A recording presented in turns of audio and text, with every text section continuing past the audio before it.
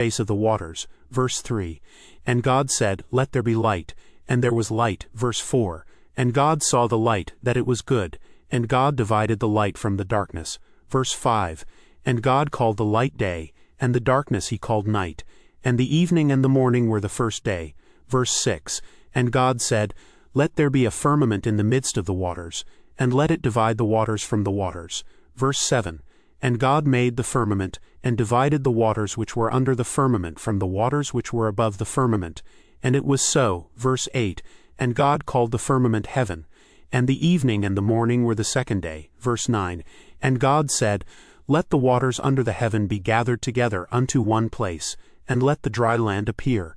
And it was so. Verse 10. And God called the dry land earth, and the gathering together of the waters called he seas. And God saw that it was good. Verse 11. And God said, Let the earth bring forth grass, the herb yielding seed, and the fruit tree yielding fruit after his kind, whose seed is in itself upon the earth. And it was so. Verse 12. And the earth brought forth grass, and herb yielding seed after his kind, and the tree yielding fruit, whose seed was in itself after his kind. And God saw that it was good. Verse 13. And the evening and the morning were the third day. Verse 14. And God said, Let there be lights in the firmament of the heaven to divide the day from the night, and let them be for signs, and for seasons, and for days and years. Verse 15. And let them be for lights in the firmament of the heaven to give light upon the earth. And it was so. Verse 16. And God made two great lights, the greater light to rule the day, and the lesser light to rule the night. He made the stars also. Verse 17.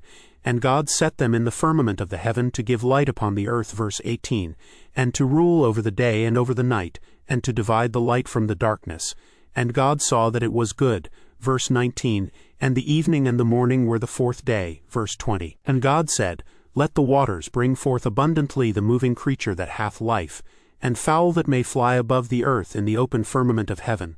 Verse 21. And God created great whales, and every living creature that moveth, which the waters brought forth abundantly, after their kind, and every winged fowl after his kind. And God saw that it was good. Verse 22. And God blessed them, saying, Be fruitful, and multiply, and fill the waters in the seas, and let fowl multiply in the earth. Verse 23. And the evening and the morning were the fifth day. Verse 24. And God said, Let the earth bring forth the living creature after his kind, cattle and creeping thing, and beast of the earth after his kind. And it was so. Verse 25. And God made the beast of the earth after his kind, and cattle after their kind, and every thing that creepeth upon the earth after his kind. And God saw that it was good. Verse 26. And God said, Let us make man in our image, after our likeness, and let them have dominion over the fish of the sea, and over the fowl of the air, and over the cattle, and over all the earth, and over every creeping thing that creepeth upon the earth. Verse 27.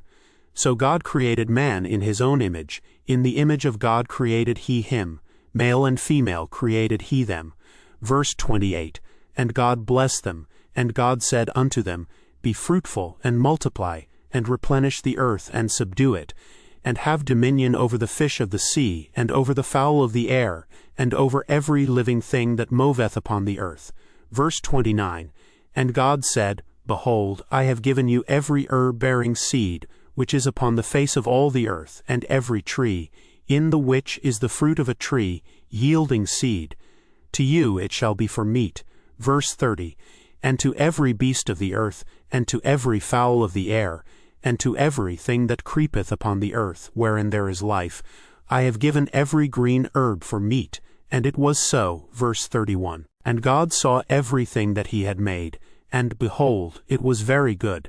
And the evening and the morning were the sixth day. Chapter 2. Verse 1. Thus the heavens and the earth were finished, and all the host of them. Verse 2. And on the seventh day God ended his work which he had made, and he rested on the seventh day from all his work which he had made. Verse 3. And God blessed the seventh day and sanctified it, because that in it he had rested from all his work which God created and made. Verse 4. These are the generations of the heavens and of the earth when they were created, in the day that the Lord God made the earth and the heavens. Verse 5. And every plant of the field before it was in the earth, and every herb of the field before it grew. For the Lord God had not caused it to rain upon the earth, and there was not a man to till the ground.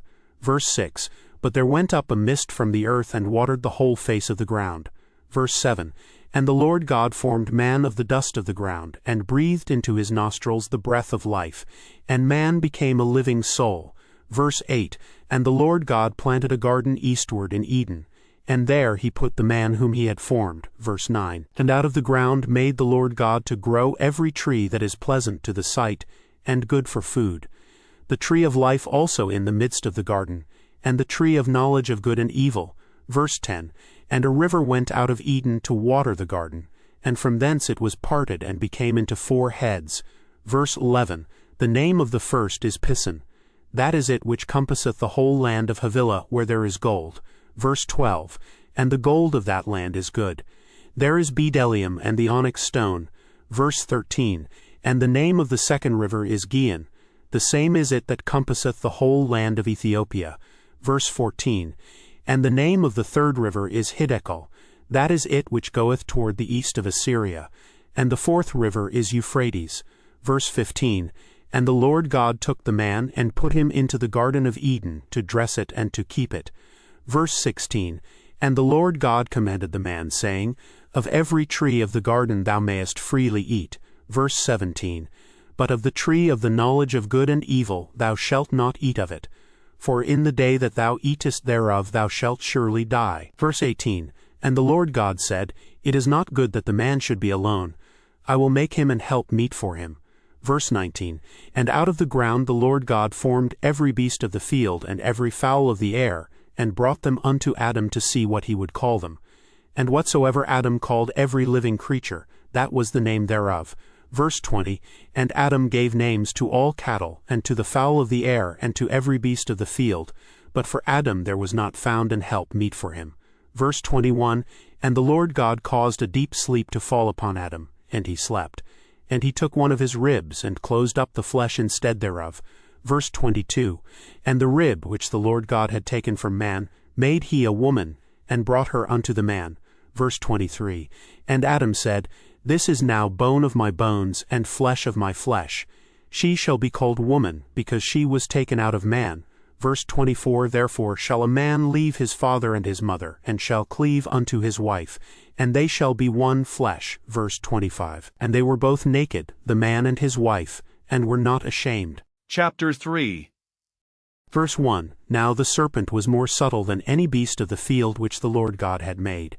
And he said unto the woman, Yea, hath God said, Ye shall not eat of every tree of the garden. Verse 2, And the woman said unto the serpent, We may eat of the fruit of the trees of the garden. Verse 3, But of the fruit of the tree which is in the midst of the garden God hath said, Ye shall not eat of it, neither shall ye touch it, lest ye die. Verse 4, And the serpent said unto the woman, Ye shall not surely die. Verse 5, For God doth know that in the day ye eat thereof, then your eyes shall be opened, and ye shall be as gods, knowing good and evil. Verse 6, And when the woman saw that the tree was good for food, and that it was pleasant to the eyes, and a tree to be desired to make one wise, she took of the fruit thereof, and did eat, and gave also unto her husband with her, and he did eat. Verse 7, And the eyes of them both were opened, and they knew that they were naked, and they sewed fig leaves together, and made themselves aprons. Verse 8, And they heard the voice of the Lord God walking in the garden in the cool of the day. And Adam and his wife hid themselves from the presence of the Lord God amongst the trees of the garden. Verse 9, And the Lord God called unto Adam, and said unto him, Where art thou? Verse 10, And he said, I heard thy voice in the garden, and I was afraid, because I was naked, and I hid myself. Verse 11, And he said, Who told thee that thou wast naked? Hast thou eaten of the tree, whereof I commanded thee that thou shouldest not eat? Verse 12, And the man said, The woman whom thou gavest to be with me, she gave me of the tree, and I did eat. Verse 13, And the Lord God said unto the woman, What is this that thou hast done? And the woman said, The serpent beguiled me, and I did eat. Verse 14, And the Lord God said unto the serpent, Because thou hast done this, thou art cursed above all cattle, and above every beast of the field.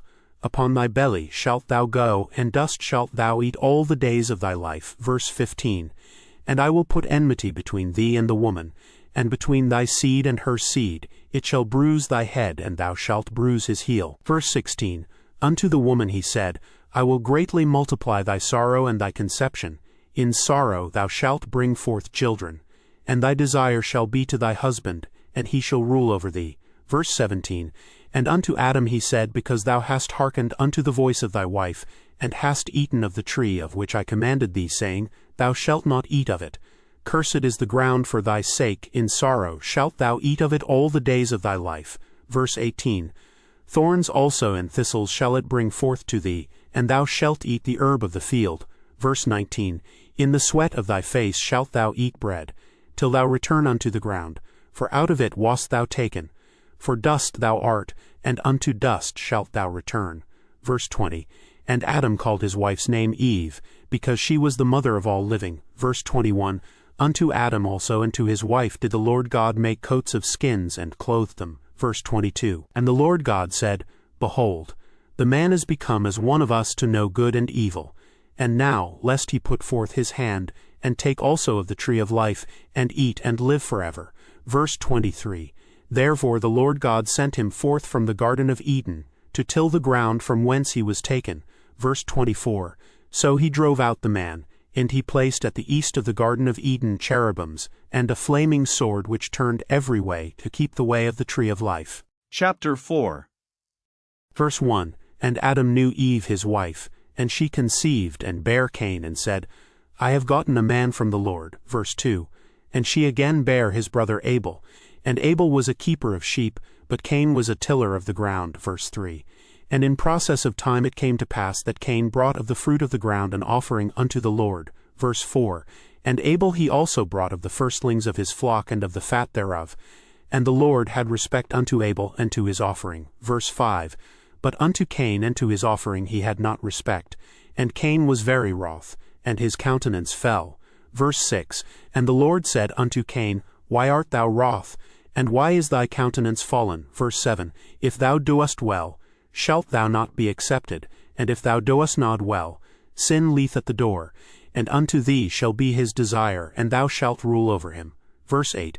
And Cain talked with Abel his brother. And it came to pass when they were in the field that Cain rose up against Abel his brother, and slew him. Verse 9. And the Lord said unto Cain, Where is Abel thy brother? And he said, I know not, am I my brother's keeper? Verse 10. And he said, What hast thou done? The voice of thy brother's blood crieth unto me from the ground. Verse 11. And now art thou cursed from the earth, which hath opened her mouth to receive thy brother's blood from thy hand. Verse 12. When thou tillest the ground, it shall not henceforth yield unto thee her strength. A fugitive and a vagabond shalt thou be in the earth.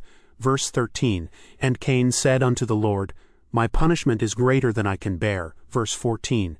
Behold, thou hast driven me out this day from the face of the earth, and from thy face shall I be hid, and I shall be a fugitive and a vagabond in the earth.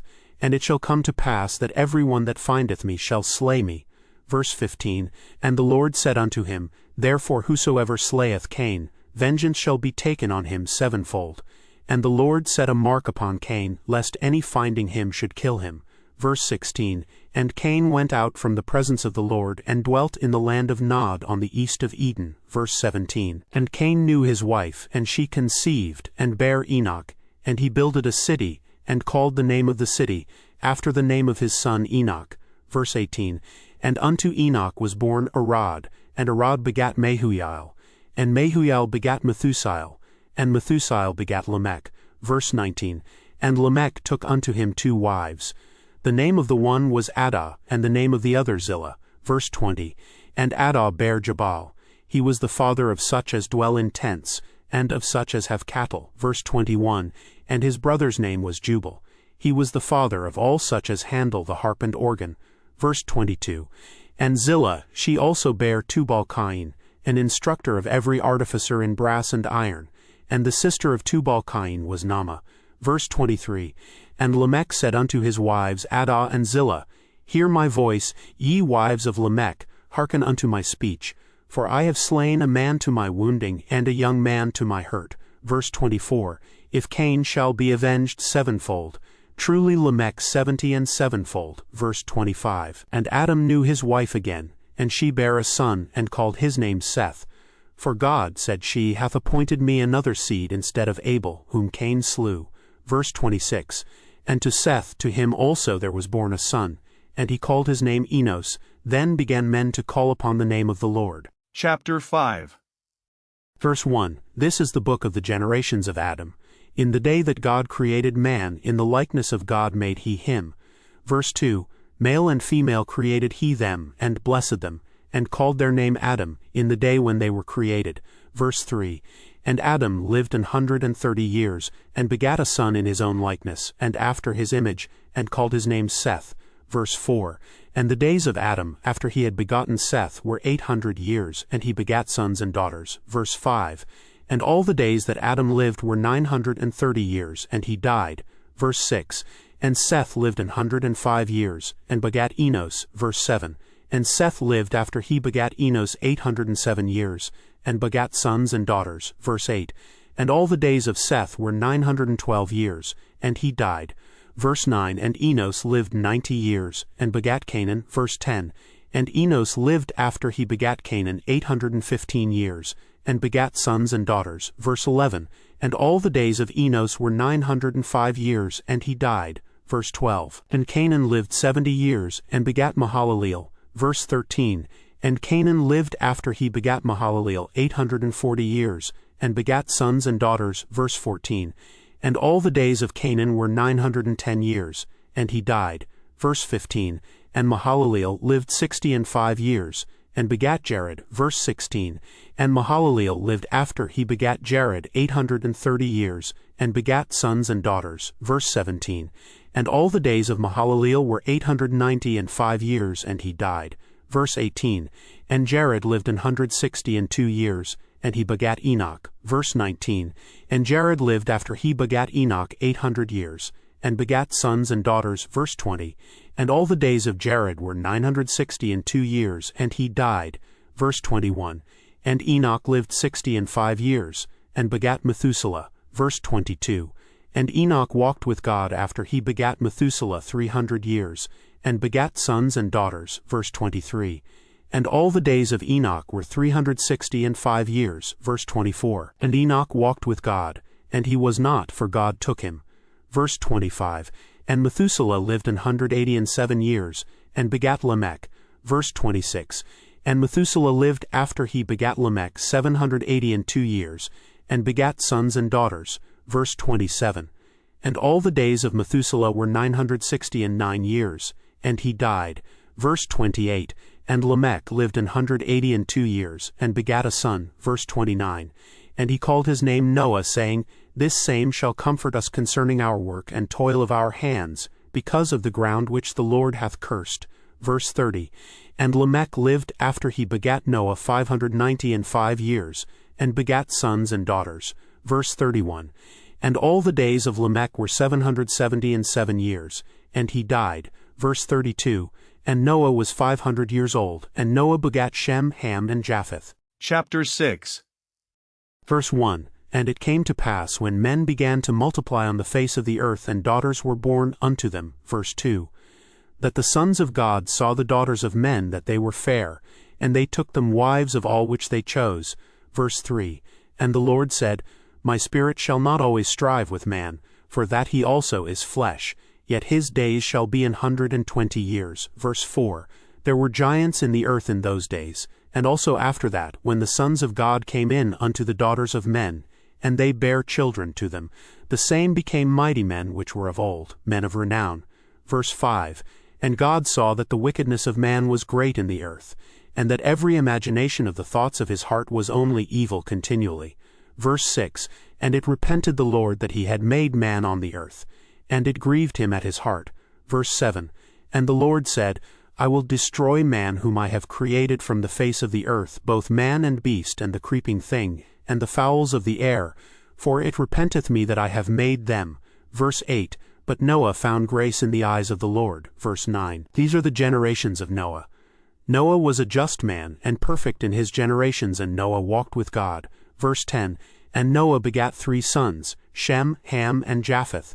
Verse 11. The earth also was corrupt before God, and the earth was filled with violence. Verse 12.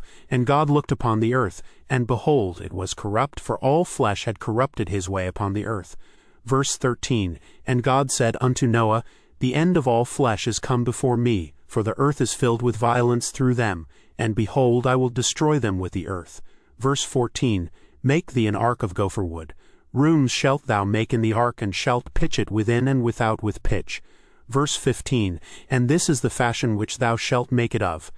The length of the ark shall be 300 cubits, the breadth of it 50 cubits, and the height of it 30 cubits. Verse 16, A window shalt thou make to the ark, and in a cubit shalt thou finish it above, and the door of the ark shalt thou set in the side thereof, with lower, second, and third stories shalt thou make it. Verse 17, And behold, I, even I, do bring a flood of waters upon the earth, to destroy all flesh, wherein is the breath of life, from under heaven, and everything that is in the earth shall die. Verse 18, But with thee will I establish my covenant, and thou shalt come into the ark, thou and thy sons and thy wife and thy sons' wives with thee. Verse 19, And of every living thing of all flesh, two of every sort shalt thou bring into the ark, to keep them alive with thee, they shall be male and female. Verse 20, Of fowls after their kind, and of cattle after their kind, of every creeping thing of the earth after his kind, two of every sort shall come unto thee, to keep them alive. Verse 21, And take thou unto thee of all food that is eaten, and thou shalt gather it to thee, and it shall be for food for thee and for them. Verse 22, Thus did Noah, according to all that God commanded him, so did he. Chapter 7. Verse 1, And the Lord said unto Noah, Come thou and all thy house into the ark, for thee have I seen righteous before me in this generation. Verse 2, Of every clean beast thou shalt take to thee by sevens, the male and his female, and of beasts that are not clean by two, the male and his female. Verse 3, Of fowls also of the air by sevens, the male and the female, to keep seed alive upon the face of all the earth. Verse 4, For yet 7 days, and I will cause it to rain upon the earth 40 days and 40 nights, and every living substance that I have made will I destroy from off the face of the earth. Verse 5, And Noah did according unto all that the Lord commanded him. Verse 6, And Noah was 600 years old when the flood of waters was upon the earth. Verse 7, And Noah went in, and his sons, and his wife, and his sons' wives with him, into the ark because of the waters of the flood. Verse 8, Of clean beasts, and of beasts that are not clean, and of fowls, and of everything that creepeth upon the earth. Verse 9, There went in 2 and 2 unto Noah into the ark, the male and the female, as God had commanded Noah. Verse 10, And it came to pass after 7 days, that the waters of the flood were upon the earth. Verse 11, In the 600th year of Noah's life, in the 2nd month, the 17th day of the month, the same day were all the fountains of the great deep broken up, and the windows of heaven were opened. Verse 12, And the rain was upon the earth 40 days and 40 nights. Verse 13, In the selfsame day entered Noah and Shem, and Ham, and Japheth, the sons of Noah, and Noah's wife, and the 3 wives of his sons with them, into the ark. Verse 14, They, and every beast after his kind, and all the cattle after their kind, and every creeping thing that creepeth upon the earth after his kind, and every fowl after his kind, every bird of every sort. Verse 15, And they went in unto Noah into the ark, 2 and 2 of all flesh, wherein is the breath of life. Verse 16, And they that went in male and female of all flesh, as God had commanded him. And the Lord shut him in. Verse 17, And the flood was 40 days upon the earth, and the waters increased, and bare up the ark, and it was lift up above the earth. Verse 18, And the waters prevailed, and were increased greatly upon the earth, and the ark went upon the face of the waters. Verse 19, And the waters prevailed exceedingly upon the earth, and all the high hills that were under the whole heaven were covered. Verse 20, 15 cubits upward did the waters prevail, and the mountains were covered. Verse 21, And all flesh died that moved upon the earth, both of fowl and of cattle and of beast, and of every creeping thing that creepeth upon the earth, and every man. Verse 22, All in whose nostrils was the breath of life, of all that was in the dry land, died. Verse 23, And every living substance was destroyed which was upon the face of the ground, both man and cattle, and the creeping things, and the fowl of the heaven, and they were destroyed from the earth. And Noah only remained alive, and they that were with him in the ark. Verse 24, And the waters prevailed upon the earth 150 days. Chapter 8. Verse 1, And God remembered Noah, and every living thing, and all the cattle that was with him in the ark. And God made a wind to pass over the earth, and the waters as swagged. Verse 2, The fountains also of the deep and the windows of heaven were stopped, and the rain from heaven was restrained. Verse 3, And the waters returned from off the earth continually, and after the end of the 150 days the waters were abated. Verse 4, And the ark rested in the 7th month, on the 17th day of the month, upon the mountains of Ararat. Verse 5, And the waters decreased continually until the 10th month. In the 10th month, on the 1st day of the month, were the tops of the mountains seen. Verse 6, And it came to pass at the end of 40 days, that Noah opened the window of the ark which he had made. Verse 7, And he sent forth a raven, which went forth to and fro until the waters were dried up from off the earth. Verse 8, Also he sent forth a dove from him, to see if the waters were abated from off the face of the ground. Verse 9, But the dove found no rest for the sole of her foot, and she returned unto him into the ark, for the waters were on the face of the whole earth. Then he put forth his hand and took her, and pulled her in unto him into the ark. Verse 10, And he stayed yet other 7 days, and again he sent forth the dove out of the ark. Verse 11, And the dove came in to him in the evening, and lo, in her mouth was an olive leaf plucked off. So Noah knew that the waters were abated from off the earth. Verse 12, And he stayed yet other 7 days, and sent forth the dove, which returned not again unto him any more. Verse 13, And it came to pass in the 601st year in the 1st month, the 1st day of the month, the waters were dried up from off the earth. And Noah removed the covering of the ark, and looked, and, behold, the face of the ground was dry. Verse 14, And in the 2nd month, on the 27th day of the month, was the earth dried. Verse 15, And God spake unto Noah, saying, Verse 16, Go forth of the ark, thou and thy wife, and thy sons wives with thee. Verse 17, Bring forth with thee every living thing that is with thee of all flesh, both of fowl and of cattle, and of every creeping thing that creepeth upon the earth, that they may breed abundantly in the earth, and be fruitful, and multiply upon the earth. Verse 18, And Noah went forth, and his sons, and his wife, and his sons' wives with him. Verse 19, Every beast, every creeping thing, and every fowl, and whatsoever creepeth upon the earth, after their kinds, went forth out of the ark. Verse 20, And Noah builded an altar unto the Lord, and took of every clean beast, and of every clean fowl, and offered burnt offerings on the altar. Verse 21, And the Lord smelled a sweet savor. And the Lord said in his heart, I will not again curse the ground any more for man's sake, for the imagination of man's heart is evil from his youth. Neither will I again smite any more everything living as I have done. Verse 22, While the earth remaineth, seedtime and harvest and cold and heat, and summer and winter, and day and night shall not cease. Chapter 9. Verse 1, And God blessed Noah and his sons, and said unto them, Be fruitful, and multiply, and replenish the earth.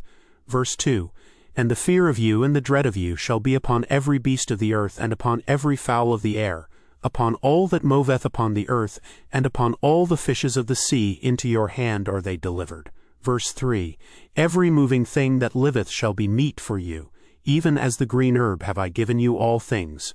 Verse 4, But flesh with the life thereof, which is the blood thereof, shall ye not eat. Verse 5, And surely your blood of your lives will I require. At the hand of every beast will I require it, and at the hand of man. At the hand of every man's brother will I require the life of man. Verse 6, Whoso sheddeth man's blood, by man shall his blood be shed. For in the image of God made he man. Verse 7, And you be ye fruitful, and multiply, bring forth abundantly in the earth, and multiply therein. Verse 8, And God spake unto Noah and to his sons with him, saying, Verse 9, And I, behold, I establish my covenant with you, and with your seed after you. Verse 10, And with every living creature that is with you, of the fowl, of the cattle, and of every beast of the earth with you, from all that go out of the ark, to every beast of the earth. Verse 11, And I will establish my covenant with you, neither shall all flesh be cut off any more by the waters of a flood, neither shall there any more be a flood to destroy the earth. Verse 12, And God said, This is the token of the covenant which I make between me and you and every living creature that is with you for perpetual generations. Verse 13, I do set my bow in the cloud, and it shall be for a token of a covenant between me and the earth. Verse 14, and it shall come to pass when I bring a cloud over the earth, that the bow shall be seen in the cloud. Verse 15, and I will remember my covenant, which is between me and you and every living creature of all flesh, and the waters shall no more become a flood to destroy all flesh. Verse 16, and the bow shall be in the cloud, and I will look upon it, that I may remember the everlasting covenant between God and every living creature of all flesh that is upon the earth. Verse 17, and God said unto Noah, This is the token of the covenant which I have established between me and all flesh that is upon the earth. Verse 18, and the sons of Noah that went forth of the ark were Shem, and Ham, and Japheth. And Ham is the father of Canaan. Verse 19, these are the 3 sons of Noah, and of them was the whole earth overspread. Verse 20, and Noah began to be an husbandman, and he planted a vineyard. Verse 21, and he drank of the wine and was drunken, and he was uncovered within his tent. Verse 22, and Ham, the father of Canaan, saw the nakedness of his father, and told his 2 brethren without. Verse 23, and Shem and Japheth took a garment and laid it upon both their shoulders, and went backward and covered the nakedness of their father. And their faces were backward, and they saw not their father's nakedness. Verse 24, and Noah awoke from his wine, and knew what his younger son had done unto him. Verse 25, and he said, Cursed be Canaan, a servant of servants shall he be unto his brethren. Verse 26, and he said, Blessed be the Lord God of Shem, and Canaan shall be his servant. Verse 27, God shall enlarge Japheth, and he shall dwell in the tents of Shem, and Canaan shall be his servant. Verse 28, and Noah lived after the flood 350 years. Verse 29, and all the days of Noah were 950 years, and he died. Chapter 10. Verse 1, now these are the generations of the sons of Noah, Shem, Ham, and Japheth, and unto them were sons born after the flood. Verse 2, the sons of Japheth, Gomer, and Magog, and Madai, and Javan, and Tubal, and Meshech, and Tiras. Verse 3, and the sons of Gomer, Ashkenaz, and Riphath, and Togarmah. Verse 4, and the sons of Javan, Elisha, and Tarshish, Kittim, and Dodanim. Verse 5, by these were the isles of the Gentiles divided in their lands, every one after his tongue, after their families, in their nations. Verse 6, and the sons of Ham, Cush, and Mizraim, and Phut, and Canaan. Verse 7, and the sons of Cush, Seba, and Havilah, and Sapta, and Ramah, and Sabteka, and the sons of Ramah, Sheba, and Dedan. Verse 8, and Cush begat Nimrod, he began to be a mighty one in the earth. Verse 9, he was a mighty hunter before the Lord, wherefore it is said, even as Nimrod the mighty hunter before the Lord. Verse 10, and the beginning of his kingdom was Babel, and Erech, and Akkad, and Calneh, in the land of Shinar. Verse 11, out of that land went forth Ashur, and builded Nineveh, and the city Rehoboth, and Calah. Verse 12, and Rezin between Nineveh and Calah. The same is a great city. Verse 13, and Mizraim begat Ludim, and Anamim, and Lehabim, and Nephtuhim. Verse 14, and Pithrasim, and Casluhim, out of whom came Philistim, and Caphtorim. Verse 15, and Canaan begat Sidon his firstborn, and Heth. Verse 16, and the Jebusite, and the Amorite, and the Girgasite. Verse 17, and the Hivite, and the Archite, and the Sinite. Verse 18, and the Arvadite, and the Zemarite, and the Hamathite. And afterward were the families of the Canaanites spread abroad. Verse 19, and the border of the Canaanites was from Sidon, as thou comest to Gerar, unto Gaza, as thou goest unto Sodom and Gomorrah, and Admah, and Zeboim, even unto Lasha. Verse 20, these are the sons of Ham, after their families, after their tongues, in their countries, and in their nations. Verse 21, unto Shem also the father of all the children of Eber, the brother of Japheth the elder, even to him were children born. Verse 22, the children of Shem, Elam, and Ashar, and Arphaxad, and Lud, and Aram. Verse 23, and the children of Aram, Uz, and Hul, and Gether, and Mash. Verse 24, and Arphaxad begat Salah, and Salah begat Eber. Verse 25, and unto Eber were born 2 sons. The name of one was Peleg, for in his days was the earth divided, and his brother's name was Joktan. Verse 26, and Joktan begat Almadad, and Sheleph, and Hazarmaveth, and Jerah. Verse 27, and Hadoram, and Uzal, and Diklah. Verse 28, and Obal and Abimael, and Sheba, verse 29, and Ophir, and Havilah, and Jobab. All these were the sons of Joktan. Verse 30, and their dwelling was from Mesha, as thou goest unto Sephir, a mount of the east. Verse 31, these are the sons of Shem, after their families, after their tongues, in their lands, after their nations. Verse 32, these are the families of the sons of Noah, after their generations, in their nations, and by these were the nations divided in the earth after the flood. Chapter 11. Verse 1, and the whole earth was of one language, and of one speech. Verse 2, and it came to pass as they journeyed from the east, that they found a plain in the land of Shinar, and they dwelt there. Verse 3, and they said one to another, go to, let us make brick and burn them thoroughly. And they had brick for stone, and slime had they for mortar. Verse 4, and they said, go to, let us build us a city and a tower whose top may reach unto heaven, and let us make us a name, lest we be scattered abroad upon the face of the whole earth. Verse 5, and the Lord came down to see the city and the tower which the children of men builded. Verse 6, and the Lord said, behold, the people is one, and they have all one language, and this they begin to do, and now nothing will be restrained from them, which they have imagined to do. Verse 7, go to, let us go down, and there confound their language, that they may not understand one another's speech. Verse 8, so the Lord scattered them abroad from thence upon the face of all the earth, and they left off to build the city. Verse 9, therefore is the name of it called Babel, because the Lord did there confound the language of all the earth, and from thence did the Lord scatter them abroad upon the face of all the earth. Verse 10, these are the generations of Shem. Shem was 100 years old, and begat Arphaxad 2 years after the flood. Verse 11, and Shem lived after he begat Arphaxad 500 years, and begat sons and daughters. Verse 12, and Arphaxad lived 35 years, and begat Salah. Verse 13, and Arphaxad lived after he begat Salah 403 years, and begat sons and daughters. Verse 14, and Salah lived 30 years, and begat Eber. Verse 15, and Salah lived after he begat Eber 403 years, and begat sons and daughters. Verse 16, and Eber lived 34 years, and begat Peleg. Verse 17, and Eber lived after he begat Peleg 430 years, and begat sons and daughters. Verse 18, and Peleg lived 30 years, and begat Ru. Verse 19, and Peleg lived after he begat Ru 209 years, and begat sons and daughters. Verse 20, and Ru lived 32 years, and begat Sereg. Verse 21, and Ru lived after he begat Sereg 207 years, and begat sons and daughters. Verse 22, and Sereg lived 30 years, and begat Nahor. Verse 23, and Sereg lived after he begat Nahor 200 years, and begat sons and daughters. Verse 24, and Nahor lived 29 years, and begat Terah. Verse 25, and Nahor lived after he begat Terah 119 years, and begat sons and daughters. Verse 26, and Terah lived 70 years, and begat Abram, Nahor, and Haran. Verse 27, now these are the generations of Terah. Terah begat Abram, Nahor, and Haran, and Haran begot Lot. Verse 28, and Haran died before his father Terah in the land of his nativity, in Ur of the Chaldees. Verse 29, and Abram and Nahor took them wives.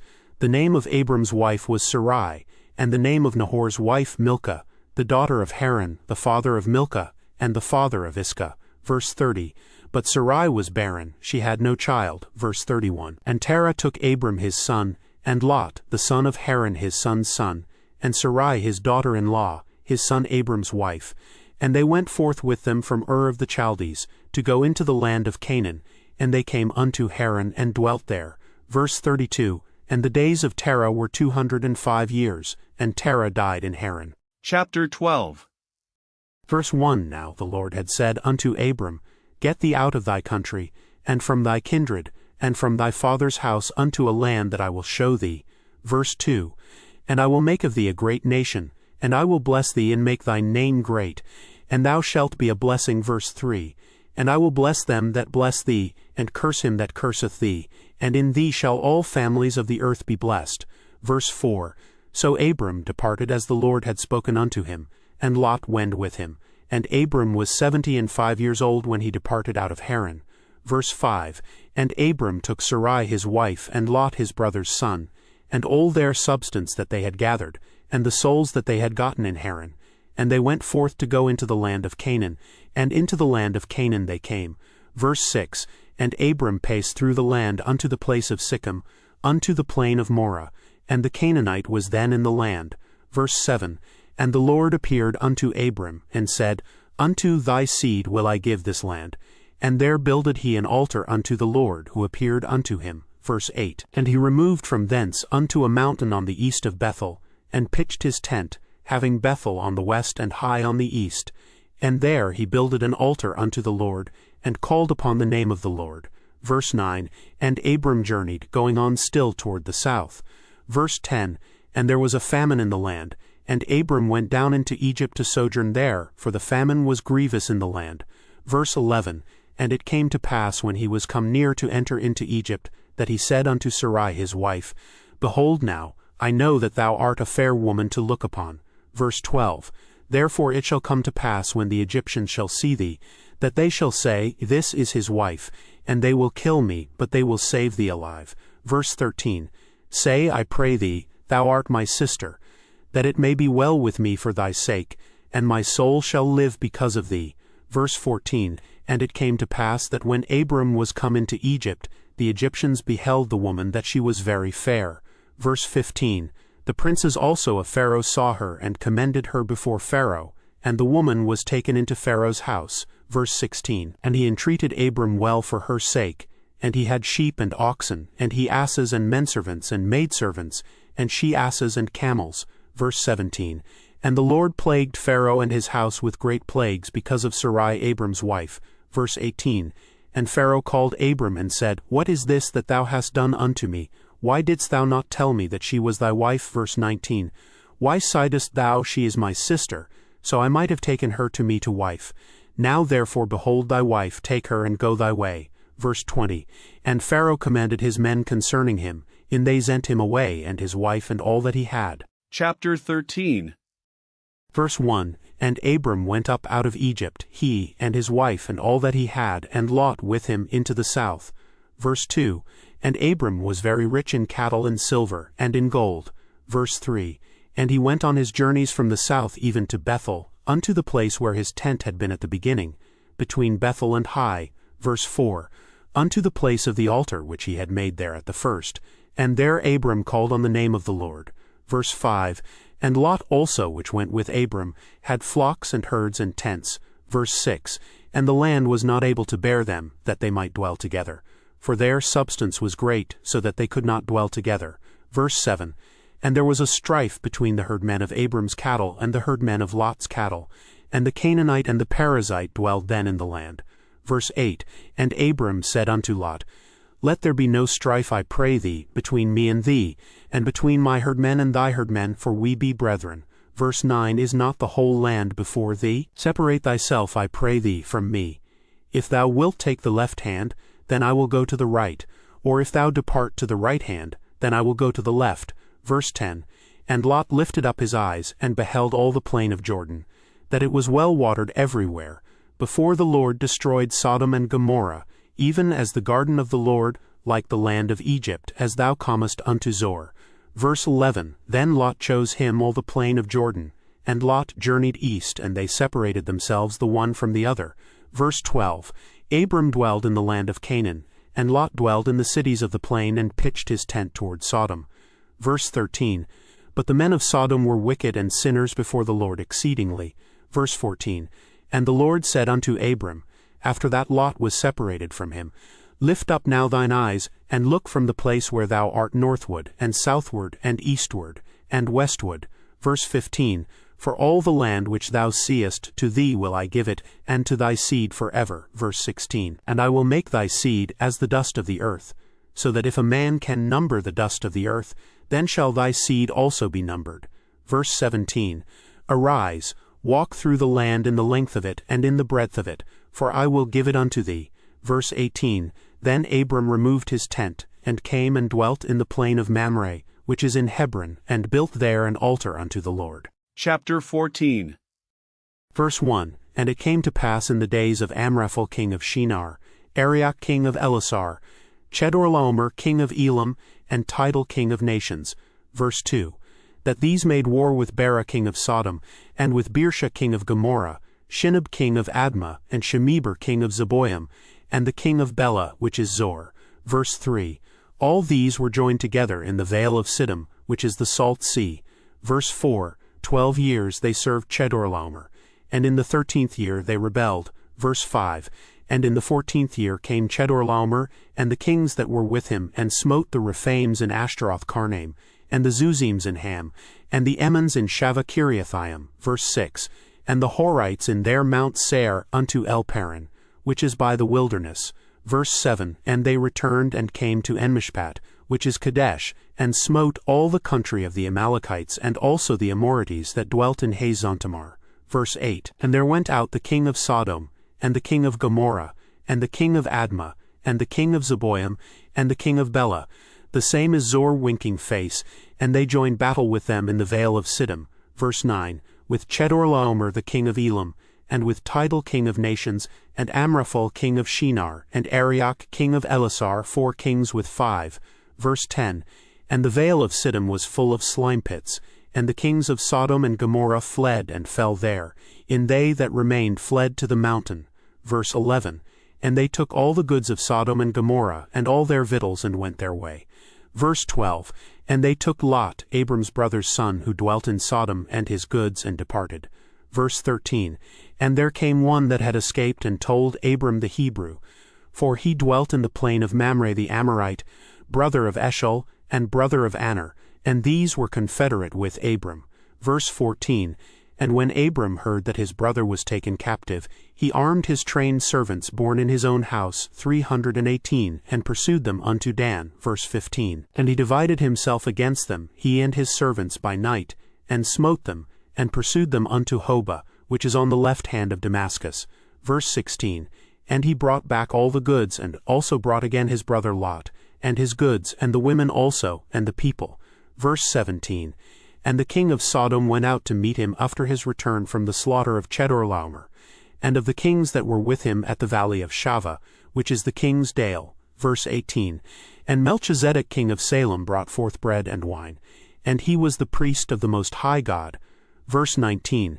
And he blessed him, and said, Blessed be Abram of the Most High God, possessor of heaven and earth. Verse 20. And blessed be the Most High God, which hath delivered thine enemies into thy hand. And he gave him tithes of all. Verse 21. And the king of Sodom said unto Abram, Give me the persons, and take the goods to thyself. Verse 22. And Abram said to the king of Sodom, I have lift up mine hand unto the Lord, the Most High God, the possessor of heaven and earth. Verse 23. That I will not take from a thread even to a shoe latchet, and that I will not take anything that is thine, lest thou shouldest say, I have made Abram rich. Verse 24. Save only that which the young men have eaten, and the portion of the men which went with me, Aner, Eshel, and Mamre. Let them take their portion. Chapter 15. Verse 1. After these things the word of the Lord came unto Abram in a vision, saying, Fear not, Abram. I am thy shield, and thy exceeding great reward. Verse 2. And Abram said, Lord God, what wilt thou give me, seeing I go childless, and the steward of my house is this Eliezer of Damascus? Verse 3. And Abram said, Behold, to me thou hast given no seed, and lo, one born in my house is mine heir. Verse 4. And behold, the word of the Lord came unto him, saying, This shall not be thine heir, but he that shall come forth out of thine own bowels shall be thine heir. Verse 5. And he brought him forth abroad, and said, Look now toward heaven, and tell the stars, if thou be able to number them. And he said unto him, So shall thy seed be. Verse 6. And he believed in the Lord, and he counted it to him for righteousness. Verse 7. And he said unto him, I am the Lord that brought thee out of Ur of the Chaldees to give thee this land to inherit it. Verse 8. And he said, Lord God, whereby shall I know that I shall inherit it? Verse 9. And he said unto him, Take me an heifer of 3 years old, and a she-goat of 3 years old, and a ram of 3 years old, and a turtle-dove, and a young pigeon. Verse 10. And he took unto him all these, and divided them in the midst, and laid each piece one against another. But the birds divided he not. Verse 11. And when the fowls came down upon the carcasses, Abram drove them away. Verse 12. And when the sun was going down, a deep sleep fell upon Abram, and lo, an horror of great darkness fell upon him. Verse 13, And he said unto Abram, Know of a surety that thy seed shall be a stranger in a land that is not theirs, and shall serve them, and they shall afflict them 400 years. Verse 14, And also that nation whom they shall serve will I judge, and afterward shall they come out with great substance. Verse 15, And thou shalt go to thy fathers in peace, thou shalt be buried in a good old age. Verse 16, But in the 4th generation they shall come hither again, for the iniquity of the Amorites is not yet full. Verse 17, And it came to pass that, when the sun went down and it was dark, behold, a smoking furnace, and a burning lamp that passed between those pieces. Verse 18, In the same day the Lord made a covenant with Abram, saying, Unto thy seed have I given this land, from the river of Egypt unto the great river, the river Euphrates. Verse 19, The Kenites and the Kenizzites and the Cadmonites. Verse 20, And the Hittites and the Perizzites and the Rephaims. Verse 21, And the Amorites and the Canaanites and the Girgashites and the Jebusites. Chapter 16. Verse 1, Now Sarai Abram's wife bare him no children, and she had an handmaid, an Egyptian, whose name was Hagar. Verse 2, And Sarai said unto Abram, Behold now, the Lord hath restrained me from bearing. I pray thee, go in unto my maid, it may be that I may obtain children by her. And Abram hearkened to the voice of Sarai. Verse 3, And Sarai Abram's wife took Hagar her maid, the Egyptian, after Abram had dwelt 10 years in the land of Canaan, and gave her to her husband Abram to be his wife. Verse 4, And he went in unto Hagar, and she conceived. And when she saw that she had conceived, her mistress was despised in her eyes. Verse 5, And Sarai said unto Abram, My wrong be upon thee. I have given my maid into thy bosom. And when she saw that she had conceived, I was despised in her eyes. The Lord judge between me and thee. Verse 6, But Abram said unto Sarai, Behold, thy maid is in thine hand. Do to her as it pleaseth thee. And when Sarai dealt hardly with her, she fled from her face. Verse 7, And the angel of the Lord found her by a fountain of water in the wilderness, by the fountain in the way to Shur. Verse 8, And he said, Hagar, Sarai's maid, whence camest thou? And whither wilt thou go? And she said, I flee from the face of my mistress Sarai. Verse 9, And the angel of the Lord said unto her, Return to thy mistress, and submit thyself under her hands. Verse 10, And the angel of the Lord said unto her, I will multiply thy seed exceedingly, that it shall not be numbered for multitude. Verse 11, And the angel of the Lord said unto her, Behold, thou art with child, and shalt bear a son, and shalt call his name Ishmael, because the Lord hath heard thy affliction. Verse 12, And he will be a wild man, his hand will be against every man, and every man's hand against him, and he shall dwell in the presence of all his brethren. Verse 13, And she called the name of the Lord that spake unto her, Thou God seest me. For she said, Have I also here looked after him that seeth me? Verse 14, Wherefore the well was called Beer-Lahairoi. Behold, it is between Kadesh and Beard. Verse 15, And Hagar bare Abram a son, and Abram called his son's name which Hagar bare Ishmael. Verse 16, And Abram was 86 years old, when Hagar bare Ishmael to Abram. Chapter 17. Verse 1, And when Abram was 90 years old and 9, the Lord appeared to Abram, and said unto him, I am the Almighty God. Walk before me, and be thou perfect. Verse 2, And I will make my covenant between me and thee, and will multiply thee exceedingly. Verse 3, And Abram fell on his face, and God talked with him, saying, Verse 4, As for me, behold, my covenant is with thee, and thou shalt be a father of many nations. Verse 5, Either shall thy name any more be called Abram, but thy name shall be Abraham, for a father of many nations have I made thee. Verse 6, And I will make thee exceeding fruitful, and I will make nations of thee, and kings shall come out of thee. Verse 7, And I will establish my covenant between me and thee and thy seed after thee in their generations, for an everlasting covenant, to be a God unto thee, and to thy seed after thee.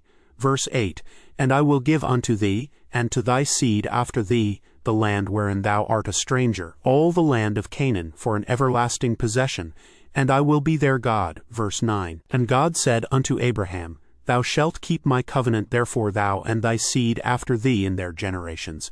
Verse 10, This is my covenant which ye shall keep between me and you and thy seed after thee. Every man-child among you shall be circumcised. Verse 11, And ye shall circumcise the flesh of your foreskin, and it shall be a token of the covenant betwixt me and you. Verse 12, And he that is 8 days old shall be circumcised among you, every man-child in your generations, he that is born in the house, or bought with money of any stranger which is not of thy seed. Verse 13, He that is born in thy house, and he that is bought with thy money, must needs be circumcised. And my covenant shall be in your flesh for an everlasting covenant. Verse 14, And the uncircumcised man-child, whose flesh of his foreskin is not circumcised, that soul shall be cut off from his people. He hath broken my covenant. Verse 15, And God said unto Abraham, As for Sarai thy wife, thou shalt not call her name Sarai, but Sarah shall her name be. Verse 16, And I will bless her, and give thee a son also of her. Yea, I will bless her, and she shall be a mother of nations, kings of people shall be of her. Verse 17, Then Abraham fell upon his face and laughed, and said in his heart, Shall a child be born unto him that is 100 years old? And shall Sarah that is 90 years old bear? Verse 18, And Abraham said unto God, O that Ishmael might live before thee. Verse 19, And God said, Sarah thy wife shall bear thee a son indeed, and thou shalt call his name Isaac. And I will establish my covenant with him for an everlasting covenant, and with his seed after him. Verse 20, And as for Ishmael, I have heard thee. Behold, I have blessed him, and will make him fruitful, and will multiply him exceedingly. 12 princes shall he beget, and I will make him a great nation. Verse 21, But my covenant will I establish with Isaac, which Sarah shall bear unto thee at this set time in the next year. Verse 22, And he left off talking with him, and God went up from Abraham. Verse 23, And Abraham took Ishmael his son, and all that were born in his house, and all that were bought with his money, every male among the men of Abraham's house, and circumcised the flesh of their foreskin in the selfsame day, as God had said unto him. Verse 24, And Abraham was 90 years old and 9 when he was circumcised in the flesh of his foreskin. Verse 25, And Ishmael his son was 13 years old when he was circumcised in the flesh of his foreskin. Verse 26, In the selfsame day was Abraham circumcised, and Ishmael his son. Verse 27, And all the men of his house born in the house, and bought with money of the stranger, were circumcised with him. Chapter 18. Verse 1, And the Lord appeared unto him in the plains of Mamre, and he sat in the tent door in the heat of the day. Verse 2, And he lift up his eyes and looked, and lo, 3 men stood by him.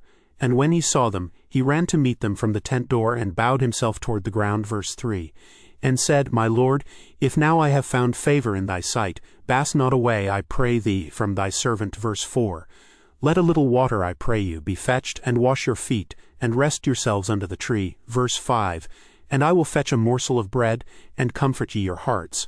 After that ye shall pass on. For therefore ye come to your servant. And they said, So do as thou hast said. Verse 6, And Abraham hastened into the tent unto Sarah, and said, Make ready quickly 3 measures of fine meal, knead it, and make cakes upon the hearth. Verse 7, And Abraham ran unto the herd, and fetched a calf tender and good, and gave it unto a young man. And he hasted to dress it. Verse 8, And he took butter and milk and the calf which he had dressed, and set it before them. And he stood by them under the tree, and they did eat. Verse 9, And they said unto him, Where is Sarah thy wife? And he said, Behold, in the tent. Verse 10, And he said, I will certainly return unto thee according to the time of life. And lo, Sarah thy wife shall have a son. And Sarah heard it in the tent door which was behind him. Verse 11, Now Abraham and Sarah were old and well stricken in age, and it ceased to be with Sarah after the manner of women. Verse 12, Therefore Sarah laughed within herself, saying, After I am waxed old shall I have pleasure, my Lord being old also. Verse 13, And the Lord said unto Abraham, Wherefore did Sarah laugh, saying, Shall I of a surety bear a child, which am old? Verse 14, Is anything too hard for the Lord? At the time appointed I will return unto thee, according to the time of life, and Sarah shall have a son. Verse 15, Then Sarah denied, saying, I laughed not, for she was afraid. And he said, Nay, but thou didst laugh. Verse 16, And the men rose up from thence and looked toward Sodom. And Abraham went with them to bring them on the way. Verse 17, And the Lord said, Shall I hide from Abraham that thing which I do? Verse 18, Seeing that Abraham shall surely become a great and mighty nation, and all the nations of the earth shall be blessed in him. Verse 19, For I know him, that he will command his children and his household after him, and they shall keep the way of the Lord to do justice and judgment, that the Lord may bring upon Abraham that which he hath spoken of him. Verse 20, And the Lord said, Because the cry of Sodom and Gomorrah is great, and because their sin is very grievous. Verse 21, I will go down now, and see whether they have done altogether according to the cry of it which is come unto me, and if not, I will know. Verse 22, And the men turned their faces from thence and went toward Sodom. But Abraham stood yet before the Lord. Verse 23, And Abraham drew near and said, Wilt thou although destroy the righteous with the wicked? Verse 24, Peradventure there be 50 righteous within the city. Wilt thou also destroy and not spare the place for the 50 righteous that are therein? Verse 25, That be far from thee to do after this manner, to slay the righteous with the wicked, and that the righteous should be as the wicked, that be far from thee. Shall not the judge of all the earth do right? Verse 26, And the Lord said, If I find in Sodom 50 righteous within the city, then I will spare all the place for their sakes. Verse 27, And Abraham answered and said, Behold now, I have taken upon me to speak unto the Lord, which am but dust and ashes. Verse 28, Peradventure there shall lack 5 of the 50 righteous. Wilt thou destroy all the city for lack of 5? And he said, If I find there 40 and 5, I will not destroy it. Verse 29, And he spake unto him yet again, and said, Peradventure there shall be 40 found there. And he said, I will not do it for 40's sake. Verse 30, And he said unto him, O let not the Lord be angry, and I will speak, Peradventure there shall 30 be found there. And he said, I will not do it if I find 30 there. Verse 31, And he said, Behold now, I have taken upon me to speak unto the Lord. Peradventure there shall be 20 found there. And he said, I will not destroy it for 20's sake. Verse 32, And he said, O let not the Lord be angry, and I will speak yet but this once. Peradventure 10 shall be found there. And he said, I will not destroy it for 10's sake. Verse 33, And the Lord went his way, as soon as he had left communing with Abraham, and Abraham returned unto his place. Chapter 19. Verse 1, And there came 2 angels to Sodom at even, and Lot sat in the gate of Sodom. And Lot seeing them rose up to meet them, and he bowed himself with his face toward the ground. Verse 2, And he said, Behold now, my lords, turn in, I pray you, into your servant's house, and tarry all night, and wash your feet, and ye shall rise up early and go on your ways. And they said, Nay, but we will abide in the street all night. Verse 3, And he pressed upon them greatly. And they turned in unto him, and entered into his house.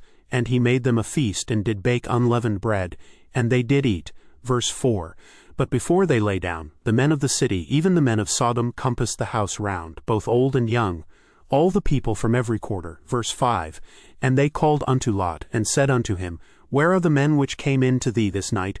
Bring them out unto us, that we may know them. Verse 6, And Lot went out at the door unto them, and shut the door after him. Verse 7, And said, I pray you, brethren, do not so wickedly. Verse 8, Behold now, I have 2 daughters which have not known man. Let me, I pray you, bring them out unto you, and do ye to them as is good in your eyes.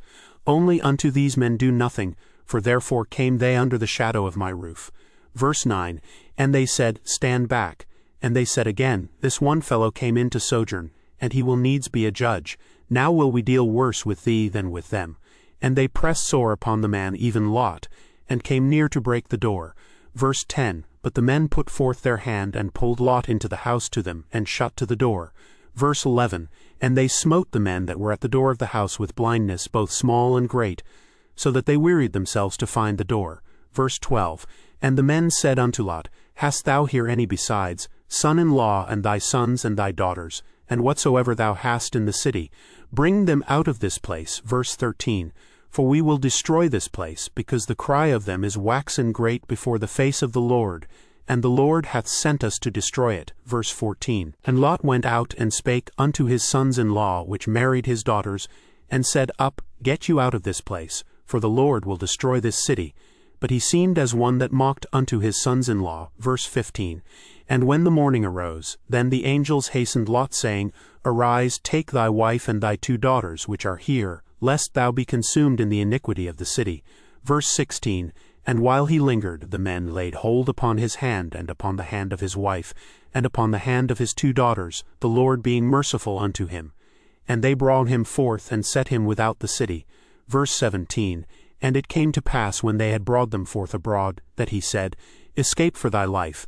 Look not behind thee, neither stay thou in all the plain. Escape to the mountain, lest thou be consumed. Verse 18. And Lot said unto them, O not so, my lord. Verse 19.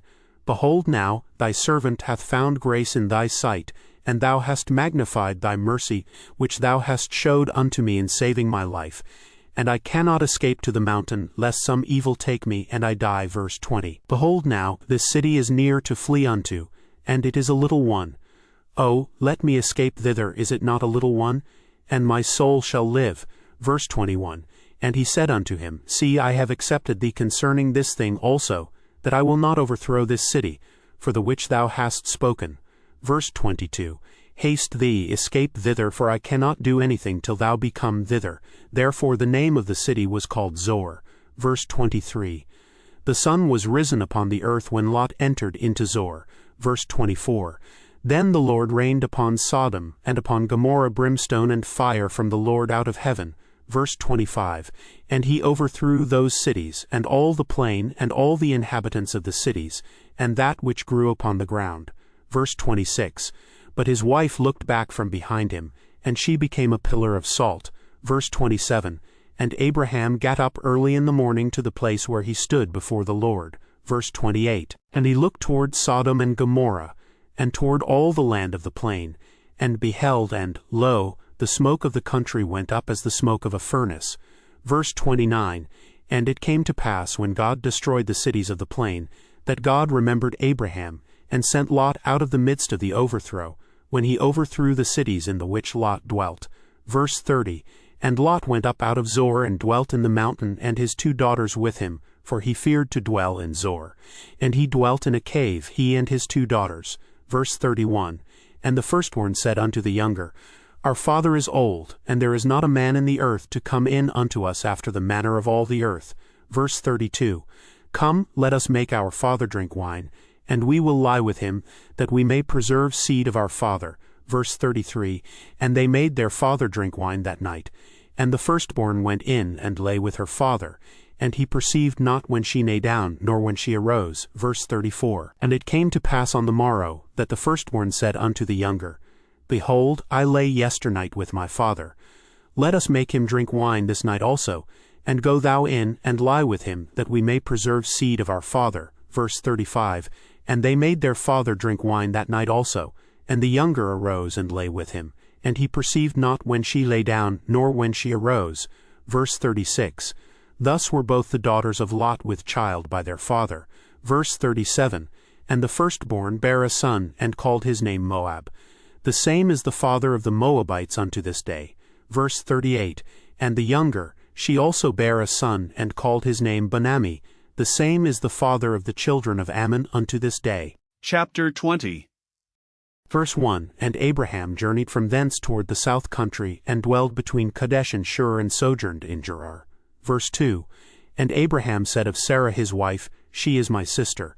And Abimelech king of Gerar sent, and took Sarah. Verse 3. But God came to Abimelech in a dream by night, and said to him, Behold, thou art but a dead man for the woman which thou hast taken, for she is a man's wife. Verse 4. But Abimelech had not come near her. And he said, Lord, wilt thou slay also a righteous nation? Verse 5. Said he not unto me, She is my sister? And she, even she herself, said, He is my brother. In the integrity of my heart and innocency of my hands have I done this. Verse 6. And God said unto him in a dream, Yea, I know that thou didst this in the integrity of thy heart, for I also withheld thee from sinning against me. Therefore suffered I thee not to touch her. Verse 7. Now therefore restore the man his wife, for he is a prophet, and he shall pray for thee, and thou shalt live. And if thou restore her not, know thou that thou shalt die, thou and all that are thine. Verse 8. Therefore Abimelech rose early in the morning, and called all his servants, and told all these things in their ears. And the men were sore afraid. Verse 9. Then Abimelech called Abraham, and said unto him, What hast thou done unto us? And what have I arrended thee, that thou hast brought on me and on my kingdom a great sin? thou hast done deeds unto me that ought not to be done. Verse 10, And Abimelech said unto Abraham, What sayest thou, that thou hast done this thing? Verse 11, And Abraham said, Because I thought, Surely the fear of God is not in this place, and they will slay me for my wife's sake. Verse 12, And yet indeed she is my sister. She is the daughter of my father, but not the daughter of my mother, and she became my wife. Verse 13, And it came to pass when God caused me to wander from my father's house, that I said unto her, This is thy kindness which thou shalt show unto me. At every place whither we shall come, say of me, He is my brother. Verse 14, And Abimelech took sheep and oxen and menservants and womenservants, and gave them unto Abraham, and restored him Sarah his wife. Verse 15, And Abimelech said, Behold, my land is before thee. Dwell where it pleaseth thee. Verse 16, And unto Sarah he said, Behold, I have given thy brother 1,000 pieces of silver. Behold, he is to thee a covering of the eyes, unto all that are with thee, and with all other. Thus she was reproved. Verse 17, So Abraham prayed unto God, and God healed Abimelech and his wife and his maidservants, and they bare children. Verse 18, For the Lord had fast closed up all the wombs of the house of Abimelech, because of Sarah Abraham's wife. Chapter 21. Verse 1, And the Lord visited Sarah as he had said, and the Lord did unto Sarah as he had spoken. Verse 2, For Sarah conceived and bare Abraham a son in his old age, at the set time of which God had spoken to him. Verse 3, And Abraham called the name of his son that was born unto him, whom Sarah bare to him, Isaac. Verse 4, And Abraham circumcised his son Isaac, being 8 days old, as God had commanded him. Verse 5, And Abraham was 100 years old when his son Isaac was born unto him. Verse 6, And Sarah said, God hath made me to laugh, so that all that hear will laugh with me. Verse 7, And she said, Who would have said unto Abraham that Sarah should have given children suck? For I have borne him a son in his old age. Verse 8, And the child grew and was weaned. And Abraham made a great feast the same day that Isaac was weaned. Verse 9, And Sarah saw the son of Hagar the Egyptian, which she had borne unto Abraham, mocking. Verse 10, Wherefore she said unto Abraham, Cast out this bondwoman and her son, for the son of this bondwoman shall not be heir with my son, even with Isaac. Verse 11, And the thing was very grievous in Abraham's sight because of his son. Verse 12, And God said unto Abraham, Let it not be grievous in thy sight because of the lad, and because of thy bondwoman. In all that Sarah hath said unto thee, hearken unto her voice, for in Isaac shall thy seed be called. Verse 13, And also of the son of the bondwoman will I make a nation, because he is thy seed. Verse 14, And Abraham rose up early in the morning, and took bread and a bottle of water, and gave it unto Hagar, putting it on her shoulder, and the child, and sent her away. And she departed and wandered in the wilderness of Beersheba. Verse 15, And the water was spent in the bottle, and she cast the child under one of the shrubs. Verse 16, And she went and sat her down over against him a good way off, as it were a bowshot. For she said, Let me not see the death of the child. And she sat over against him, and lift up her voice and wept. Verse 17, And God heard the voice of the lad. And the angel of God called to Hagar out of heaven, and said unto her, What aileth thee, Hagar? Fear not, for God hath heard the voice of the lad where he is. Verse 18, Arise, lift up the lad, and hold him in thine hand, for I will make him a great nation. Verse 19, And God opened her eyes, and she saw a well of water, and she went and filled the bottle with water, and gave the lad drink. Verse 20, And God was with the lad, and he grew and dwelt in the wilderness, and became an archer. Verse 21, And he dwelt in the wilderness of Paran, and his mother took him a wife out of the land of Egypt.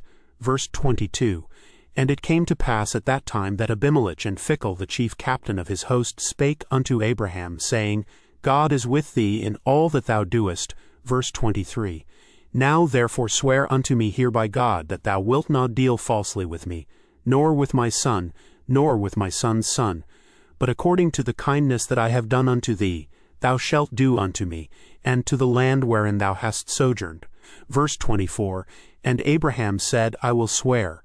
Verse 25, And Abraham reproved Abimelech because of a well of water, which Abimelech's servants had violently taken away. Verse 26, And Abimelech said, I wot not who hath done this thing, neither didst thou tell me, neither yet heard I of it, but today. Verse 27, And Abraham took sheep and oxen, and gave them unto Abimelech, and both of them made a covenant. Verse 28, And Abraham set 7 ewe lambs of the flock by themselves. Verse 29, And Abimelech said unto Abraham, What mean these 7 ewe lambs which thou hast set by themselves? Verse 30, And he said, For these 7 ewe lambs shalt thou take of my hand, that they may be a witness unto me, that I have digged this well. Verse 31, Wherefore he called that place Beersheba, because there they swear both of them. Verse 32, Thus they made a covenant at Beersheba. Then Abimelech rose up, and Phicol the chief captain of his host, and they returned into the land of the Philistines. Verse 33, And Abraham planted a grove in Beersheba, and called there on the name of the Lord, the everlasting God. Verse 34, And Abraham sojourned in the Philistines' land many days. Chapter 22. Verse 1, And it came to pass after these things, that God did tempt Abraham, and said unto him, Abraham. And he said, Behold, here I am. Verse 2, And he said, Take now thy son, thine only son Isaac, whom thou lovest, and get thee into the land of Moriah, and offer him there for a burnt offering upon one of the mountains which I will tell thee of. Verse 3, And Abraham rose up early in the morning, and saddled his ass, and took 2 of his young men with him, and Isaac his son, and clave the wood for the burnt offering, and rose up, and went unto the place of which God had told him. Verse 4, Then on the 3rd day Abraham lifted up his eyes, and saw the place afar off. Verse 5, And Abraham said unto his young men, Abide ye here with the ass, and I and the lad will go yonder and worship, and come again to you. Verse 6, And Abraham took the wood of the burnt offering, and laid it upon Isaac his son, and he took the fire in his hand and a knife, and they went both of them together. Verse 7, And Isaac spake unto Abraham his father, and said, My father. And he said, Here am I, my son. And he said, Behold the fire and the wood, but where is the lamb for a burnt offering? Verse 8, And Abraham said, My son, God will provide himself a lamb for a burnt offering. So they went both of them together. Verse 9, And they came to the place which God had told him of, and Abraham built an altar there, and laid the wood in order, and bound Isaac his son, and laid him on the altar upon the wood. Verse 10, And Abraham stretched forth his hand, and took the knife to slay his son. Verse 11, And the angel of the Lord called unto him out of heaven, and said, Abraham, Abraham. And he said, Here am I. Verse 12, And he said, Lay not thine hand upon the lad, neither go thou anything unto him, for now I know that thou fearest God, seeing thou hast not withheld thy son, thine only son, from me. Verse 13, And Abraham lifted up his eyes, and looked, and behold behind him a ram caught in a thicket by his horns. And Abraham went and took the ram, and offered him up for a burnt offering in the stead of his son. Verse 14, And Abraham called the name of that place Jehovah-Jireh. As it is said to this day, In the mount of the Lord it shall be seen. Verse 15, And the angel of the Lord called unto Abraham out of heaven the 2nd time. Verse 16, And said, By myself have I sworn, saith the Lord, for because thou hast done this thing, and hast not withheld thy son, thine only son. Verse 17, That in blessing I will bless thee, and in multiplying I will multiply thy seed as the stars of the heaven, and as the sand which is upon the seashore, and thy seed shall possess the gate of his enemies. Verse 18, And in thy seed shall all the nations of the earth be blessed, because thou hast obeyed my voice. Verse 19, So Abraham returned unto his young men, and they rose up and went together to Beersheba. And Abraham dwelt at Beersheba. Verse 20, And it came to pass after these things, that it was told Abraham, saying, Behold, Milcah, she hath also borne children unto thy brother Nahor. Verse 21, Huz his firstborn, and Buz his brother, and Kemuel the father of Aram. Verse 22, And Chesed, and Hazo, and Pildash, and Jidlaph, and Bethuel. Verse 23, And Bethuel begat Rebekah. These 8 Milcah did bear to Nahor, Abraham's brother. Verse 24, And his concubine, whose name was Roimah, she bare also Tabah, and Gaham, and Thahash, and Maachah. Chapter 23. Verse 1, And Sarah was 127 years old. These were the years of the life of Sarah. Verse 2, And Sarah died in Kirjatharba. The same is Hebron in the land of Canaan. And Abraham came to mourn for Sarah, and to weep for her. Verse 3, And Abraham stood up from before his dead, and spake unto the sons of Heth, saying, verse 4, I am a stranger and a sojourner with you. Give me a possession of a burying place with you, that I may bury my dead out of my sight. Verse 5, And the children of Heth answered Abraham, saying unto him, verse 6, Hear us, my lord. Thou art a mighty prince among us. In the choice of our sepulchres bury thy dead. None of us shall withhold from thee his sepulchre, but that thou mayest bury thy dead. Verse 7, And Abraham stood up and bowed himself to the people of the land, even to the children of Heth. Verse 8, And he communed with them, saying, If it be your mind that I should bury my dead out of my sight, hear me, and entreat for me to Ephron the son of Zohar, verse 9, that he may give me the cave of Machpelah, which he hath, which is in the end of his field. For as much money as it is worth he shall give it me for a possession of a burying place amongst you. Verse 10, And Ephron dwelt among the children of Heth. And Ephron the Hittite answered Abraham in the audience of the children of Heth, even of all that went in at the gate of his city, saying, verse 11, Nay, my lord, hear me. The field give I thee, and the cave that is therein. I give it thee, in the presence of the sons of my people, give I it thee, bury thy dead. Verse 12, And Abraham bowed down himself before the people of the land. Verse 13, And he spake unto Ephron in the audience of the people of the land, saying, But if thou wilt give it, I pray thee, hear me. I will give thee money for the field. Take it of me, and I will bury my dead there.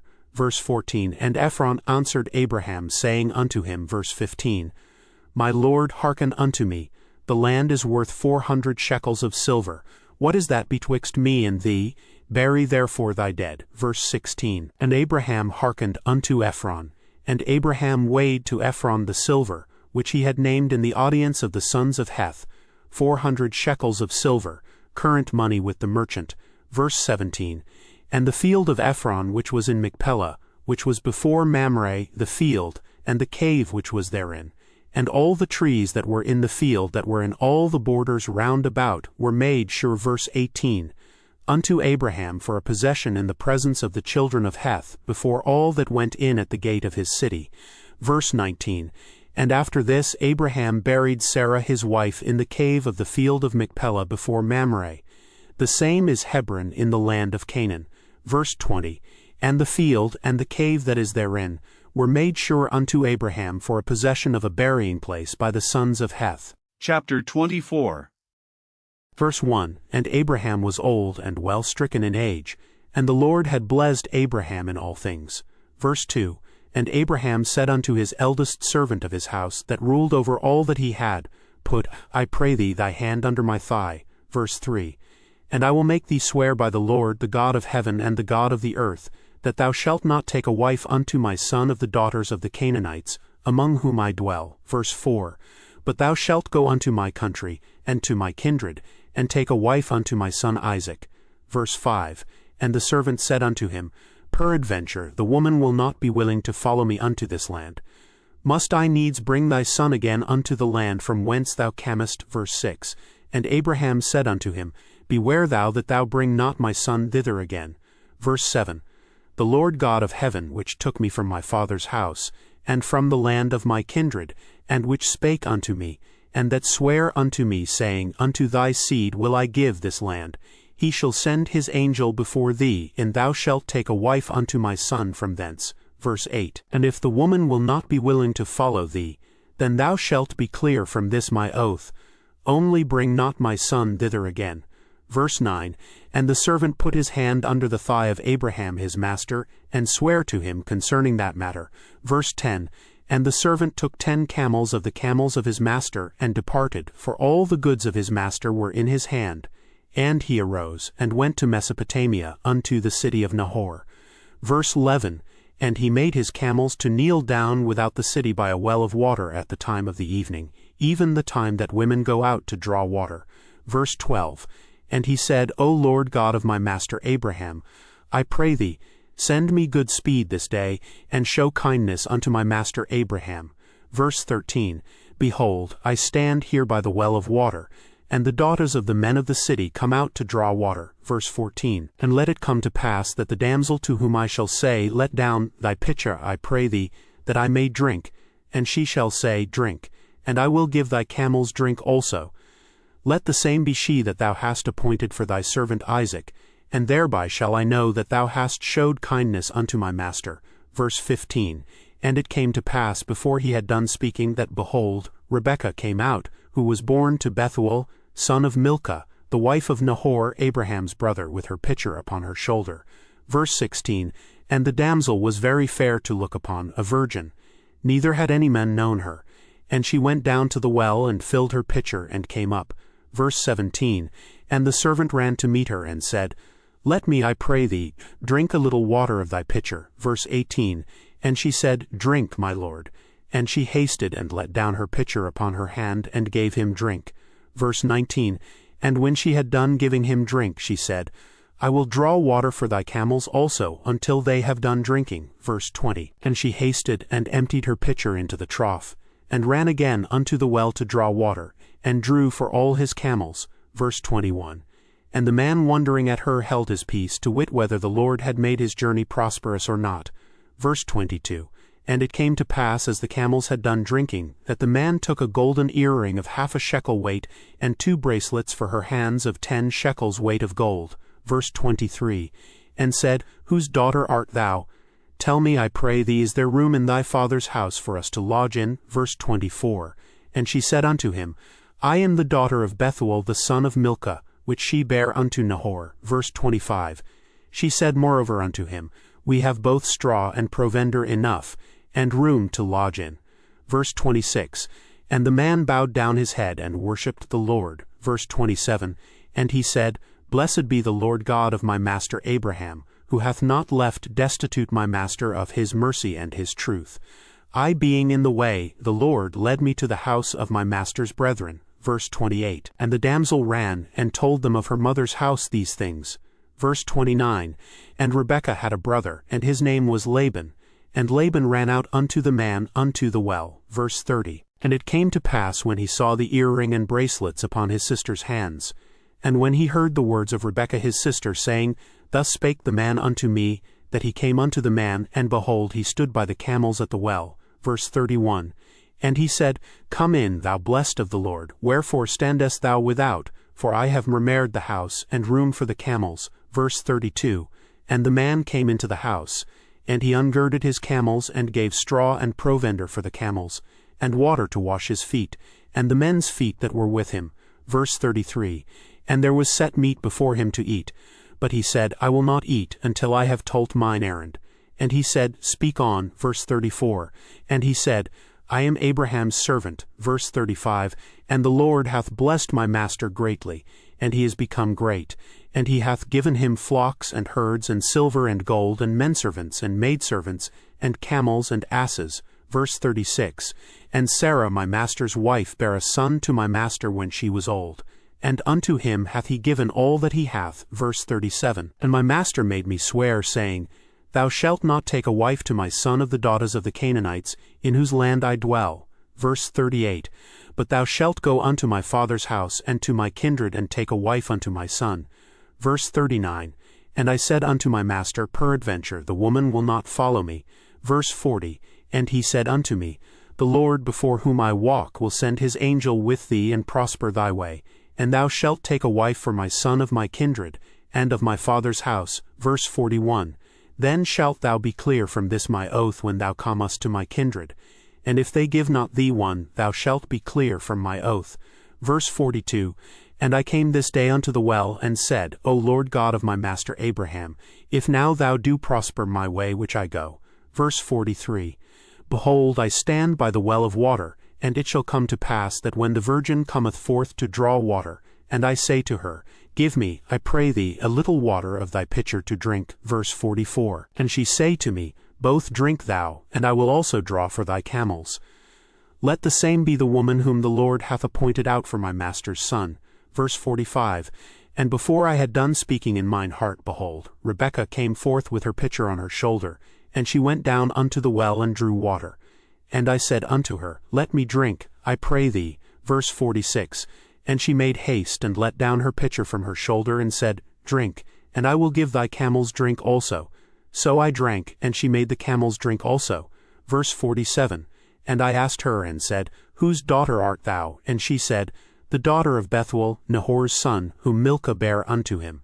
And I put the earring upon her face, and the bracelets upon her hands. Verse 48, And I bowed down my head, and worshipped the Lord, and blessed the Lord God of my master Abraham, which had led me in the right way to take my master's brother's daughter unto his son. Verse 49, And now if ye will deal kindly and truly with my master, tell me, and if not, tell me, that I may turn to the right hand or to the left. Verse 50, Then Laban and Bethuel answered and said, The thing proceedeth from the Lord, we cannot speak unto thee bad or good. Verse 51, Behold, Rebekah is before thee, take her, and go, and let her be thy master's son's wife, as the Lord hath spoken. Verse 52, And it came to pass that when Abraham's servant heard their words, he worshipped the Lord, bowing himself to the earth. Verse 53, And the servant brought forth jewels of silver and jewels of gold and raiment, and gave them to Rebekah. He gave also to her brother and to her mother precious things. Verse 54, And they did eat and drink, he and the men that were with him, and tarried all night. And they rose up in the morning, and he said, Send me away unto my master. Verse 55, And her brother and her mother said, Let the damsel abide with us a few days, at the least 10. After that she shall go. Verse 56, And he said unto them, Hinder me not, seeing the Lord hath prospered my way. Send me away, that I may go to my master. Verse 57, And they said, We will call the damsel, and inquire at her mouth. Verse 58, And they called Rebekah, and said unto her, Wilt thou go with this man? And she said, I will go. Verse 59, And they send away Rebekah their sister, and her nurse, and Abraham's servant, and his men. Verse 60, And they blessed Rebekah, and said unto her, Thou art our sister, be thou the mother of thousands of millions, and let thy seed possess the gate of those which hate them.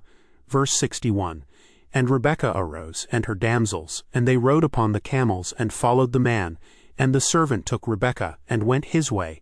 Verse 62, And Isaac came from the way of the well Lahairoi, for he dwelt in the south country. Verse 63, And Isaac went out to meditate in the field at the eventide, and he lifted up his eyes, and saw, and behold, the camels were coming. Verse 64, And Rebekah lifted up her eyes, and when she saw Isaac, she lighted off the camel. Verse 65, For she had said unto the servant, What man is this that walketh in the field to meet us? And the servant had said, It is my master. Therefore she took a veil and covered herself. Verse 66, And the servant told Isaac all things that he had done. Verse 67, And Isaac brought her into his mother Sarah's tent, and took Rebekah, and she became his wife, and he loved her, and Isaac was comforted after his mother's death. Chapter 25. Verse 1, Then again Abraham took a wife, and her name was Keturah. Verse 2, And she bare him Zimran, and Jokashon, and Madon, and Midian, and Ishbak, and Shua. Verse 3, And Jokashon begat Sheba and Dedan. And the sons of Dedan were Asheram, and Letashim, and Lumam. Verse 4, And the sons of Midian, Ephah, and Epher, and Hanich, and Abidah, and Eldah. All these were the children of Keturah. Verse 5, And Abraham gave all that he had unto Isaac. Verse 6, But unto the sons of the concubines which Abraham had, Abraham gave gifts, and sent them away from Isaac his son, while he yet lived, eastward unto the east country. Verse 7, And these are the days of the years of Abraham's life which he lived, 160 years. Verse 8, Then Abraham gave up the ghost, and died in a good old age, an old man, and full of years, and was gathered to his people. Verse 9, And his sons Isaac and Ishmael buried him in the cave of Machpelah in the field of Ephron the son of Zohar the Hittite, which is before Mamre. Verse 10, The field which Abraham purchased of the sons of Heth. There was Abraham buried, and Sarah his wife. Verse 11, And it came to pass after the death of Abraham that God blessed his son Isaac, and Isaac dwelt by the well Lahairoi. Verse 12, Now these are the generations of Ishmael, Abraham's son, whom Hagar the Egyptian, Sarah's handmaid, bare unto Abraham. Verse 13, And these are the names of the sons of Ishmael by their names according to their generations. The firstborn of Ishmael, Nebajoth, and Kedar, and Adbeel, and Mibsam. Verse 14, And Mishma, and Duma, and Massa. Verse 15, Hadar, and Tema, Jetor, Naphish, and Kedema. Verse 16, These are the sons of Ishmael, and these are their names by their towns and by their castles, 12 princes according to their nations.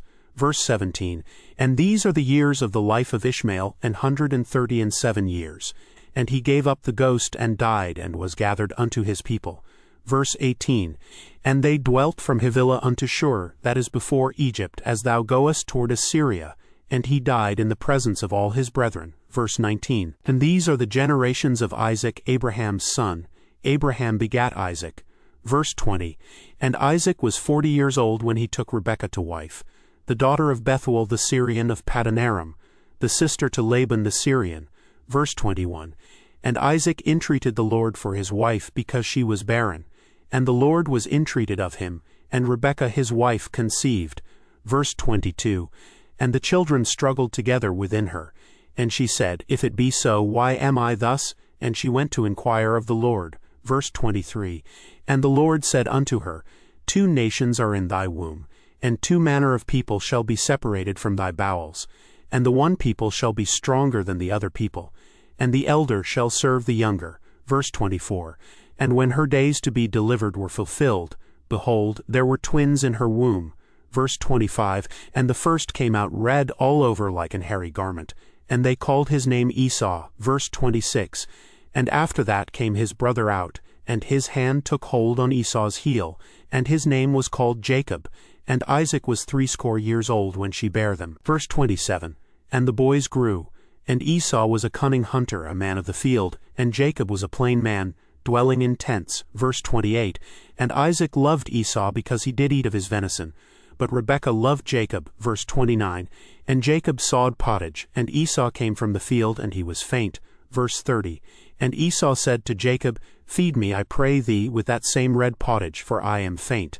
Therefore was his name called Edom. Verse 31, And Jacob said, Sell me this day thy birthright. Verse 32, And Esau said, Behold, I am at the point to die, and what profit shall this birthright do to me? Verse 33, And Jacob said, Swear to me this day. And he sware unto him, and he sold his birthright unto Jacob. Verse 34, Then Jacob gave Esau bread and pottage of lentiles, and he did eat and drink, and rose up and went his way. Thus Esau despised his birthright. Chapter 26.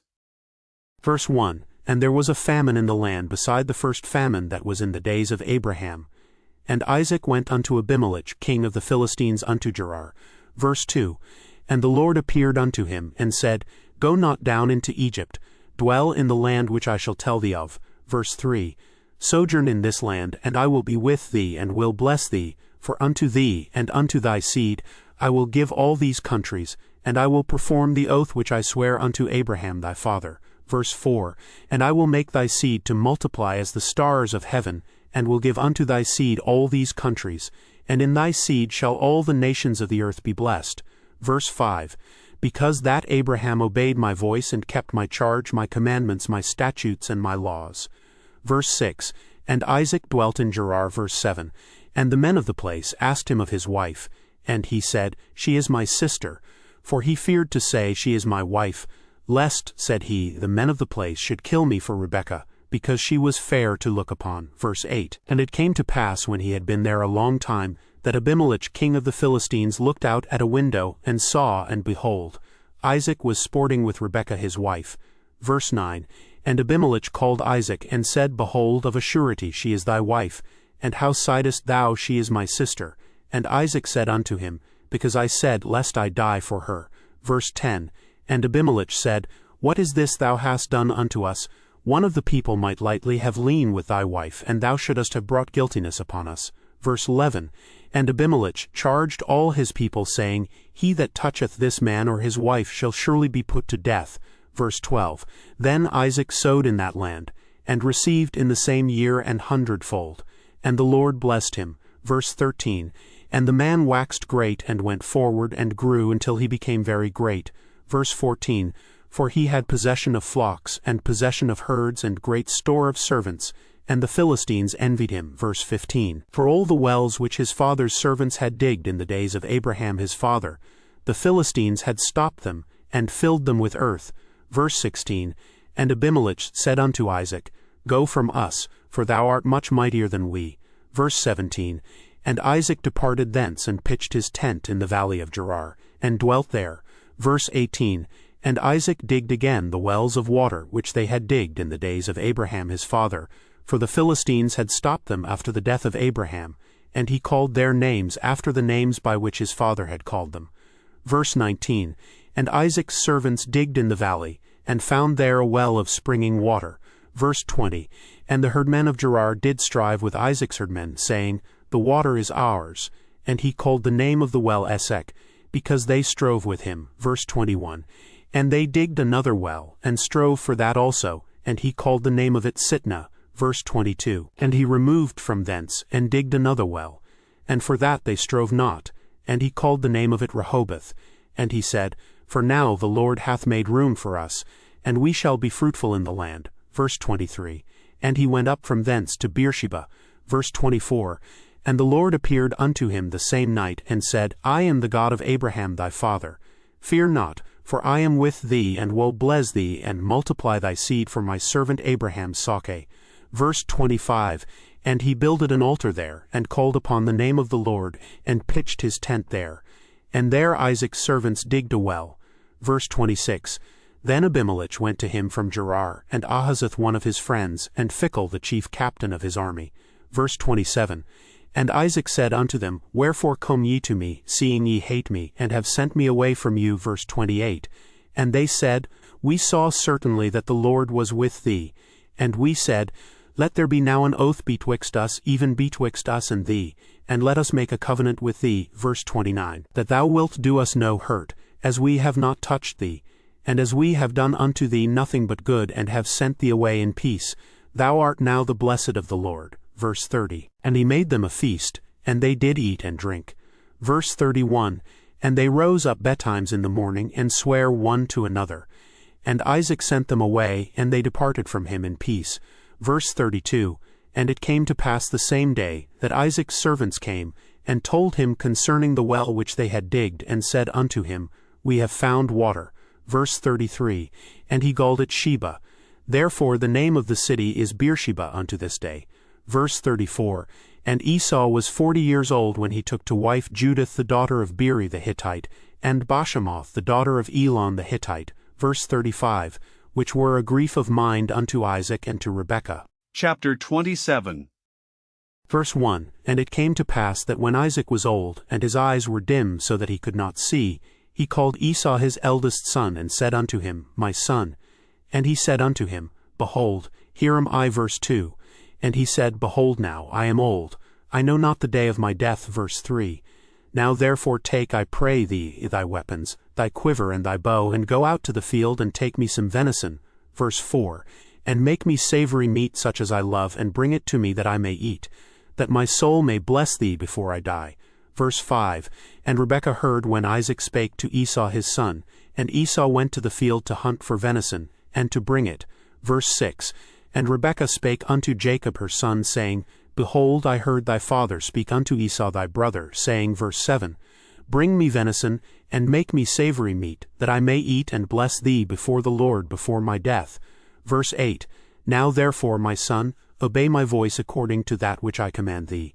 Verse 9, Go now to the flock, and fetch me from thence 2 good kids of the goats, and I will make them savory meat for thy father, such as he loveth. Verse 10, And thou shalt bring it to thy father, that he may eat, and that he may bless thee before his death. Verse 11, And Jacob said to Rebekah his mother, Behold, Esau my brother is a hairy man, and I am a smooth man. Verse 12, My father peradventure will feel me, and I shall seem to him as a deceiver, and I shall bring a curse upon me, and not a blessing. Verse 13, And his mother said unto him, Upon me be thy curse, my son. Only obey my voice, and go fetch me them. Verse 14, And he went and fetched and brought them to his mother, and his mother made savory meat, such as his father loved. Verse 15, And Rebekah took goodly raiment of her eldest son Esau, which were with her in the house, and put them upon Jacob her younger son. Verse 16, And she put the skins of the kids of the goats upon his hands, and upon the smooth of his neck. Verse 17, And she gave the savory meat and the bread which she had prepared into the hand of her son Jacob. Verse 18, And he came unto his father, and said, My father. And he said, Here am I. Who art thou, my son? Verse 19, And Jacob said unto his father, I am Esau thy firstborn. I have done according as thou badest me. Arise, I pray thee, sit and eat of my venison, that thy soul may bless me.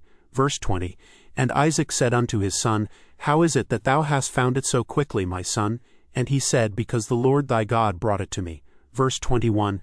And Isaac said unto Jacob, Come near, I pray thee, that I may feel thee, my son, whether thou be my very son Esau or not. Verse 22. And Jacob went near unto Isaac his father, and he felt him, and said, The voice is Jacob's voice, but the hands are the hands of Esau. Verse 23. And he discerned him not, because his hands were hairy as his brother Esau's hands. So he blessed him. Verse 24. And he said, Art thou my very son Esau? And he said, I am. Verse 25. And he said, Bring it near to me, and I will eat of my son's venison, that my soul may bless thee. And he brought it near to him, and he did eat. And he brought him wine, and he drank. Verse 26. And his father Isaac said unto him, Come near now, and kiss me, my son. Verse 27. And he came near, and kissed him. And he smelled the smell of his raiment, and blessed him, and said, See, the smell of my son is as the smell of a field which the Lord hath blessed. Verse 28. Therefore God give thee of the dew of heaven, and the fatness of the earth, and plenty of corn and wine. Verse 29. Let people serve thee, and nations bow down to thee. Be Lord over thy brethren, and let thy mother's sons bow down to thee. Cursed be every one that curseth thee, and blessed be he that blesseth thee. Verse 30. And it came to pass, as soon as Isaac had made an end of blessing Jacob, and Jacob was yet scarce gone out from the presence of Isaac his father, that Esau his brother came in from his hunting. Verse 31. And he also had made savory meat, and brought it unto his father, and said unto his father, Let my father arise, and eat of his son's venison, that thy soul may bless me. Verse 32. And Isaac his father said unto him, Who art thou? And he said, I am thy son, thy firstborn Esau. Verse 33. And Isaac trembled very exceedingly, and said, Who? Where is he that hath taken venison, and brought it me? And I have eaten of all before thou camest, and have blessed him. Yea, and he shall be blessed. Verse 34. And when Esau heard the words of his father, he cried with a great and exceeding bitter cry, and said unto his father, Bless me, even me also, O my father. Verse 35. And he said, Thy brother came with subtlety, and hath taken away thy blessing. Verse 36. And he said, Is not he rightly named Jacob? For he hath supplanted me these 2 times. He took away my birthright. And behold, now he hath taken away my blessing. And he said, Hast thou not reserved a blessing for me? Verse 37. And Isaac answered and said unto Esau, Behold, I have made him thy lord, and all his brethren have I given to him for servants, and with corn and wine have I sustained him. And what shall I do now unto thee, my son? Verse 38. And Esau said unto his father, Hast thou but one blessing, my father? Bless me, even me also, O my father. And Esau lifted up his voice and wept. Verse 39. And Isaac his father answered and said unto him, Behold, thy dwelling shall be the fatness of the earth, and of the dew of heaven from above. Verse 40. And by thy sword shalt thou live, and shalt serve thy brother. And it shall come to pass, when thou shalt have the dominion, that thou shalt break his yoke from off thy neck. Verse 41. And Esau hated Jacob because of the blessing wherewith his father blessed him. And Esau said in his heart, The days of mourning for my father are at hand. Then will I slay my brother Jacob. Verse 42. And these words of Esau her elder son were told to Rebekah. And she sent and called Jacob her younger son, and said unto him, Behold, thy brother Esau, as touching thee, doth comfort himself, purposing to kill thee. Verse 43.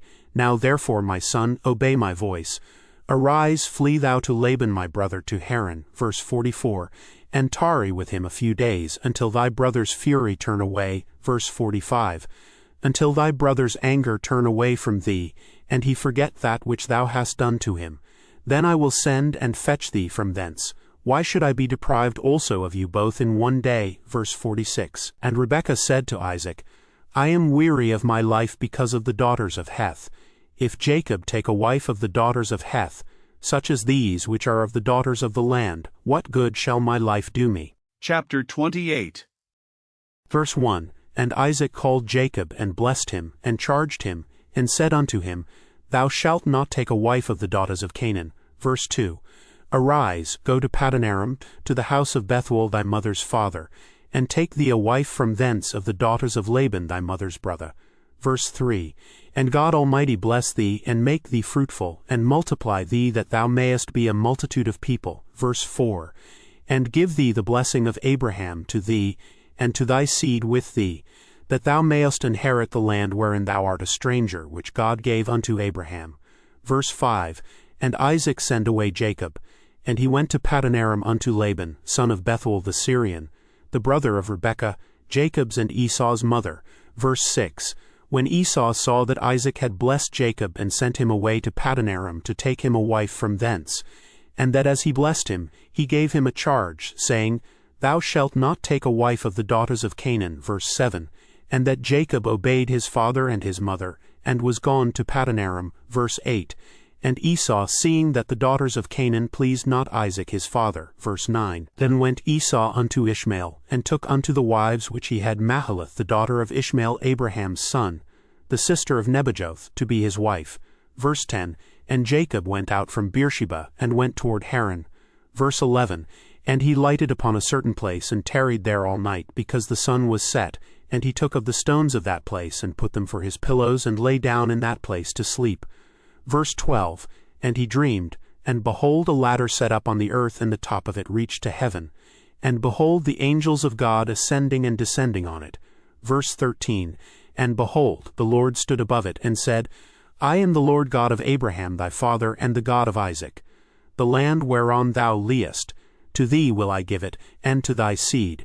Verse 14, And thy seed shall be as the dust of the earth, and thou shalt spread abroad to the west, and to the east, and to the north, and to the south. And in thee and in thy seed shall all the families of the earth be blessed. Verse 15, And behold, I am with thee, and will keep thee in all places whither thou goest, and will bring thee again into this land. For I will not leave thee, until I have done that which I have spoken to thee of. Verse 16, And Jacob awaked out of his sleep, and he said, Surely the Lord is in this place, and I knew it not. Verse 17, And he was afraid, and said, How dreadful is this place! This is none other but the house of God, and this is the gate of heaven.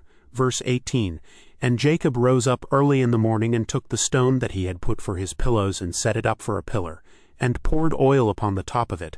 Verse 19, And he called the name of that place Bethel. But the name of that city was called Luz at the first. Verse 20, And Jacob vowed a vow, saying, If God will be with me, and will keep me in this way that I go, and will give me bread to eat and raiment to put on. Verse 21, So that I come again to my father's house in peace, then shall the Lord be my God.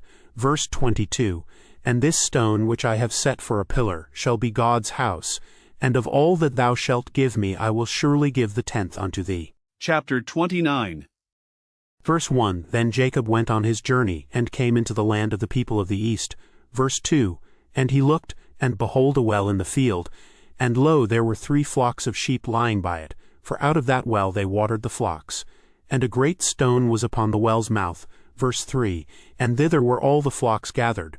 And they rolled the stone from the well's mouth, and watered the sheep, and put the stone again upon the well's mouth in his place.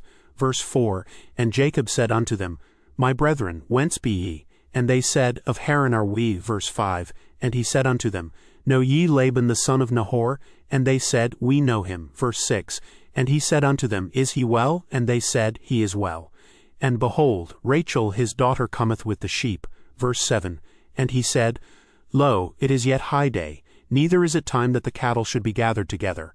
Water ye the sheep, and go and feed them. Verse 8, And they said, We cannot, until all the flocks be gathered together, until they roll the stone from the well's mouth. Then we water the sheep. Verse 9, And while he yet spake with them, Rachel came with her father's sheep, for she kept them. Verse 10, And it came to pass, when Jacob saw Rachel, the daughter of Laban his mother's brother, and the sheep of Laban his mother's brother, that Jacob went near, and rolled the stone from the well's mouth, and watered the flock of Laban his mother's brother. Verse 11, And Jacob kissed Rachel, and lifted up his voice, and wept. Verse 12, And Jacob told Rachel that he was her father's brother, and that he was Rebekah's son, and she ran and told her father. Verse 13, And it came to pass, when Laban heard the tidings of Jacob his sister's son, that he ran to meet him, and embraced him, and kissed him, and brought him to his house. And he told Laban all these things. Verse 14, And Laban said to him, Surely thou art my bone and my flesh. And he abode with him the space of a month. Verse 15. And Laban said unto Jacob, Because thou art my brother, shouldest thou therefore serve me for naught? Tell me, what shall thy wages be? Verse 16. And Laban had 2 daughters. The name of the elder was Leah, and the name of the younger was Rachel. Verse 17. Leah was tender-eyed, but Rachel was beautiful and well-favored. Verse 18. And Jacob loved Rachel, and said, I will serve thee 7 years for Rachel thy younger daughter. Verse 19. And Laban said, It is better that I give her to thee, than that I should give her to another man. Abide with me. Verse 20. And Jacob served 7 years for Rachel, and they seemed unto him but a few days for the love he had to her. Verse 21. And Jacob said unto Laban, Give me my wife, for my days are fulfilled, that I may go in unto her. Verse 22. And Laban gathered together all the men of the place, and made a feast. Verse 23. And it came to pass in the evening that he took Leah his daughter, and brought her to him. And he went in unto her. Verse 24. And Laban gave unto his daughter Leah Zilpah his maid for an handmaid. Verse 25. And it came to pass that in the morning, behold, it was Leah. And he said to Laban, What is this thou hast done unto me? Did not I serve with thee for Rachel? Wherefore then hast thou beguiled me? Verse 26. And Laban said, It must not be so done in our country to give the younger before the firstborn. Verse 27. Fulfill her week, and we will give thee this also for the service which thou shalt serve with me yet 7 other years. Verse 28. And Jacob did so, and fulfilled her week. And he gave him Rachel his daughter to wife also. Verse 29. And Laban gave to Rachel his daughter Bilhah his handmaid to be her maid. Verse 30. And he went in also unto Rachel, and he loved also Rachel more than Leah, and served with him yet 7 other years. Verse 31. And when the Lord saw that Leah was hated, he opened her womb. But Rachel was barren. Verse 32. And Leah conceived, and bare a son, and she called his name Reuben. For she said, Surely the Lord hath looked upon my affliction. Now therefore my husband will love me. Verse 33. And she conceived again, and bare a son, and said, Because the Lord hath heard I was hated, he hath therefore given me this son also. And she called his name Simeon. Verse 34. And she conceived again, and bare a son, and said, Now this time will my husband be joined unto me, because I have borne him 3 sons. Therefore was his name called Levi. Verse 35. And she conceived again, and bare a son. And she said, Now will I praise the Lord. Therefore she called his name Judah, and left bearing. Chapter 30. Verse 1. And when Rachel saw that she bare Jacob no children, Rachel envied her sister, and said unto Jacob, Give me children, or else I die. Verse 2. And Jacob's anger was kindled against Rachel. And he said, Am I in God's stead, who hath withheld from thee the fruit of the womb? Verse 3. And she said, Behold my maid Bilhah, go in unto her, and she shall bear upon my knees, that I may also have children by her. Verse 4. And she gave him Bilhah her handmaid to wife, and Jacob went in unto her. Verse 5. And Bilhah conceived, and bare Jacob a son. Verse 6. And Rachel said, God hath judged me, and hath also heard my voice, and hath given me a son. Therefore called she his name Dan. Verse 7. And Bilhah Rachel's maid conceived again, and bare Jacob a second son. Verse 8. And Rachel said, With great wrestlings have I wrestled with my sister, and I have prevailed. And she called his name Naphtali. Verse 9. When Leah saw that she had left bearing, she took Zilpah her maid, and gave her Jacob to wife. Verse 10. And Zilpah Leah's maid bare Jacob a son. Verse 11. And Leah said, A troop cometh, and she called his name Gad. Verse 12. And Zilpah Leah's maid bare Jacob a second son. Verse 13. And Leah said, Happy am I, for the daughters will call me blessed. And she called his name Asher. Verse 14. And Reuben went in the days of wheat harvest, and found mandrakes in the field, and brought them unto his mother Leah. Then Rachel said to Leah, Give me, I pray thee, of thy son's mandrakes. Verse 15. And she said unto her, Is it a small matter that thou hast taken my husband? And wouldest thou take away my son's mandrakes also? And Rachel said, Therefore he shall lie with thee tonight for thy son's mandrakes. Verse 16. And Jacob came out of the field in the evening, and Leah went out to meet him, and said, Thou must come in unto me, for surely I have hired thee with my son's mandrakes. And he lay with her that night. Verse 17. And God hearkened unto Leah, and she conceived, and bare Jacob the 5th son. Verse 18. And Leah said, God hath given me my hire, because I have given my maiden to my husband. And she called his name Issachar. Verse 19. And Leah conceived again, and bare Jacob the sixth son. Verse 20. And Leah said, God hath endued me with a good dowry. Now will my husband dwell with me, because I have borne him 6 sons. And she called his name Zebulun. Verse 21. And afterwards she bare a daughter, and called her name Dinah. Verse 22. And God remembered Rachel, and God hearkened to her, and opened her womb. Verse 23. And she conceived, and bare a son, and said, God hath taken away my reproach. Verse 24. And she called his name Joseph, and said, The Lord shall add to me another son. Verse 25. And it came to pass, when Rachel had borne Joseph, that Jacob said unto Laban, Send me away, that I may go unto mine own place, and to my country. Verse 26. Give me my wives and my children, for whom I have served thee, and let me go. For thou knowest my service which I have done thee. Verse 27. And Laban said unto him, I pray thee, if I have found favor in thine eyes, tarry. For I have learned by experience that the Lord hath blessed me for thy sake. Verse 28. And he said, Appoint me thy wages, and I will give it. Verse 29. And he said unto him, Thou knowest how I have served thee, and how thy cattle was with me. Verse 30. For it was little which thou hadst before I came, and it is now increased unto a multitude, and the Lord hath blessed thee since my coming. And now when shall I provide for mine own house also? Verse 31. And he said, What shall I give thee? And Jacob said, Thou shalt not give me anything. If thou wilt do this thing for me, I will again feed and keep thy flock. Verse 32.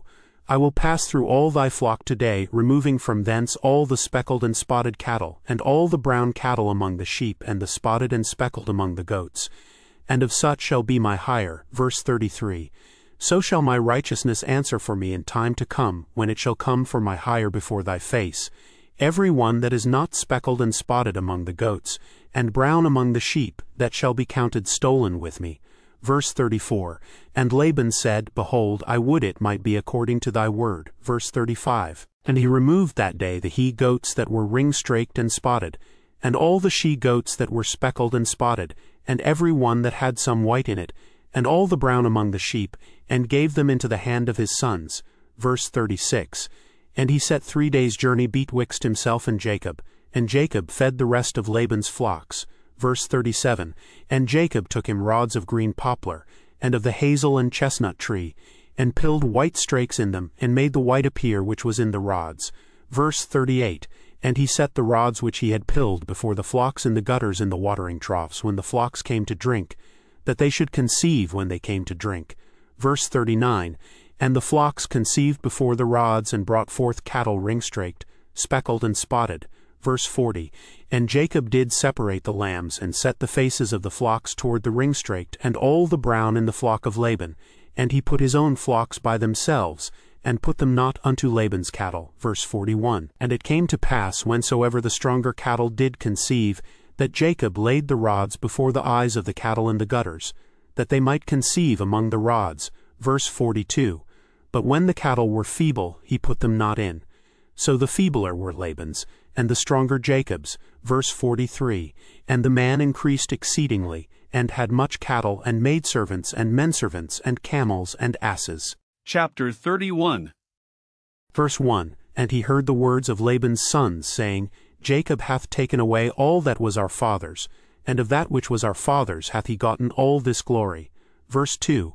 And Jacob beheld the countenance of Laban, and behold, it was not toward him as before. Verse 3. And the Lord said unto Jacob, Return unto the land of thy fathers, and to thy kindred, and I will be with thee. Verse 4. And Jacob sent and called Rachel and Leah to the field unto his flock. Verse 5.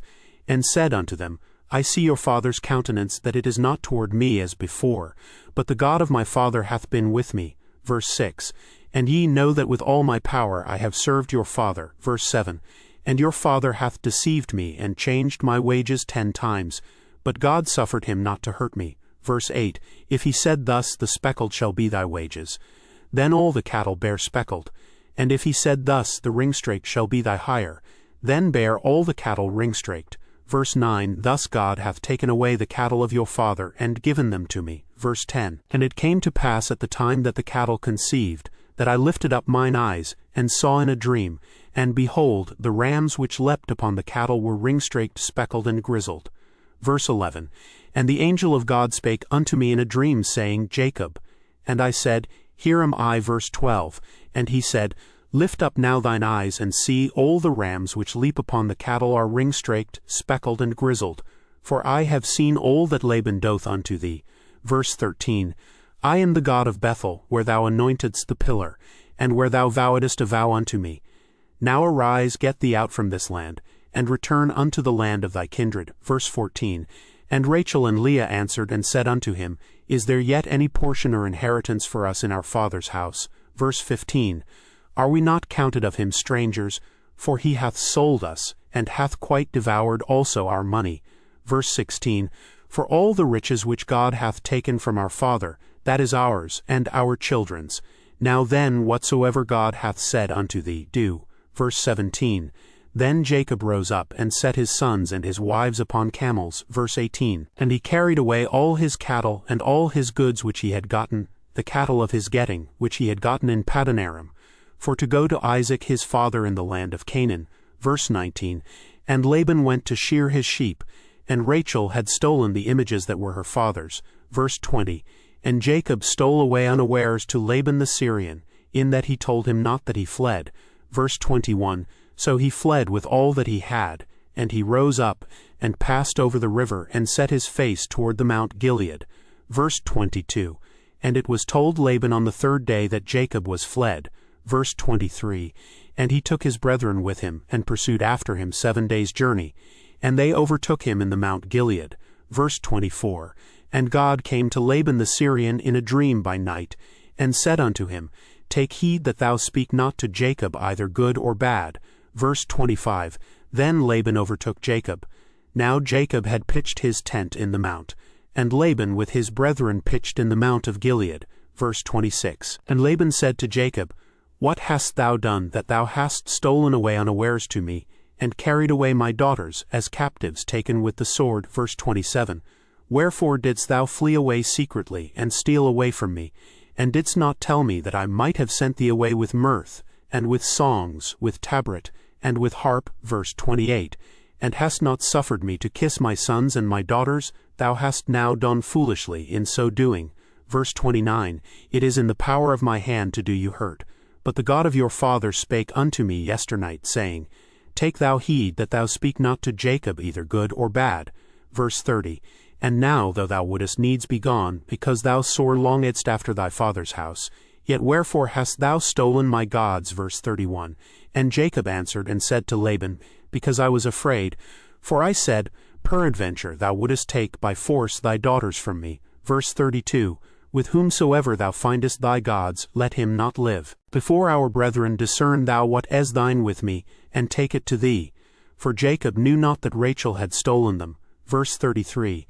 And Laban went into Jacob's tent, and into Leah's tent, and into the 2 maidservants' tents, but he found them not. Then went he out of Leah's tent, and entered into Rachel's tent. Verse 34. Now Rachel had taken the images, and put them in the camel's furniture, and sat upon them. And Laban searched all the tent, but found them not. Verse 35. And she said to her father, Let it not displease my lord that I cannot rise up before thee, for the custom of women is upon me. And he searched, but found not the images. Verse 36. And Jacob was wroth, and chode with Laban. And Jacob answered and said to Laban, What is my trespass? What is my sin, that thou hast so hotly pursued after me? Verse 37. Whereas thou hast searched all my stuff, what hast thou found of all thy household stuff? Set it here before my brethren and thy brethren, that they may judge betwixt us both. Verse 38. This 20 years have I been with thee. Thy ewes and thy she-goats have not cast their young, and the rams of thy flock have I not eaten. Verse 39. That which was torn of beasts I brought not unto thee. I bear the loss of it. Of my hand didst thou require it, whether stolen by day or stolen by night. Verse 40. Thus I was in the day the drought consumed me, and the frost by night, and my sleep departed from mine eyes. Verse 41. Thus have I been 20 years in thy house. I served thee 14 years for thy 2 daughters, and 6 years for thy cattle. And thou hast changed my wages 10 times. Verse 42. Except the God of my father, the God of Abraham, and the fear of Isaac had been with me, Surely thou hadst sent me away now empty. God hath seen mine affliction and the labor of my hands, and rebuked thee yesternight. Verse 43. And Laban answered and said unto Jacob, These daughters are my daughters, and these children are my children, and these cattle are my cattle, and all that thou seest is mine. And what can I do this day unto these my daughters, or unto their children, which they have borne? Verse 44. Now therefore come thou, let us make a covenant, I and thou, and let it be for a witness between me and thee. Verse 45. And Jacob took a stone, and set it up for a pillar. Verse 46. And Jacob said unto his brethren, Gather stones. And they took stones, and made an heap. And they did eat there upon the heap. Verse 47. And Laban called it Jegar-sahadutha, but Jacob called it Gilead. Verse 48. And Laban said, This heap is a witness between me and thee this day. Therefore was the name of it called Gilead. Verse 49. And Mizpah, for he said, The Lord watch between me and thee, when we are absent one from another. Verse 50. If thou shalt afflict my daughters, or if thou shalt take other wives beside my daughters, no man is with us. See, God is witness betwixt me and thee. Verse 51. And Laban said to Jacob, Behold this heap, and behold this pillar, which I have cast betwixt me and thee. Verse 52. This heap be witness, and this pillar be witness, that I will not pass over this heap to thee, and that thou shalt not pass over this heap and this pillar unto me for harm. Verse 53. The God of Abraham, and the God of Nahor, the God of their father, judge betwixt us. And Jacob sware by the fear of his father Isaac. Verse 54. Then Jacob offered sacrifice upon the mount, and called his brethren to eat bread. And they did eat bread, and tarried all night in the mount. Verse 55. And early in the morning Laban rose up, and kissed his sons and his daughters, and blessed them. And Laban departed and returned unto his place. Chapter 32. Verse 1. And Jacob went on his way, and the angels of God met him. Verse 2. And when Jacob saw them, he said, This is God's host. And he called the name of that place Mahanaim. Verse 3. And Jacob sent messengers before him to Esau his brother unto the land of Seir, the country of Edom. Verse 4. And he comes to them, saying, Thus shall ye speak unto my lord Esau. Thy servant Jacob saith thus, I have sojourned with Laban, and stayed there until now. Verse 5. And I have oxen and asses, flocks and menservants and womenservants. And I have sent to tell my lord, that I may find grace in thy sight. Verse 6.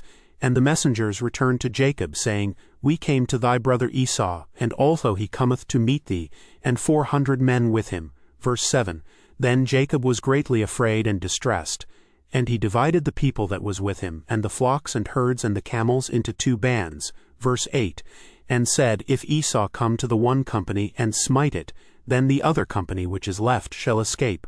Verse 9. And Jacob said, O God of my father Abraham, and God of my father Isaac, the Lord which sidest unto me, return unto thy country, and to thy kindred, and I will deal well with thee. Verse 10. I am not worthy of the least of all the mercies, and of all the truth which thou hast showed unto thy servant. For with my staff I passed over this Jordan, and now I am become 2 bands. Verse 11. Deliver me, I pray thee, from the hand of my brother, from the hand of Esau. For I fear him, lest he will come and smite me, and the mother with the children.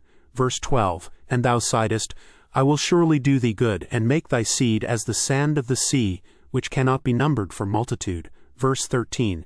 And he lodged there that same night, and took of that which came to his hand a present for Esau his brother. Verse 14. 200 she-goats, and 20 he-goats, 200 ewes, and 20 rams. Verse 15. 30 milch camels with their colts, 40 kine, and 10 bulls, 20 she-asses, and 10 foals. Verse 16. And he delivered them into the hand of his servants, every drove by themselves, and said unto his servants, Pass over before me, and put a space betwixt drove and drove. Verse 17. And he commanded the foremost, saying, When Esau my brother meeteth thee, and asketh thee, saying, Whose art thou, and whither goest thou, and whose are these before thee? Verse 18.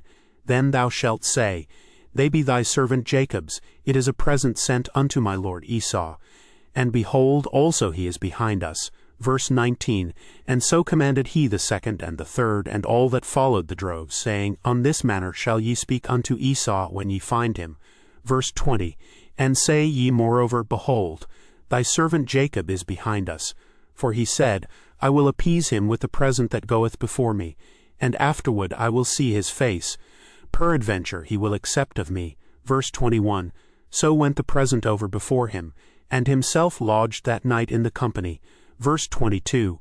And he rose up that night, and took his 2 wives, and his 2 women servants, and his 11 sons, and passed over the ford Jabbok. Verse 23. And he took them, and sent them over the brook, and sent over that he had. Verse 24. And Jacob was left alone. And there wrestled a man with him until the breaking of the day. Verse 25. And when he saw that he prevailed not against him, he touched the hollow of his thigh, and the hollow of Jacob's thigh was out of joint as he wrestled with him. Verse 26. And he said, Let me go, for the day breaketh. And he said, I will not let thee go, except thou bless me. Verse 27. And he said unto him, What is thy name? And he said, Jacob. Verse 28. And he said, Thy name shall be called no more Jacob, but Israel. For as a prince hast thou power with God and with men, and hast prevailed. Verse 29. And Jacob asked him, and said, Tell me, I pray thee, thy name. And he said, Wherefore is it that thou dost ask after my name? And he blessed him there. Verse 30. And Jacob called the name of the place Peniel, for I have seen God face to face, and my life is preserved. Verse 31. And as he passed over Peniel, the sun rose upon him, and he halted upon his thigh. Verse 32. Therefore the children of Israel eat not of the sinew which shrank, which is upon the hollow of the thigh unto this day, because he touched the hollow of Jacob's thigh in the sinew that shrank. Chapter 33. Verse 1. And Jacob lifted up his eyes and looked, and behold, Esau came, and with him 400 men. And he divided the children unto Leah, and unto Rachel, and unto the 2 handmaids. Verse 2. And he put the handmaids and their children foremost, and Leah and her children after, and Rachel and Joseph hindermost. Verse 3. And he passed over before them, and bowed himself to the ground 7 times, until he came near to his brother. Verse 4. And Esau ran to meet him, and embraced him, and fell on his neck, and kissed him, and they wept. Verse 5. And he lifted up his eyes, and saw the women and the children, and said, Who are those with thee? And he said, The children which God hath graciously given thy servant. Verse 6. Then the handmaidens came near, they and their children, and they bowed themselves. Verse 7. And Leah also with her children came near, and bowed themselves. And after came Joseph near, and Rachel, and they bowed themselves. Verse 8. And he said, What meanest thou by all this drove which I met? And he said, These are to find grace in the sight of my Lord. Verse 9. And Esau said, I have enough, my brother. Keep that thou hast unto thyself. Verse 10. And Jacob said, Nay, I pray thee, if now I have found grace in thy sight, then receive my present at my hand. For therefore I have seen thy face, as though I had seen the face of God, and thou wast pleased with me. Verse 11. Take, I pray thee, my blessing that is brought to thee. Book of God hath dealt graciously with me, and because I have enough. And he urged him, and he took it. Verse 12. And he said, Let us take our journey, and let us go, and I will go before thee. Verse 13. And he said unto him, My Lord knoweth that the children are tender, and the flocks and herds with young are with me. And if men should overdrive them one day, all the flock will die. Verse 14. Let my Lord, I pray thee, pass over before his servant. And I will lead on softly, according as the cattle that goeth before me and the children be able to endure, until I come unto my Lord unto Seir. Verse 15. And Esau said, Let me now leave with thee some of the folk that are with me. And he said, What need doth it? Let me find grace in the sight of my Lord. Verse 16. So Esau returned that day on his way unto Seir. Verse 17. And Jacob journeyed to Succoth, and built him an house, and made booths for his cattle. Therefore the name of the place is called Succoth. Verse 18. And Jacob came to Shalem, a city of Shechem, which is in the land of Canaan, when he came from Paddan Aram, and pitched his tent before the city. Verse 19. And he bought a parcel of a field where he had spread his tent, at the hand of the children of Hamor, Shechem's father, for 100 pieces of money. Verse 20. And he erected there an altar, and called it El Elohe Israel. Chapter 34. Verse 1. And Dinah, the daughter of Leah, which she bare unto Jacob, went out to see the daughters of the land. Verse 2.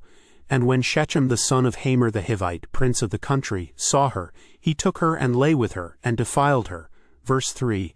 And his soul clave unto Dinah the daughter of Jacob, and he loved the damsel, and spake kindly unto the damsel. Verse 4. And Shechem spake unto his father Hamor, saying, Get me this damsel to wife. Verse 5. And Jacob heard that he had defiled Dinah his daughter. Now his sons were with his cattle in the field. And Jacob held his peace until they were come. Verse 6, And Hamor the father of Shechem went out unto Jacob to commune with him. Verse 7, And the sons of Jacob came out of the field when they heard it. And the men were grieved, and they were very wroth, because he had wrought folly in Israel in lying with Jacob's daughter, which thing ought not to be done. Verse 8, And Hamor communed with them, saying, The soul of my son Shechem longeth for your daughter. I pray you give her him to wife. Verse 9, And make ye marriages with us, and give your daughters unto us, and take our daughters unto you. Verse 10, And ye shall dwell with us, and the land shall be before you. Dwell and trade ye therein, and get you possessions therein. Verse 11, And Shechem said unto her father and unto her brethren, Let me find grace in your eyes, and what ye shall say unto me I will give. Verse 12, Ask me never so much dowry and gift, and I will give according as ye shall say unto me, but give me the damsel to wife. Verse 13, And the sons of Jacob answered Shechem and Hamor his father deceitfully, and said, Because he had defiled Dinah their sister. Verse 14, And they said unto them, We cannot do this thing, to give our sister to one that is uncircumcised, for that were a reproach unto us. Verse 15, But in this will we consent unto you, if ye will be as we be, that every male of you be circumcised. Verse 16, Then will we give our daughters unto you, and we will take your daughters to us, and we will dwell with you, and we will become one people. Verse 17, But if ye will not hearken unto us to be circumcised, then will we take our daughter, and we will be gone. Verse 18, And their words pleased Hamor and Shechem Hamor's son. Verse 19, And the young man deferred not to do the thing, because he had delight in Jacob's daughter. And he was more honorable than all the house of his father. Verse 20, And Hamor and Shechem his son came unto the gate of their city, and communed with the men of their city, saying, Verse 21, These men are peaceable with us, therefore let them dwell in the land and trade therein. For the land, behold, it is large enough for them. Let us take their daughters to us for wives, and let us give them our daughters. Verse 22, Only herein will the men consent unto us for to dwell with us, to be one people, if every male among us be circumcised, as they are circumcised. Verse 23, Shall not their cattle and their substance and every beast of theirs be ours? Only let us consent unto them, and they will dwell with us. Verse 24, And unto Hamor and unto Shechem his son hearkened all that went out of the gate of his city, and every male was circumcised, all that went out of the gate of his city.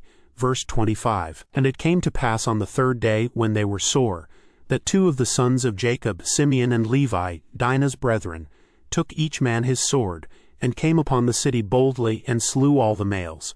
Verse 26, And they slew Hamor and Shechem his son with the edge of the sword, and took Dinah out of Shechem's house, and went out. Verse 27, The sons of Jacob came upon the slain, and spoiled the city, because they had defiled their sister. Verse 28, They took their sheep and their oxen and their asses, and that which was in the city, and that which was in the field. Verse 29, And all their wealth, and all their little ones, and their wives took they captive, and spoiled even all that was in the house.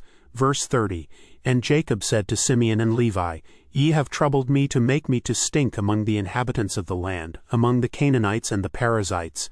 And I being few in number, they shall gather themselves together against me, and slay me, and I shall be destroyed, I and my house. Verse 31, And they said, Should he deal with our sister as with an harlot? Chapter 35. Verse 1, And God said unto Jacob, Arise, go up to Bethel, and dwell there, and make there an altar unto God, that appeared unto thee when thou fleddest from the face of Esau thy brother. Verse 2, Then Jacob said unto his household, and to all that were with him, Put away the strange gods that are among you, and be clean, and change your garments. Verse 3, And let us arise and go up to Bethel, and I will make there an altar unto God, who answered me in the day of my distress, and was with me in the way which I went. Verse 4, And they gave unto Jacob all the strange gods which were in their hand, and all their earrings which were in their ears, and Jacob hid them under the oak which was by Shechem. Verse 5, And they journeyed, and the terror of God was upon the cities that were round about them, and they did not pursue after the sons of Jacob. Verse 6, So Jacob came to Luz, which is in the land of Canaan, that is, Bethel, he and all the people that were with him. Verse 7, And he built there an altar, and called the place El Bethel, because there God appeared unto him, when he fled from the face of his brother. Verse 8, But Deborah Rebekah's nurse died, and she was buried beneath Bethel under an oak, and the name of it was called Allon-Bachuth. Verse 9, And God appeared unto Jacob again, when he came out of Padanaram, and blessed him. Verse 10, And God said unto him, Thy name is Jacob, thy name shall not be called any more Jacob, but Israel shall be thy name. And he called his name Israel. Verse 11, And God said unto him, I am God Almighty. Be fruitful and multiply, a nation and a company of nations shall be of thee, and kings shall come out of thy loins. Verse 12, And the land which I gave Abraham and Isaac, to thee I will give it, and to thy seed after thee will I give the land. Verse 13, And God went up from him in the place where he talked with him. Verse 14, And Jacob set up a pillar in the place where he talked with him, even a pillar of stone. And he poured a drink offering thereon, and he poured oil thereon. Verse 15, And Jacob called the name of the place where God spake with him Bethel. Verse 16, And they journeyed from Bethel, and there was but a little way to come to Ephrath, and Rachel travailed, and she had hard labor. Verse 17, And it came to pass when she was in hard labor, that the midwife said unto her, Fear not, thou shalt have this son also. Verse 18, And it came to pass as her soul was in departing, for she died, that she called his name Benoni, but his father called him Benjamin. Verse 19, And Rachel died, and was buried in the way to Ephrath, which is Bethlehem. Verse 20, And Jacob set a pillar upon her grave. That is the pillar of Rachel's grave unto this day. Verse 21, And Israel journeyed and spread his tent beyond the tower of Edar. Verse 22, And it came to pass when Israel dwelt in that land that Reuben went and lay with Bilhah his father's concubine, and Israel heard it. Now the sons of Jacob were 12. Verse 23, The sons of Leah, Reuben, Jacob's firstborn, and Simeon, and Levi, and Judah, and Issachar, and Zebulun. Verse 24, The sons of Rachel, Joseph, and Benjamin. Verse 25, And the sons of Bilhah, Rachel's handmaid, Dan and Naphtali. Verse 26, And the sons of Zilpah, Leah's handmaid, Gad and Asher. These are the sons of Jacob which were born to him in Padanaram. Verse 27, And Jacob came unto Isaac his father unto Mamre, unto the city of Arba, which is Hebron, where Abraham and Isaac sojourned. Verse 28, And the days of Isaac were 180 years. Verse 29, And Isaac gave up the ghost, and died, and was gathered unto his people, being old and full of days, and his sons Esau and Jacob buried him. Chapter 36. Verse 1, Now these are the generations of Esau, who is Edom. Verse 2, Esau took his wives of the daughters of Canaan, Adah, the daughter of Elon the Hittite, and Aholibamah, the daughter of Anna, the daughter of Zibon the Hivite. Verse 3, And Bashemoth Ishmael's daughter, sister of Nebajoth. Verse 4, And Adah bare to Esau Eliphaz, and Bashemoth bare Reuel. Verse 5, And Aholibamah bare Jush, and Jalem, and Korah. These are the sons of Esau which were born unto him in the land of Canaan. Verse 6, And Esau took his wives, and his sons, and his daughters, and all the persons of his house, and his cattle, and all his beasts, and all his substance, which he had got in the land of Canaan, and went into the country from the face of his brother Jacob. Verse 7, For their riches were more than that they might dwell together, and the land wherein they were strangers could not bear them because of their cattle. Verse 8, Thus dwelt Esau in Mount Seir. Esau is Edom. Verse 9, And these are the generations of Esau the father of the Edomites in Mount Seir. Verse 10, These are the names of Esau's sons, Eliphaz the son of Adah, the wife of Esau, Reuel the son of Bashemoth, the wife of Esau. Verse 11, And the sons of Eliphaz were Teman, Omar, Zepho, and Gatam, and Kenaz. Verse 12, And Timnah was concubine to Eliphaz Esau's son, and she bare to Eliphaz Amalek. These were the sons of Adah Esau's wife. Verse 13, And these are the sons of Reuel, Nahath, and Zerah, Shammah, and Mizah. These were the sons of Bashemoth Esau's wife. Verse 14, And these were the sons of Aholibamah, the daughter of Anna, the daughter of Zibon, Esau's wife. And she bare to Esau Jush, and Jalem, and Korah. Verse 15, These were dukes of the sons of Esau. The sons of Eliphaz, the firstborn son of Esau, Duke Teman, Duke Omar, Duke Zepho, Duke Kenaz. Verse 16, Duke Korah, Duke Gatam, and Duke Amalek. These are the dukes that came of Eliphaz in the land of Edom. These were the sons of Adah. Verse 17. And these are the sons of Reuel Esau's son, Duke Nahath, Duke Zerah, Duke Shammah, Duke Mizah. These are the dukes that came of Reuel in the land of Edom. These are the sons of Bashemoth Esau's wife. Verse 18. And these are the sons of Aholibamah Esau's wife, Duke Jush, Duke Jalam, Duke Korah. These were the dukes that came of Aholibamah, the daughter of Anah, Esau's wife. Verse 19. These are the sons of Esau, who is Edom, and these are their dukes. Verse 20. These are the sons of Seir the Horite, who inhabited the land, Lotan, and Shobal, and Zibin, and Anah. Verse 21. And Dissan, and Ezer, and Dishon. These are the dukes of the Horites, the children of Seir in the land of Edom. Verse 22. And the children of Lotan were Hori and Hemam, and Lotan's sister was Timnah. Verse 23.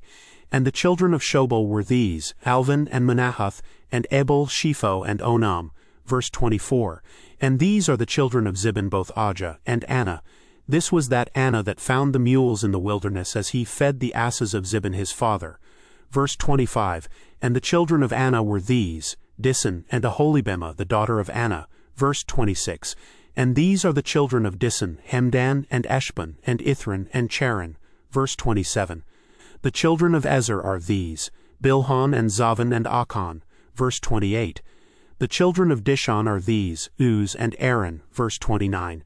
These are the dukes that came of the Horites, Duke Lotan, Duke Shobal, Duke Zibin, Duke Anah. Verse 30. Duke Dissan, Duke Ezer, Duke Dishon.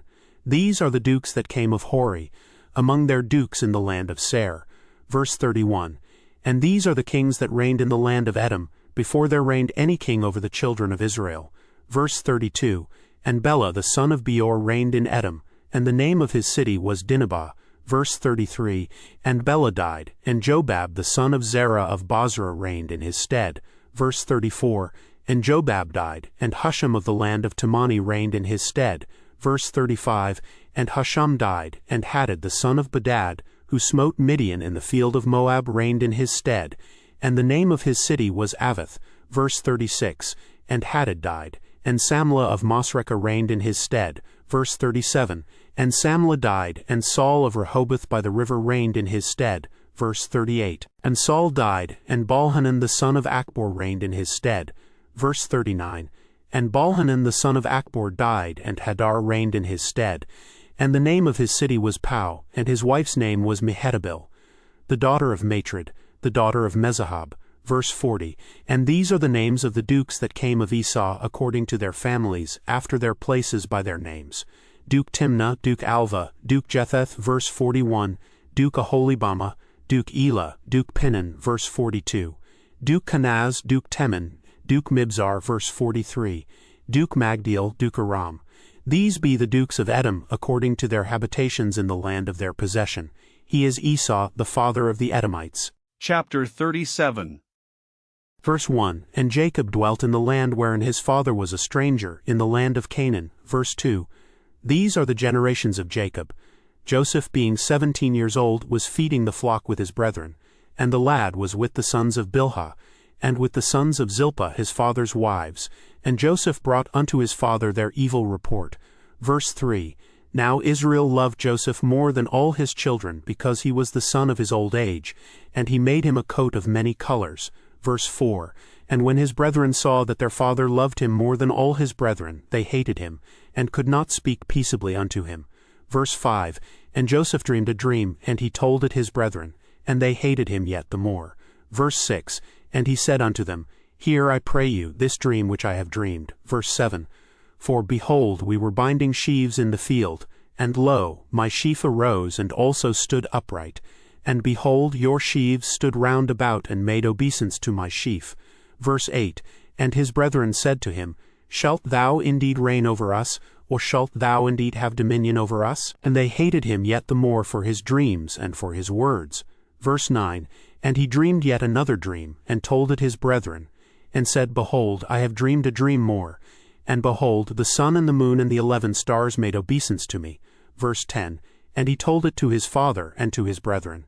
And his father rebuked him, and said unto him, What is this dream that thou hast dreamed? Shall I and thy mother and thy brethren indeed come to bow down ourselves to thee to the earth? Verse 11, and his brethren envied him, but his father observed the saying. Verse 12, and his brethren went to feed their father's flock in Shechem.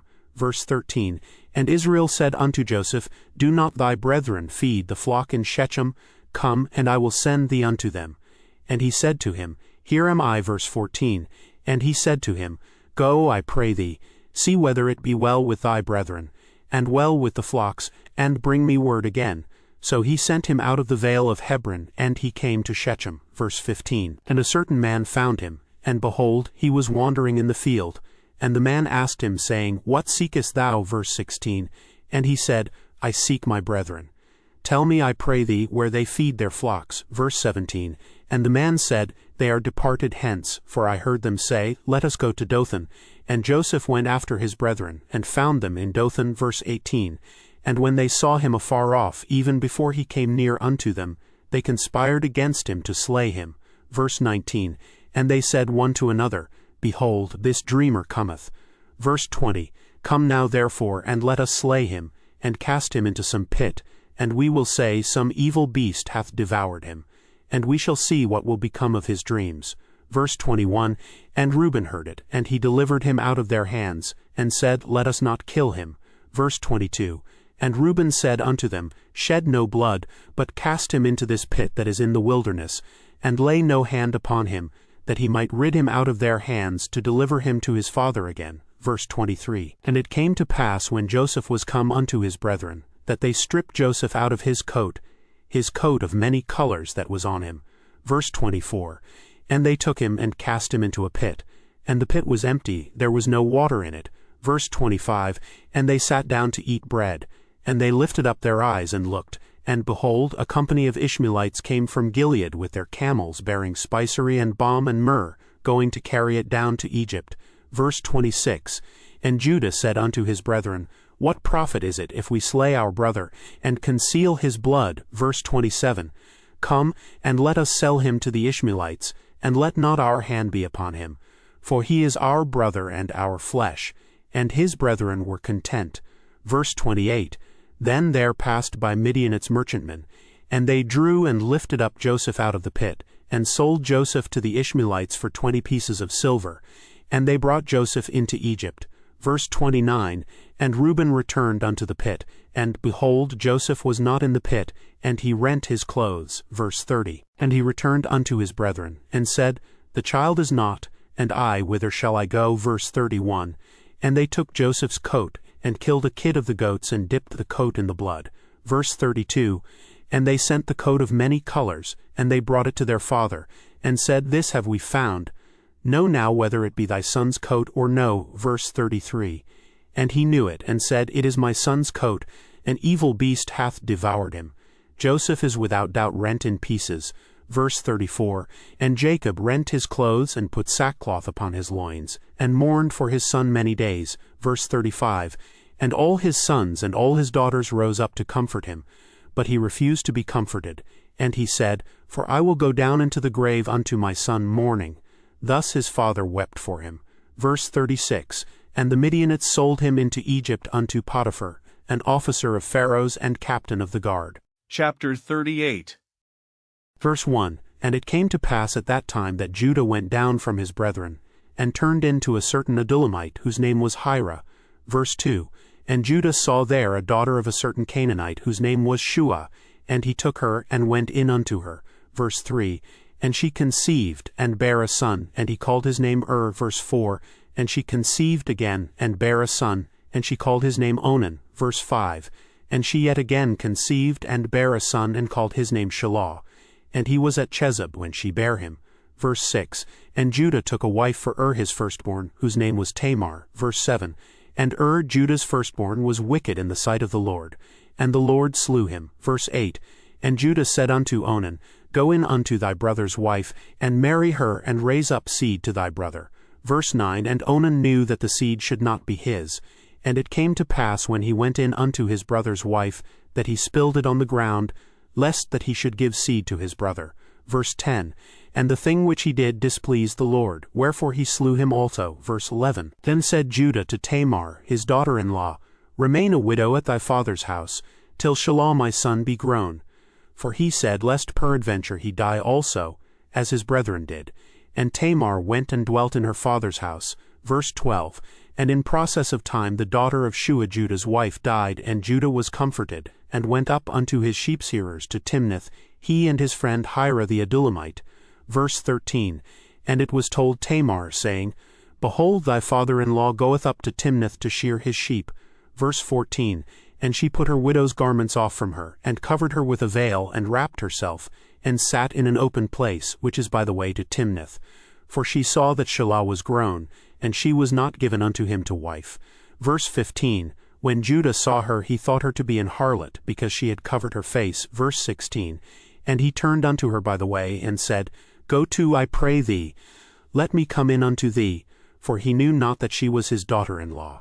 And she said, What wilt thou give me, that thou mayest come in unto me? Verse 17. And he said, I will send thee a kid from the flock. And she said, Wilt thou give me a pledge, till thou send it? Verse 18. And he said, What pledge shall I give thee? And she said, Thy signet, and thy bracelets, and thy staff that is in thine hand. And he gave it her, and came in unto her. And she conceived by him. Verse 19. And she arose, and went away, and laid by her veil from her, and put on the garments of her widowhood. Verse 20. And Judah sent the kid by the hand of his friend the Adullamite to receive his pledge from the woman's hand. But he found her not. Verse 21. Then he asked the men of that place, saying, Where is the harlot that was openly by the wayside? And they said, There was no harlot in this place. Verse 22. And he returned to Judah, and said, I cannot find her. And also the men of the place said that there was no harlot in this place. Verse 23. And Judah said, Let her take it to her, lest we be shamed. Behold, I sent this kid, and thou hast not found her. Verse 24. And it came to pass about 3 months after, that it was told Judah, saying, Tamar thy daughter-in-law hath played the harlot. And also, behold, she is with child by whoredom. And Judah said, Bring her forth, and let her be burnt. Verse 25. When she was brought forth, she sent to her father-in-law, saying, By the man whose these are am I with child. And she said, Discern, I pray thee, whose are these the signet, and bracelets, and staff? Verse 26. And Judah acknowledged them, and said, She hath been more righteous than I, because that I gave her not to Shelah my son. And he knew her again no more. Verse 27. And it came to pass in the time of her travail, that, behold, twins were in her womb. Verse 28. And it came to pass when she travailed, that the one put out his hand. And the midwife took and bound upon his hand a scarlet thread, saying, This came out first. Verse 29. And it came to pass, as he drew back his hand, that, behold, his brother came out. And she said, How hast thou broken forth? This breach be upon thee. Therefore his name was called Phares. Verse 30. And afterward came out his brother, that had the scarlet thread upon his hand, and his name was called Zara. Chapter 39. Verse 1. And Joseph was brought down to Egypt, and Potiphar, an officer of Pharaoh, captain of the guard, an Egyptian, bought him of the hands of the Ishmaelites, which had brought him down thither. Verse 2. And the Lord was with Joseph, and he was a prosperous man, and he was in the house of his master the Egyptian. Verse 3. And his master saw that the Lord was with him, and that the Lord made all that he did to prosper in his hand. Verse 4. And Joseph found grace in his sight, and he served him, and he made him overseer over his house, and all that he had he put into his hand. Verse 5. And it came to pass from the time that he had made him overseer in his house, and over all that he had, that the Lord blessed the Egyptian's house for Joseph's sake. And the blessing of the Lord was upon all that he had in the house, and in the field. Verse 6. And he left all that he had in Joseph's hand, and he knew not aught he had, save the bread which he did eat. And Joseph was a goodly person, and well favored. Verse 7. And it came to pass after these things, that his master's wife cast her eyes upon Joseph, and she said, Lie with me. Verse 8. But he refused, and said unto his master's wife, Behold, my master wotteth not what is with me in the house, and he hath committed all that he hath to my hand. Verse 9. There is none greater in this house than I, neither hath he kept back anything from me but thee, because thou art his wife. How then can I do this great wickedness and sin against God? Verse 10. And it came to pass, as she spake to Joseph day by day, that he hearkened not unto her to lie by her, or to be with her. Verse 11. And it came to pass about this time that Joseph went into the house to do his business, and there was none of the men of the house there within. Verse 12. And she caught him by his garment, saying, Lie with me. And he left his garment in her hand, and fled, and got him out. Verse 13. And it came to pass, when she saw that he had left his garment in her hand, and was fled forth, verse 14, that she called unto the men of her house, and spake unto them, saying, See, he hath brought in an Hebrew unto us to mock us. He came in unto me to lie with me. And I cried with a loud voice, verse 15. And it came to pass, when he heard that I lifted up my voice and cried, that he left his garment with me, and fled, and got him out. Verse 16. And she laid up his garment by her, until his Lord came home. Verse 17. And she spake unto him according to these words, saying, The Hebrew servant which thou hast brought unto us came in unto me to mock me. Verse 18. And it came to pass, as I lifted up my voice and cried, that he left his garment with me and fled out. Verse 19. And it came to pass, when his master heard the words of his wife, which she spake unto him, saying, After this manner did thy servant to me, that his wrath was kindled. Verse 20. And Joseph's master took him, and put him into the prison, a place where the king's prisoners were bound. And he was there in the prison. Verse 21. But the Lord was with Joseph, and showed him mercy, and gave him favor in the sight of the keeper of the prison. Verse 22. And the keeper of the prison committed to Joseph's hand all the prisoners that were in the prison, and whatsoever they did there, he was the doer of it. Verse 23. The keeper of the prison looked not to anything that was under his hand, because the Lord was with him, and that which he did, the Lord made it to prosper. Chapter 40. Verse 1. And it came to pass after these things, that the butler of the king of Egypt and his baker had offended their lord the king of Egypt. Verse 2. And Pharaoh was wroth against 2 of his officers, against the chief of the butlers, and against the chief of the bakers. Verse 3. And he put them in ward in the house of the captain of the guard, into the prison, the place where Joseph was bound. Verse 4. And the captain of the guard charged Joseph with them, and he served them. And they continued a season in ward. Verse 5. And they dreamed a dream both of them, each man his dream in one night, each man according to the interpretation of his dream, the butler and the baker of the king of Egypt, which were bound in the prison. Verse 6. And Joseph came in unto them in the morning, and looked upon them, and, behold, they were sad. Verse 7. And he asked Pharaoh's officers that were with him in the ward of his lord's house, saying, Wherefore look ye so sadly today? Verse 8. And they said unto him, We have dreamed a dream, and there is no interpreter of it.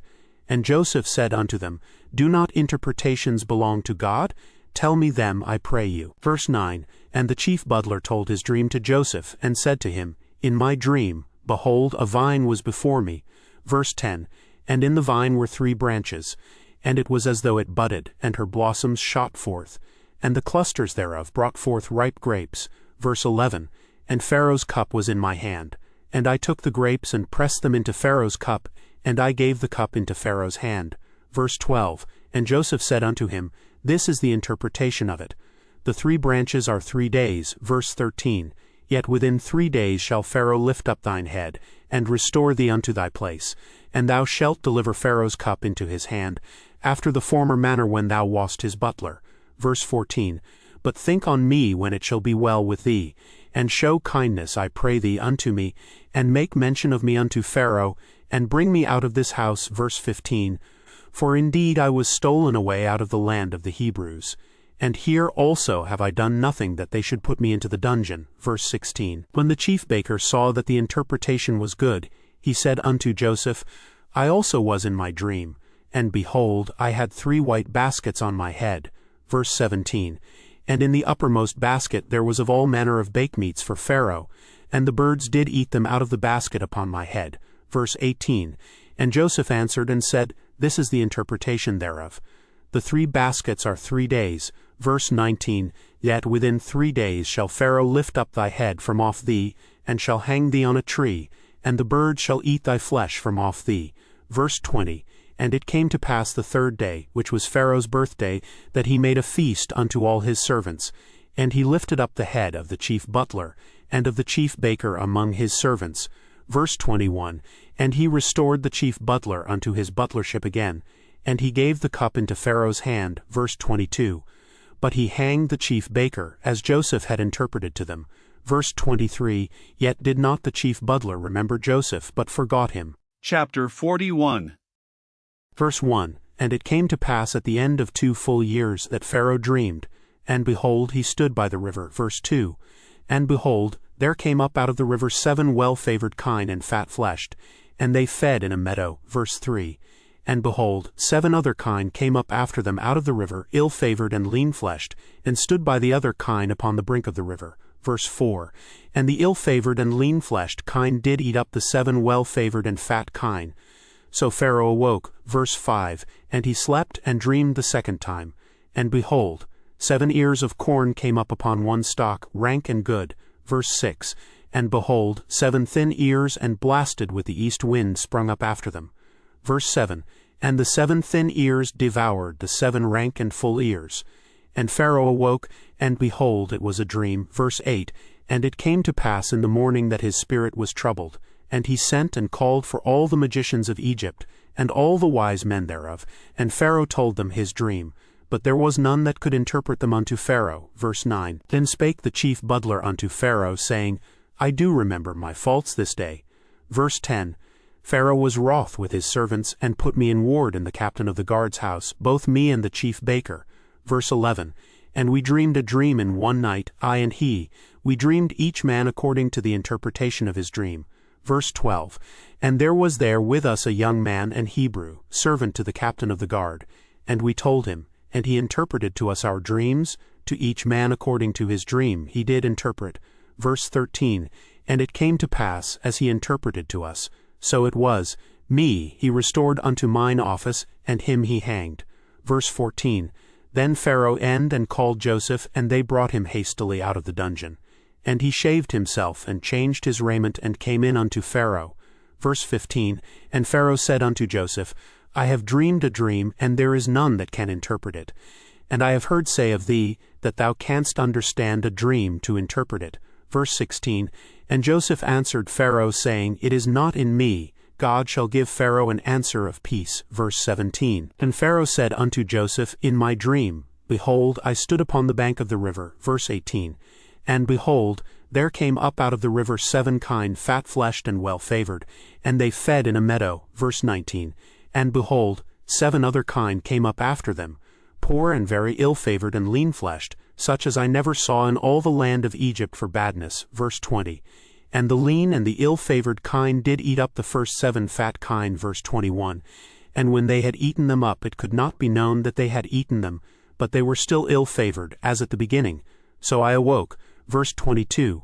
And I saw in my dream, and behold, 7 ears came up in one stalk, full and good. Verse 23. And behold, 7 ears, withered, thin, and blasted with the east wind, sprung up after them. Verse 24. And the thin ears devoured the 7 good ears. And I told this unto the magicians, but there was none that could declare it to me. Verse 25. And Joseph said unto Pharaoh, The dream of Pharaoh is one. God hath showed Pharaoh what he is about to do. Verse 26. The 7 good kine are 7 years, and the 7 good ears are 7 years. The dream is one. Verse 27. And the 7 thin and ill-favored kine that came up after them are 7 years. And the 7 empty ears blasted with the east wind shall be 7 years of famine. Verse 28. This is the thing which I have spoken unto Pharaoh.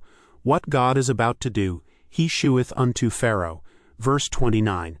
Behold, there come 7 years of great plenty throughout all the land of Egypt. Verse 30. And there shall arise after them 7 years of famine, and all the plenty shall be forgotten in the land of Egypt, and the famine shall consume the land. Verse 31. And the plenty shall not be known in the land by reason of that famine following, for it shall be very grievous. Verse 32. And for that the dream was doubled unto Pharaoh twice. It is because the thing is established by God, and God will shortly bring it to pass. Verse 33. Now therefore let Pharaoh look out a man discreet and wise, and set him over the land of Egypt. Verse 34. Let Pharaoh do this, and let him appoint officers over the land, and take up the 5th part of the land of Egypt in the 7 plenteous years. Verse 35. And let them gather all the food of those good years that come, and lay up corn under the hand of Pharaoh, and let them keep food in the cities. Verse 36. And that food shall be for store to the land against the 7 years of famine, which shall be in the land of Egypt, that the land perish not through the famine. Verse 37. and the thing was good in the eyes of Pharaoh, and in the eyes of all his servants. Verse 38. And Pharaoh said unto his servants, Can we find such a one as this is, a man in whom the Spirit of God is? Verse 39. And Pharaoh said unto Joseph, Forasmuch as God hath showed thee all this, there is none so discreet and wise as thou art. Verse 40. Thou shalt be over my house, and according unto thy word shall all my people be ruled. Only in the throne will I be greater than thou. Verse 41. And Pharaoh said unto Joseph, See, I have set thee over all the land of Egypt. Verse 42. And Pharaoh took off his ring from his hand, and put it upon Joseph's hand, and arrayed him in vestures of fine linen, and put a gold chain about his neck. Verse 43. And he made him to ride in the second chariot which he had, and they cried before him, Bow the knee. And he made him ruler over all the land of Egypt. Verse 44. And Pharaoh said unto Joseph, I am Pharaoh, and without thee shall no man lift up his hand or foot in all the land of Egypt. Verse 45. And Pharaoh called Joseph's name Zaphnath-Paaneah, and he gave him to wife Asenath, the daughter of Potiphar a priest of On. And Joseph went out over all the land of Egypt. Verse 46. And Joseph was 30 years old when he stood before Pharaoh king of Egypt. And Joseph went out from the presence of Pharaoh, and went throughout all the land of Egypt. Verse 47.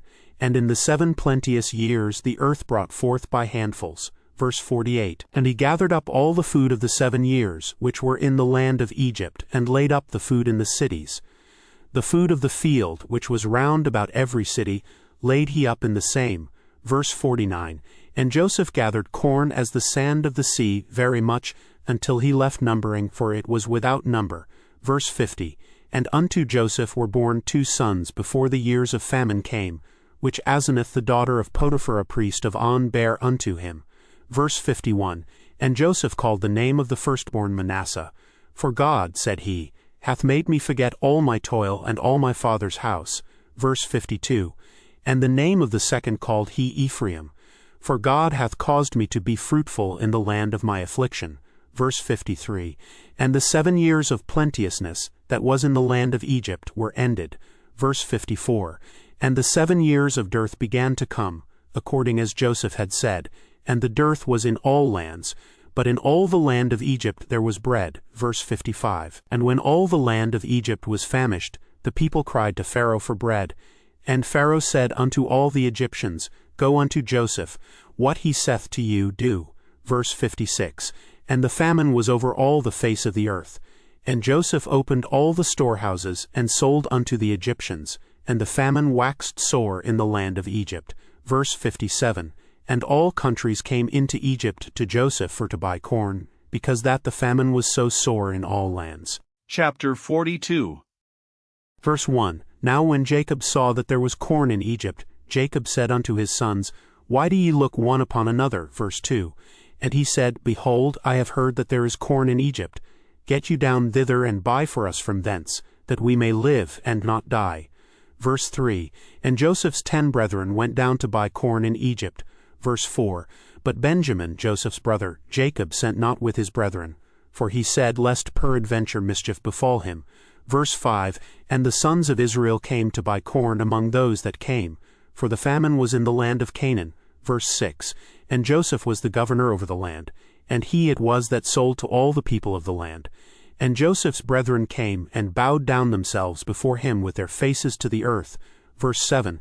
And Joseph saw his brethren, and he knew them, but made himself strange unto them, and spake roughly unto them. And he said unto them, Whence come ye? And they said, From the land of Canaan to buy food. Verse 8. And Joseph knew his brethren, but they knew not him. Verse 9. And Joseph remembered the dreams which he dreamed of them, and said unto them, Ye are spies, to see the nakedness of the land ye are come. Verse 10. And they said unto him, Nay, my lord, but to buy food are thy servants come. Verse 11. We are all one man's sons, we are true men. Thy servants are no spies. Verse 12. And he said unto them, Nay, but to see the nakedness of the land ye are come. Verse 13. And they said, Thy servants are 12 brethren, the sons of one man in the land of Canaan, and behold, the youngest is this day with our father, and one is not. Verse 14. And Joseph said unto them, That is it that I spake unto you, saying, Ye are spies. Verse 15. Hereby ye shall be proved. By the life of Pharaoh ye shall not go forth hence, except your youngest brother come hither. Verse 16. Send one of you, and let him fetch your brother, and ye shall be kept in prison, that your words may be proved, whether there be any truth in you, or else by the life of Pharaoh surely ye are spies. Verse 17. And he put them all together into ward 3 days. Verse 18. And Joseph said unto them the third day, This do, and live, for I fear God. Verse 19. If ye be true men, let one of your brethren be bound in the house of your prison. Go ye, carry corn for the famine of your houses. Verse 20. But bring your youngest brother unto me, so shall your words be verified, and ye shall not die. And they did so. Verse 21. And they said one to another, We are verily guilty concerning our brother, in that we saw the anguish of his soul when he besought us, and we would not hear, therefore as this distress come upon us. Verse 22. And Reuben answered them, saying, Spake I not unto you, saying, Do not sin against the child? And ye would not hear, therefore, behold, also his blood is required. Verse 23. And they knew not that Joseph understood them, for he spake unto them by an interpreter. Verse 24. And he turned himself about from them, and wept, and returned to them again, and communed with them, and took from them Simeon, and bound him before their eyes. Verse 25. Then Joseph commanded to fill their sacks with corn, and to restore every man's money into his sack, and to give them provision for the way. And thus did he unto them. Verse 26. And they laded their asses with the corn, and departed thence. Verse 27. And as one of them opened his sack to give his ass provender in the inn, he espied his money, for behold, it was in his sack's mouth. Verse 28. And he said unto his brethren, My money is restored, and lo, it is even in my sack. And their heart failed them, and they were afraid, saying one to another, What is this that God hath done unto us? Verse 29. And they came unto Jacob their father unto the land of Canaan, and told him all that befell unto them, saying, Verse 30, The man who is the Lord of the land spake roughly to us, and took us for spies of the country. Verse 31. And we said unto him, We are true men, we are no spies. Verse 32. We be 12 brethren, sons of our father. One is not, and the youngest is this day with our father in the land of Canaan. Verse 33. And the man, the Lord of the country, said unto us, Hereby shall I know that ye are true men. Leave one of your brethren here with me, and take food for the famine of your households, and be gone. Verse 34. And bring your youngest brother unto me. Then shall I know that ye are no spies, but that ye are true men. So will I deliver you your brother, and ye shall traffic in the land. Verse 35. And it came to pass as they emptied their sacks, that, behold, every man's bundle of money was in his sack. And when both they and their father saw the bundles of money, they were afraid. Verse 36. And Jacob their father said unto them, Me have ye bereaved of my children. Joseph is not, and Simeon is not, and ye will take Benjamin away. All these things are against me. Verse 37. And Reuben spake unto his father, saying, Slay my 2 sons, if I bring him not to thee. Deliver him into my hand, and I will bring him to thee again. Verse 38. And he said, My son shall not go down with you, for his brother is dead, and he is left alone. If mischief befall him by the way in the which ye go, then shall ye bring down my gray hairs with sorrow to the grave. Chapter 43. Verse 1. And the famine was sore in the land. Verse 2. And it came to pass, when they had eaten up the corn which they had brought out of Egypt, their father said unto them, Go again, buy us a little food. Verse 3.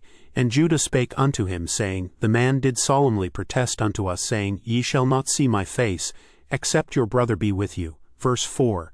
If thou wilt send our brother with us, we will go down and buy thee food. Verse 5.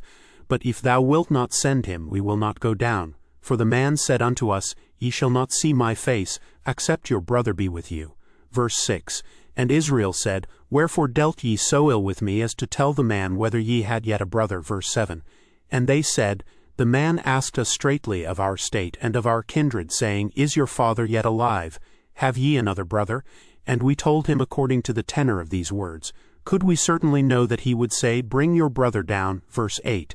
And Judah said unto Israel his father, Send the lad with me, and we will arise and go, that we may live, and not die, both we and thou, and also our little ones. Verse 9. I will be surety for him, of my hand shalt thou require him. If I bring him not unto thee, and set him before thee, then let me bear the blame forever. Verse 10. For except we had lingered, surely now we had returned this second time. Verse 11. And their father Israel said unto them, If it must be so now, do this, take of the best fruits in the land in your vessels, and carry down the man a present, a little balm, and a little honey, spices, and myrrh, nuts and almonds. Verse 12. And take double money in your hand, and the money that was brought again in the mouth of your sacks, carry it again in your hand. Peradventure it was an oversight. Verse 13. Take also your brother, and arise, go again unto the man. Verse 14. And God Almighty give you mercy before the man, that he may send away your other brother, and Benjamin. If I be bereaved of my children, I am bereaved. Verse 15. And the men took that present, and they took double money in their hand and Benjamin, and rose up and went down to Egypt and stood before Joseph. Verse 16. And when Joseph saw Benjamin with them, he said to the ruler of his house, Bring these men home, and slay, and make ready, for these men shall dine with me at noon. Verse 17. And the man did as Joseph bade, and the man brought the men into Joseph's house. Verse 18.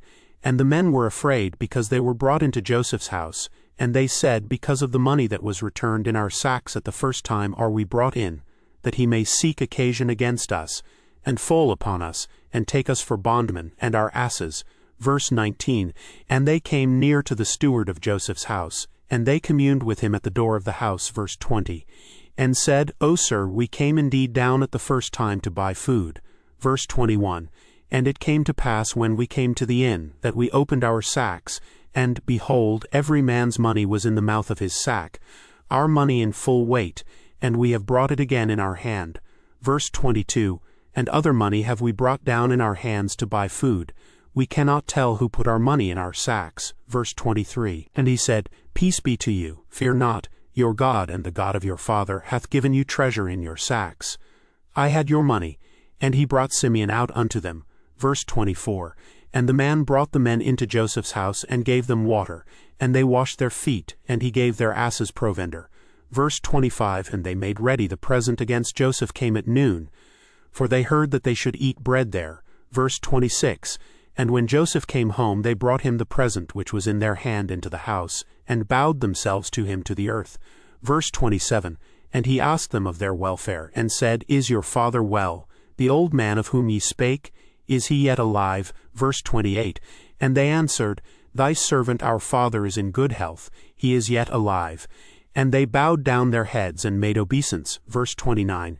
And he lifted up his eyes, and saw his brother Benjamin, his mother's son, and said, Is this your younger brother, of whom ye spake unto me? And he said, God be gracious unto thee, my son. Verse 30.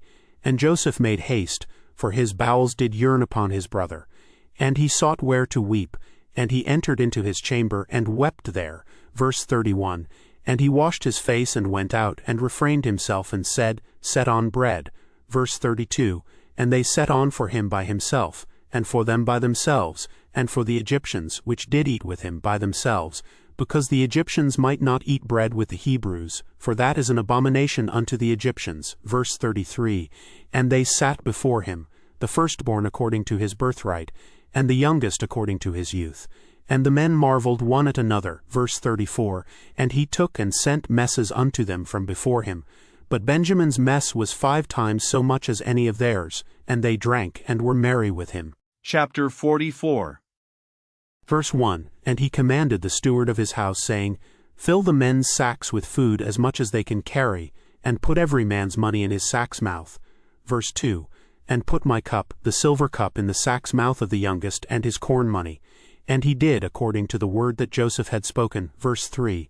As soon as the morning was light, the men were sent away, they and their asses. Verse 4. And when they were gone out of the city, and not yet far off, Joseph said unto his steward, Up, follow after the men, and when thou dost overtake them, say unto them, Wherefore have ye rewarded evil for good? Verse 5. Is not this it in which my Lord drinketh, and whereby indeed he divineth? Ye have done evil in so doing. Verse 6. And he overtook them, and he spake unto them these same words. Verse 7. And they said unto him, Wherefore saith my Lord these words? God forbid that thy servants should do according to this thing. Verse 8. Behold, the money which we found in our sacks' mouths we brought again unto thee out of the land of Canaan. How then should we steal out of thy Lord's house silver or gold? Verse 9. With whomsoever of thy servants it be found, both let him die, and we also will be my Lord's bondmen. Verse 10. And he said, Now also let it be according unto your words. He with whom it is found shall be my servant, and ye shall be blameless. Verse 11. Then they speedily took down every man his sack to the ground, and opened every man his sack. Verse 12. And he searched, and began at the eldest, and left at the youngest. And the cup was found in Benjamin's sack. Verse 13. Then they rent their clothes, and laded every man his ass, and returned to the city. Verse 14. And Judah and his brethren came to Joseph's house, for he was yet there. And they fell before him on the ground. Verse 15. And Joseph said unto them, What deed is this that ye have done? Wot ye not that such a man as I can certainly divine? Verse 16. And Judah said, What shall we say unto my Lord? What shall we speak? Or how shall we clear ourselves? God hath found out the iniquity of thy servants. Behold, we are my Lord's servants, both we, and he also with whom the cup is found. Verse 17. And he said, God forbid that I should do so. But the man in whose hand the cup is found, he shall be my servant. And as for you, get you up in peace unto your father. Verse 18. Then Judah came near unto him, and said, O my Lord, let thy servant, I pray thee, speak a word in my Lord's ears, and let not thine anger burn against thy servant, for thou art even as Pharaoh. Verse 19. My Lord asked his servant, saying, Have ye a father or a brother? Verse 20. And we said unto my Lord, We have a father, an old man, and a child of his old age, a little one. And his brother is dead, and he alone is left of his mother, and his father loveth him. Verse 21. And thou saidest unto thy servants, Bring him down unto me, that I may set mine eyes upon him. Verse 22. And we said unto my Lord, The lad cannot leave his father, for if he should leave his father would die. Verse 23. And thou saidest unto thy servants, Except your youngest brother come down with you, ye shall see my face no more. Verse 24. And it came to pass when we came up unto thy servant my father, we told him the words of my Lord. Verse 25. And our father said, Go again and buy us a little food. Verse 26. And we said, We cannot go down. If our youngest brother be with us, then will we go down. For we may not see the man's face, except our youngest brother be with us. Verse 27. And thy servant my father said unto us, Ye know that my wife bare me 2 sons. Verse 28. And the one went out from me, and I said, Surely he is torn in pieces, and I saw him not since. Verse 29. And if he take this also from me, and mischief befall him, ye shall bring down my gray hairs with sorrow to the grave. Verse 30. Now therefore when I come to thy servant my father, and the lad be not with us, seeing that his life is bound up in the lad's life. Verse 31. It shall come to pass when he seeth that the lad is not with us, that he will die, and thy servants shall bring down the gray hairs of thy servant our father with sorrow to the grave. Verse 32. For thy servant became surety for the lad unto my father, saying, If I bring him not unto thee, then I shall bear the blame to my father forever. Verse 33. Now therefore I pray thee, let thy servant abide instead of the lad, a bondman to my Lord, and let the lad go up with his brethren. Verse 34. For how shall I go up to my father, and the lad be not with me, lest peradventure I see the evil that shall come on my father? Chapter 45. Verse 1. Then Joseph could not refrain himself before all them that stood by him, and he cried, Cause every man to go out from me. And there stood no man with him, while Joseph made himself known unto his brethren. Verse 2. And he wept aloud, and the Egyptians and the house of Pharaoh heard. Verse 3. And Joseph said unto his brethren, I am Joseph, doth my father yet live? And his brethren could not answer him, for they were troubled at his presence. Verse 4. And Joseph said unto his brethren, Come near to me, I pray you. And they came near. And he said, I am Joseph your brother, whom ye sold into Egypt. Verse 5. Now therefore be not grieved, nor angry with yourselves that ye sold me hither, for God did send me before you to preserve life. Verse 6. For these 2 years hath the famine been in the land, and yet there are 5 years, in the which there shall neither be earing nor harvest. Verse 7. And God sent me before you to preserve you a posterity in the earth, and to save your lives by a great deliverance. Verse 8. So now it was not you that sent me hither, but God, and he hath made me a father to Pharaoh, and lord of all his house, and a ruler throughout all the land of Egypt. Verse 9, Haste ye, and go up to my father, and say unto him, Thus saith thy son Joseph, God hath made me lord of all Egypt. Come down unto me, tarry not. Verse 10, And thou shalt dwell in the land of Goshen, and thou shalt be near unto me, thou and thy children, and thy children's children, and thy flocks and thy herds, and all that thou hast. Verse 11, And there will I nourish thee, for yet there are 5 years of famine, lest thou and thy household and all that thou hast come to poverty. Verse 12, And behold, your eyes see, and the eyes of my brother Benjamin, that it is my mouth that speaketh unto you. Verse 13, And ye shall tell my father of all my glory in Egypt, and of all that ye have seen, and ye shall haste and bring down my father hither. Verse 14, And he fell upon his brother Benjamin's neck and wept, and Benjamin wept upon his neck. Verse 15, Moreover he kissed all his brethren, and wept upon them. And after that his brethren talked with him. Verse 16, And the fame thereof was heard in Pharaoh's house, saying, Joseph's brethren are come.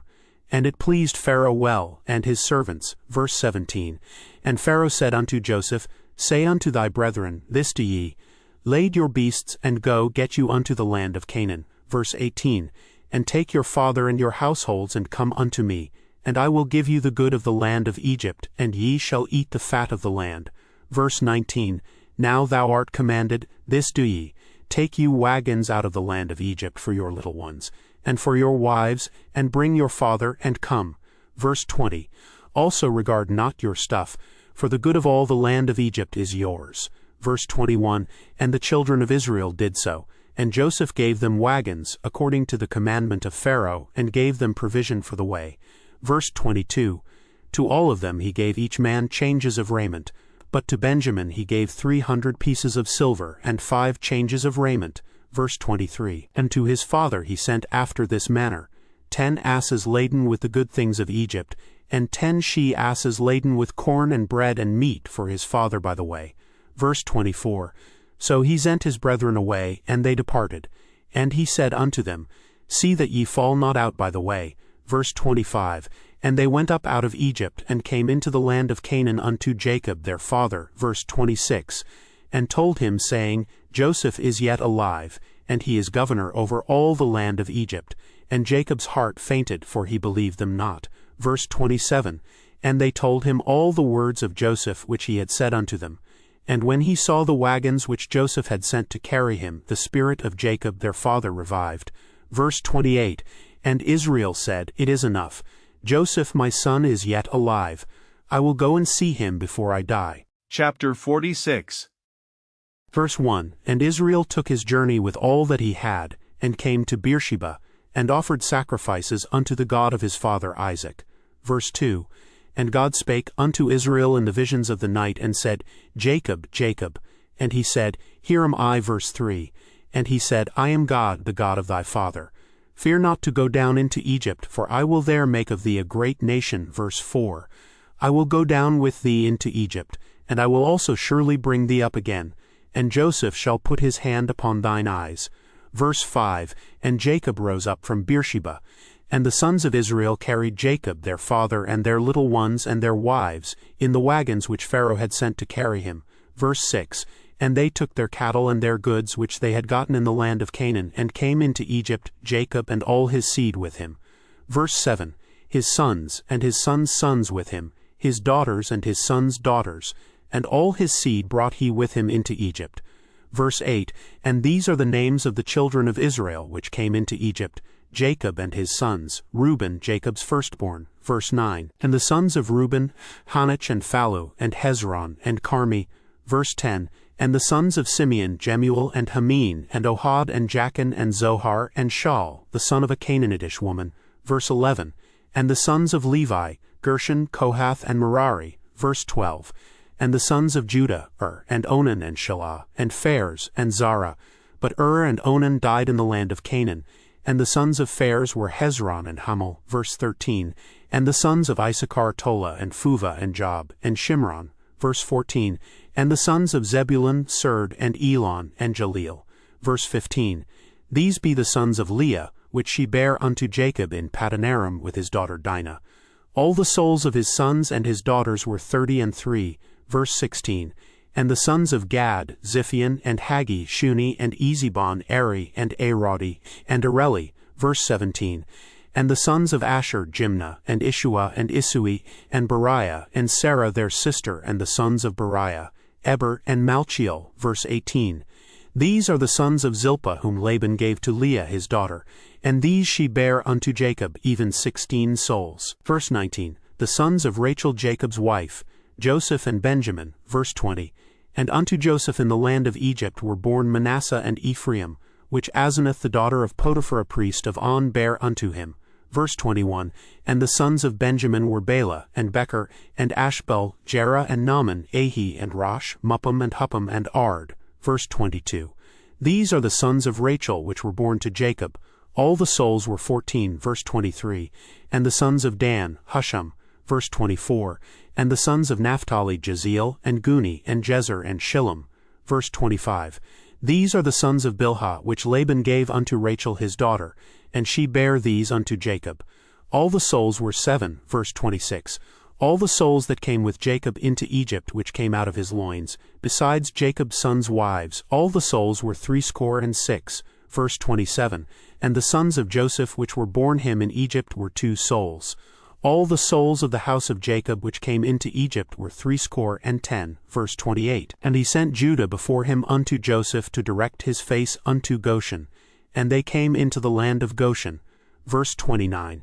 And Joseph made ready his chariot, and went up to meet Israel his father to Goshen, and presented himself unto him.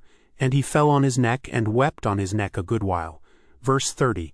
And Israel said unto Joseph, Now let me die, since I have seen thy face, because thou art yet alive. Verse 31. And Joseph said unto his brethren, and unto his father's house, I will go up and show Pharaoh, and say unto him, My brethren, and my father's house, which were in the land of Canaan, are come unto me. Verse 32. And the men are shepherds, for their trade hath been to feed cattle, and they have brought their flocks and their herds and all that they have. Verse 33. And it shall come to pass when Pharaoh shall call you, and shall say, What is your occupation? Verse 34. That ye shall say, Thy servant's trade hath been about cattle from our youth even until now, both we, and also our fathers, that ye may dwell in the land of Goshen, for every shepherd is an abomination unto the Egyptians. Chapter 47. Verse 1. Then Joseph came and told Pharaoh, and said, My father and my brethren, and their flocks, and their herds, and all that they have, are come out of the land of Canaan, and behold, they are in the land of Goshen. Verse 2. And he took some of his brethren, even 5 men, and presented them unto Pharaoh. Verse 3. And Pharaoh said unto his brethren, What is your occupation? And they said unto Pharaoh, Thy servants are shepherds, both we, and also our fathers. Verse 4. They said moreover unto Pharaoh, For to sojourn in the land are we come. For thy servants have no pasture for their flocks, for the famine is sore in the land of Canaan. Now therefore we pray thee, let thy servants dwell in the land of Goshen. Verse 5. And Pharaoh spake unto Joseph, saying, Thy father and thy brethren are come unto thee. Verse 6. The land of Egypt is before thee. In the best of the land make thy father and brethren to dwell. In the land of Goshen let them dwell. And if thou knowest any men of activity among them, then make them rulers over my cattle. Verse 7. And Joseph brought in Jacob his father, and set him before Pharaoh, and Jacob blessed Pharaoh. Verse 8. And Pharaoh said unto Jacob, How old art thou? Verse 9. And Jacob said unto Pharaoh, The days of the years of my pilgrimage are 130 years. Few and evil have the days of the years of my life been, and have not attained unto the days of the years of the life of my fathers in the days of their pilgrimage. Verse 10. And Jacob blessed Pharaoh, and went out from before Pharaoh. Verse 11. And Joseph placed his father and his brethren, and gave them a possession in the land of Egypt, in the best of the land, in the land of Ramesses, as Pharaoh had commanded. Verse 12. And Joseph nourished his father and his brethren, and all his father's household with bread according to their families. Verse 13. And there was no bread in all the land, for the famine was very sore, so that the land of Egypt and all the land of Canaan fainted by reason of the famine. Verse 14.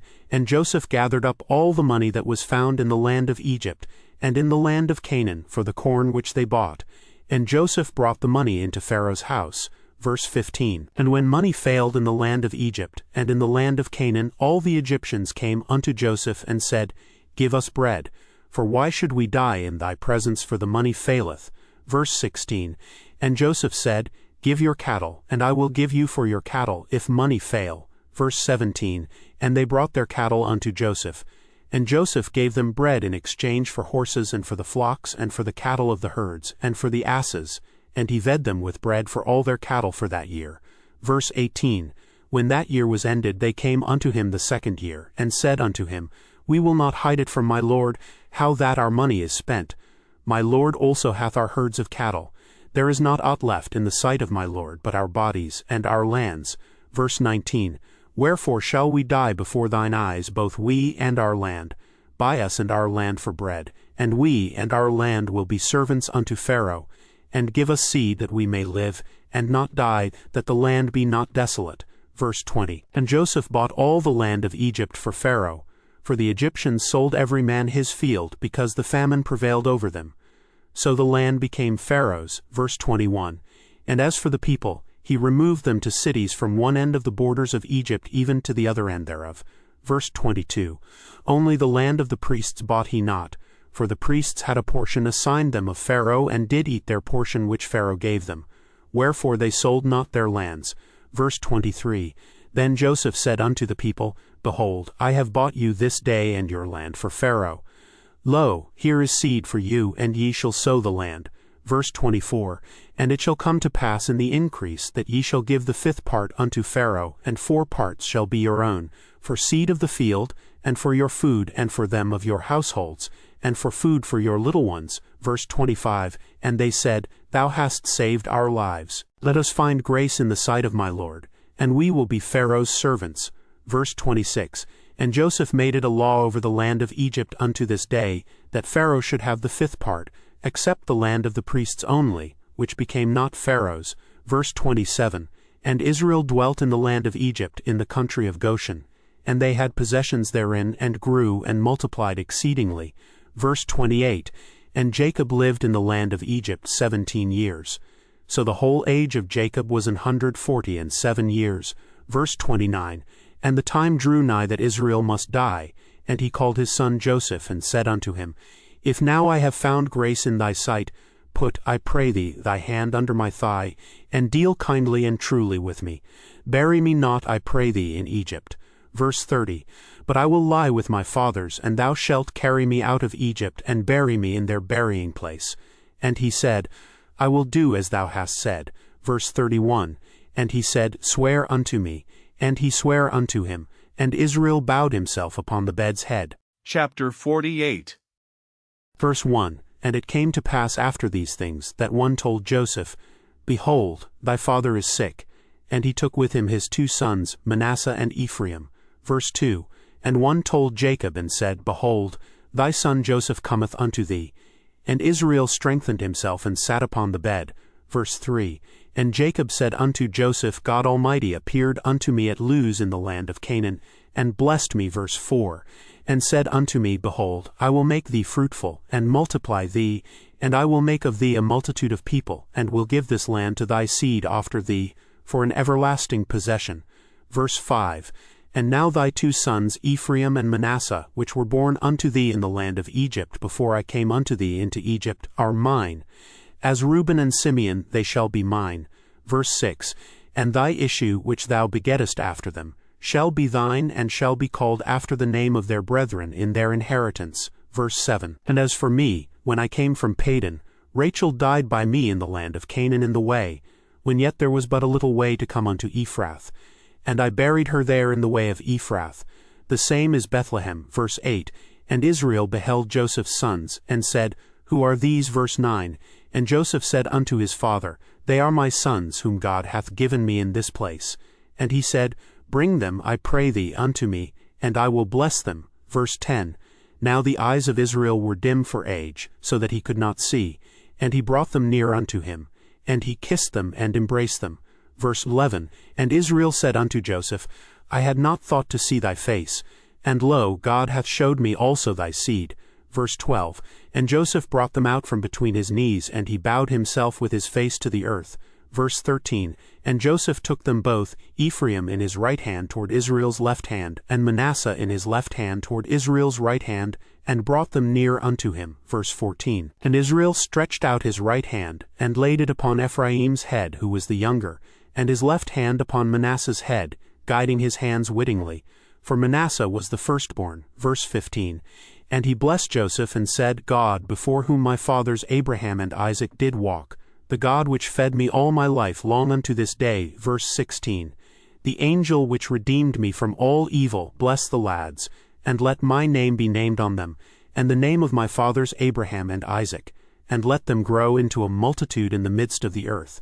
Verse 17, And when Joseph saw that his father laid his right hand upon the head of Ephraim, it displeased him, and he held up his father's hand to remove it from Ephraim's head unto Manasseh's head. Verse 18, And Joseph said unto his father, Not so, my father, for this is the firstborn. Put thy right hand upon his head. Verse 19, And his father refused, and said, I know it, my son, I know it.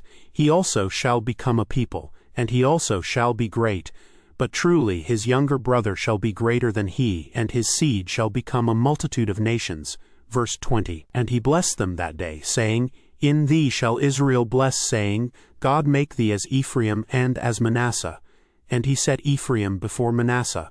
Verse 21, And Israel said unto Joseph, Behold, I die, but God shall be with you, and bring you again unto the land of your fathers. Verse 22, Moreover I have given to thee one portion above thy brethren, which I took out of the hand of the Amorite with my sword and with my bow. Chapter 49. Verse 1, And Jacob called unto his sons, and said, Gather yourselves together, that I may tell you that which shall befall you in the last days. Verse 2, Gather yourselves together, and hear, ye sons of Jacob, and hearken unto Israel your father. Verse 3, Reuben, thou art my firstborn, my might, and the beginning of my strength, the excellency of dignity, and the excellency of power. Verse 4, Unstable as water thou shalt not excel, because thou wentest up to thy father's bed, then defiledst thou it. He went up to my couch. Verse 5, Simeon and Levi are brethren, instruments of cruelty are in their habitations. Verse 6, O my soul, come not thou into their secret, unto their assembly mine honor, be not thou united. For in their anger they slew a man, and in their self will they dig down a wall. Verse 7, Cursed be their anger, for it was fierce, and their wrath, for it was cruel. I will divide them in Jacob, and scatter them in Israel. Verse 8, Judah, thou art he whom thy brethren shall praise. Thy hand shall be in the neck of thine enemies, thy father's children shall bow down before thee. Verse 9, Judah is a lion's whelp. From the prey, my son, thou art gone up. He stooped down, he couched as a lion, and as an old lion, who shall rouse him up? Verse 10, The scepter shall not depart from Judah, nor a lawgiver from between his feet, until Shiloh come, and unto him shall the gathering of the people be. Verse 11, Binding his foal unto the vine, and his ass's colt unto the choice vine, he washed his garments in wine, and his clothes in the blood of grapes. Verse 12, His eyes shall be red with wine, and his teeth white with milk. Verse 13, Zebulun shall dwell at the haven of the sea, and he shall be for an haven of ships, and his border shall be unto Zidon. Verse 14, Issachar is a strong ass couching down between two burdens. Verse 15, And he saw that rest was good, and the land that it was pleasant, and bowed his shoulder to bear, and became a servant unto tribute. Verse 16, Dan shall judge his people as one of the tribes of Israel. Verse 17, Dan shall be a serpent by the way, an adder in the path, that biteth the horse heels, so that his rider shall fall backward. Verse 18, I have waited for thy salvation, O Lord. Verse 19, Gad, a troop shall overcome him, but he shall overcome at the last.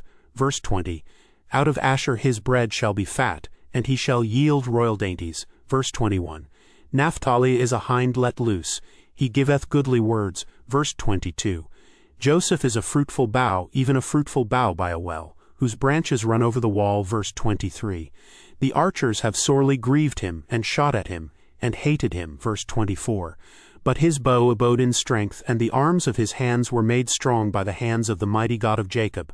From thence is the shepherd, the stone of Israel's smiley face. Verse 25, Even by the God of thy father, who shall help thee, and by the Almighty, who shall bless thee with blessings of heaven above, blessings of the deep that leeth under, blessings of the breasts and of the womb. Verse 26. The blessings of thy father have prevailed above the blessings of my progenitors unto the utmost bound of the everlasting hills. They shall be on the head of Joseph, and on the crown of the head of him that was separate from his brethren. Verse 27. Benjamin shall ravin as a wolf. In the morning he shall devour the prey, and at night he shall divide the spoil. Verse 28. All these are the 12 tribes of Israel, and this is it that their father spake unto them, and blessed them, every one according to his blessing he blessed them. Verse 29.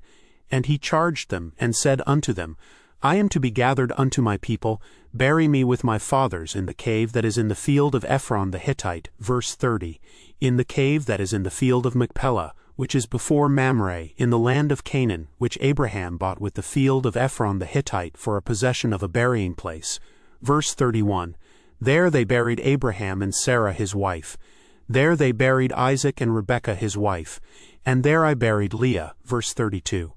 The purchase of the field and of the cave that is therein was from the children of Heth. Verse 33. And when Jacob had made an end of commanding his sons, he gathered up his feet into the bed, and yielded up the ghost, and was gathered unto his people. Chapter 50. Verse 1. And Joseph fell upon his father's face, and wept upon him, and kissed him. Verse 2. And Joseph commanded his servants the physicians to embalm his father, and the physicians embalmed Israel. Verse 3. And 40 days were fulfilled for him, for so are fulfilled the days of those which are embalmed. And the Egyptians mourned for him 60 days. Verse 4. And when the days of his mourning were past, Joseph spake unto the house of Pharaoh, saying, If now I have found grace in your eyes, speak, I pray you, in the ears of Pharaoh, saying, Verse 5. My father made me swear, saying, Lo, I die. In my grave which I have digged for me in the land of Canaan, there shalt thou bury me.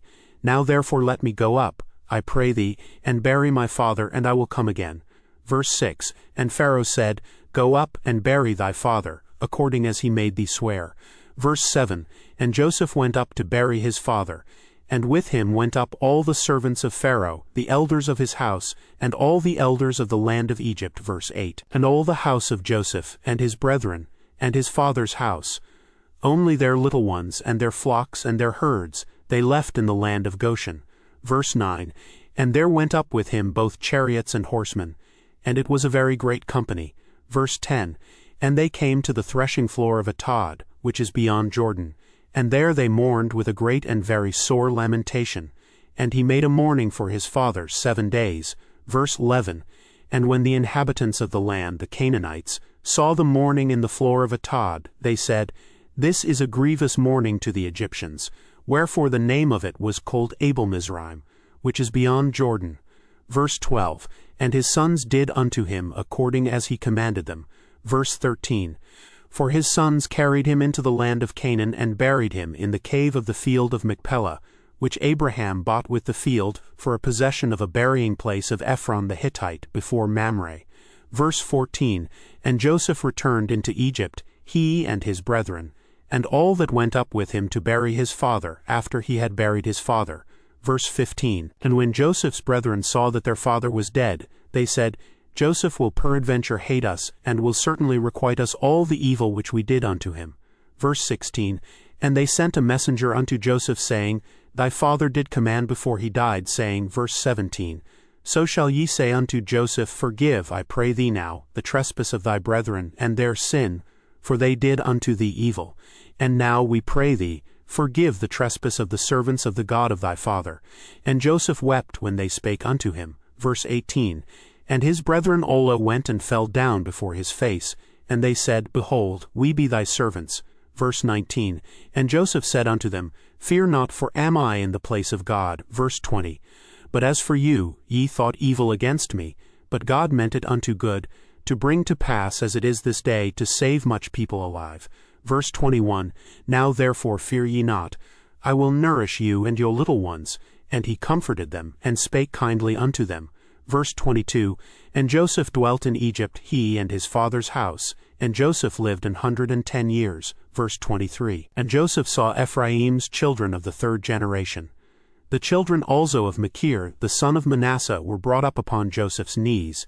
Verse 24. And Joseph said unto his brethren, I die, and God will surely visit you, and bring you out of this land unto the land which he sware to Abraham, to Isaac, and to Jacob. Verse 25, And Joseph took an oath of the children of Israel, saying, God will surely visit you, and ye shall carry up my bones from hence. Verse 26, So Joseph died, being 110 years old, and they embalmed him, and he was put in a coffin in Egypt. End of the book of Genesis. The second book of Moses, called Exodus. Chapter 1. Verse 1, Now these are the names of the children of Israel, which came into Egypt. Every man and his household came with Jacob. Verse 2, Reuben, Simeon, Levi, and Judah. Verse 3, Issachar, Zebulun, and Benjamin. Verse 4, Dan and Naphtali, Gad, and Asher.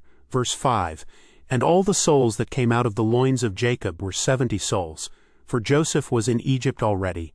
Verse 6, And Joseph died, and all his brethren, and all that generation. Verse 7, And the children of Israel were fruitful, and increased abundantly, and multiplied, and waxed exceeding mighty, and the land was filled with them. Verse 8, Now there arose up a new king over Egypt, which knew not Joseph. Verse 9, And he said unto his people, Behold, the people of the children of Israel are more and mightier than we. Verse 10, Come on, let us deal wisely with them, lest they multiply, and it come to pass that when there falleth out any war, they join also unto our enemies, and fight against us, and so get them up out of the land. Verse 11, Therefore they did set over them taskmasters to afflict them with their burdens. And they built for Pharaoh treasure cities, Pithom and Ramses. Verse 12, But the more they afflicted them, the more they multiplied and grew. And they were grieved because of the children of Israel. Verse 13, And the Egyptians made the children of Israel to serve with rigor. Verse 14, And they made their lives bitter with hard bondage in mortar, and in brick, and in all manner of service in the field. All their service wherein they made them serve was with rigor. Verse 15, And the king of Egypt spake to the Hebrew midwives, of which the name of the one was Shiphrah, and the name of the other Puah. Verse 16, And he said, When ye do the office of a midwife to the Hebrew women, and see them upon the stools, if it be a son, then ye shall kill him. But if it be a daughter, then she shall live. Verse 17, But the midwives feared God, and did not as the king of Egypt commanded them, but saved the men children alive. Verse 18, And the king of Egypt called for the midwives, and said unto them, Why have ye done this thing, and have saved the men children alive? Verse 19, And the midwives said unto Pharaoh, Because the Hebrew women are not as the Egyptian women, for they are lively, and are delivered ere the midwives come in unto them. Verse 20, Therefore God dealt well with the midwives, and the people multiplied and waxed very mighty. Verse 21, And it came to pass, because the midwives feared God, that he made them houses. Verse 22, And Pharaoh charged all his people, saying, Every son that is born ye shall cast into the river, and every daughter ye shall save alive. Chapter 2. Verse 1, And there went a man of the house of Levi, and took to wife a daughter of Levi. Verse 2, And the woman conceived, and bare a son. And when she saw him that he was a goodly child, she hid him 3 months. Verse 3, And when she could not longer hide him, she took for him an ark of bulrushes, and daubed it with slime and with pitch, and put the child therein. And she laid it in the flags by the river's brink. Verse 4, And his sister stood afar off to wit what would be done to him. Verse 5, And the daughter of Pharaoh came down to wash herself at the river, and her maidens walked along by the river's side. And when she saw the ark among the flags, she sent her maid to fetch it. Verse 6, And when she had opened it, she saw the child. And, behold, the babe wept. And she had compassion on him, and said, This is one of the Hebrews' children. Verse 7, Then said his sister to Pharaoh's daughter, Shall I go and call to thee a nurse of the Hebrew women, that she may nurse the child for thee? Verse 8, And Pharaoh's daughter said to her, Go. And the maid went and called the child's mother. Verse 9, And Pharaoh's daughter said unto her, Take this child away, and nurse it for me, and I will give thee thy wages. And the woman took the child, and nursed it. Verse 10, And the child grew, and she brought him unto Pharaoh's daughter, and he became her son. And she called his name Moses. And she said, Because I drew him out of the water. Verse 11, And it came to pass in those days, when Moses was grown, that he went out unto his brethren, and looked on their burdens. And he spied an Egyptian smiting an Hebrew, one of his brethren. Verse 12, And he looked this way and that way, and when he saw that there was no man, he slew the Egyptian, and hid him in the sand. Verse 13. And when he went out the second day, behold, 2 men of the Hebrews strove together. And he said to him that did the wrong, Wherefore smittest thou thy fellow? Verse 14. And he said, Who made thee a prince and a judge over us? Intendest thou to kill me, as thou killedst the Egyptian? And Moses feared and said, Surely this thing is known. Verse 15. Now when Pharaoh heard this thing, he sought to slay Moses. But Moses fled from the face of Pharaoh, and dwelt in the land of Midian. And he sat down by a well. Verse 16. Now the priest of Midian had 7 daughters. And they came and drew water, and filled the troughs to water their father's flock. Verse 17. And the shepherds came and drove them away. But Moses stood up and helped them, and watered their flock. Verse 18. And when they came to rule their father, he said, How is it that ye are come so soon today? Verse 19. And they said, An Egyptian delivered us out of the hand of the shepherds, and also drew water enough for us, and watered the flock. Verse 20. And he said unto his daughters, And where is he? Why is it that ye have left the man? Call him, that he may eat bread. Verse 21. And Moses was content to dwell with the man. And he gave Moses Zipporah his daughter. Verse 22.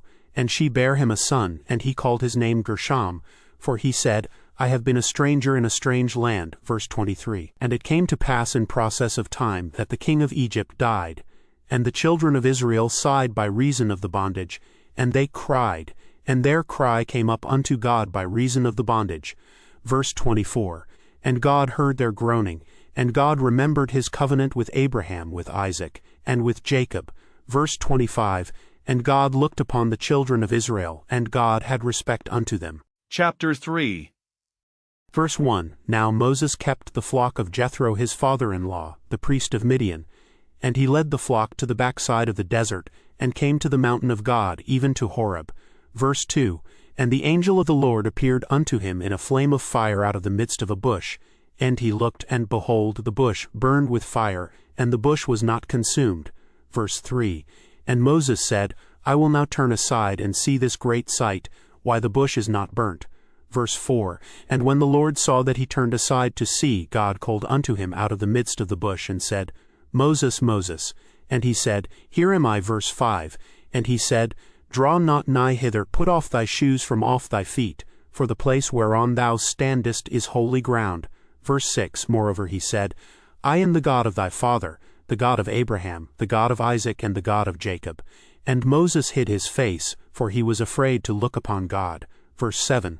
And the Lord said, I have surely seen the affliction of my people which are in Egypt, and have heard their cry by reason of their taskmasters, for I know their sorrows. Verse 8. And I am come down to deliver them out of the hand of the Egyptians, and to bring them up out of that land unto a good land and a large, unto a land flowing with milk and honey, unto the place of the Canaanites, and the Hittites, and the Amorites, and the Perizzites, and the Hivites, and the Jebusites. Verse 9.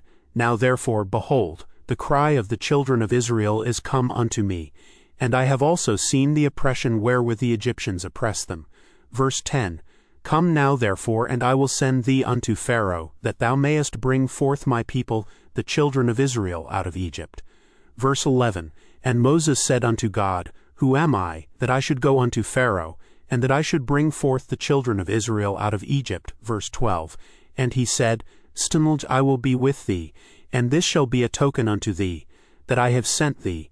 When thou hast brought forth the people out of Egypt, ye shall serve God upon this mountain. Verse 13. And Moses said unto God, Behold, when I come unto the children of Israel, and shall say unto them, The God of your fathers hath sent me unto you, and they shall say to me, What is his name? What shall I say unto them? Verse 14. And God said unto Moses, I am that I am. And he said, Thus shalt thou say unto the children of Israel, I am hath sent me unto you. Verse 15. And God said moreover unto Moses, Thus shalt thou say unto the children of Israel, The Lord God of your fathers, the God of Abraham, the God of Isaac, and the God of Jacob, hath sent me unto you.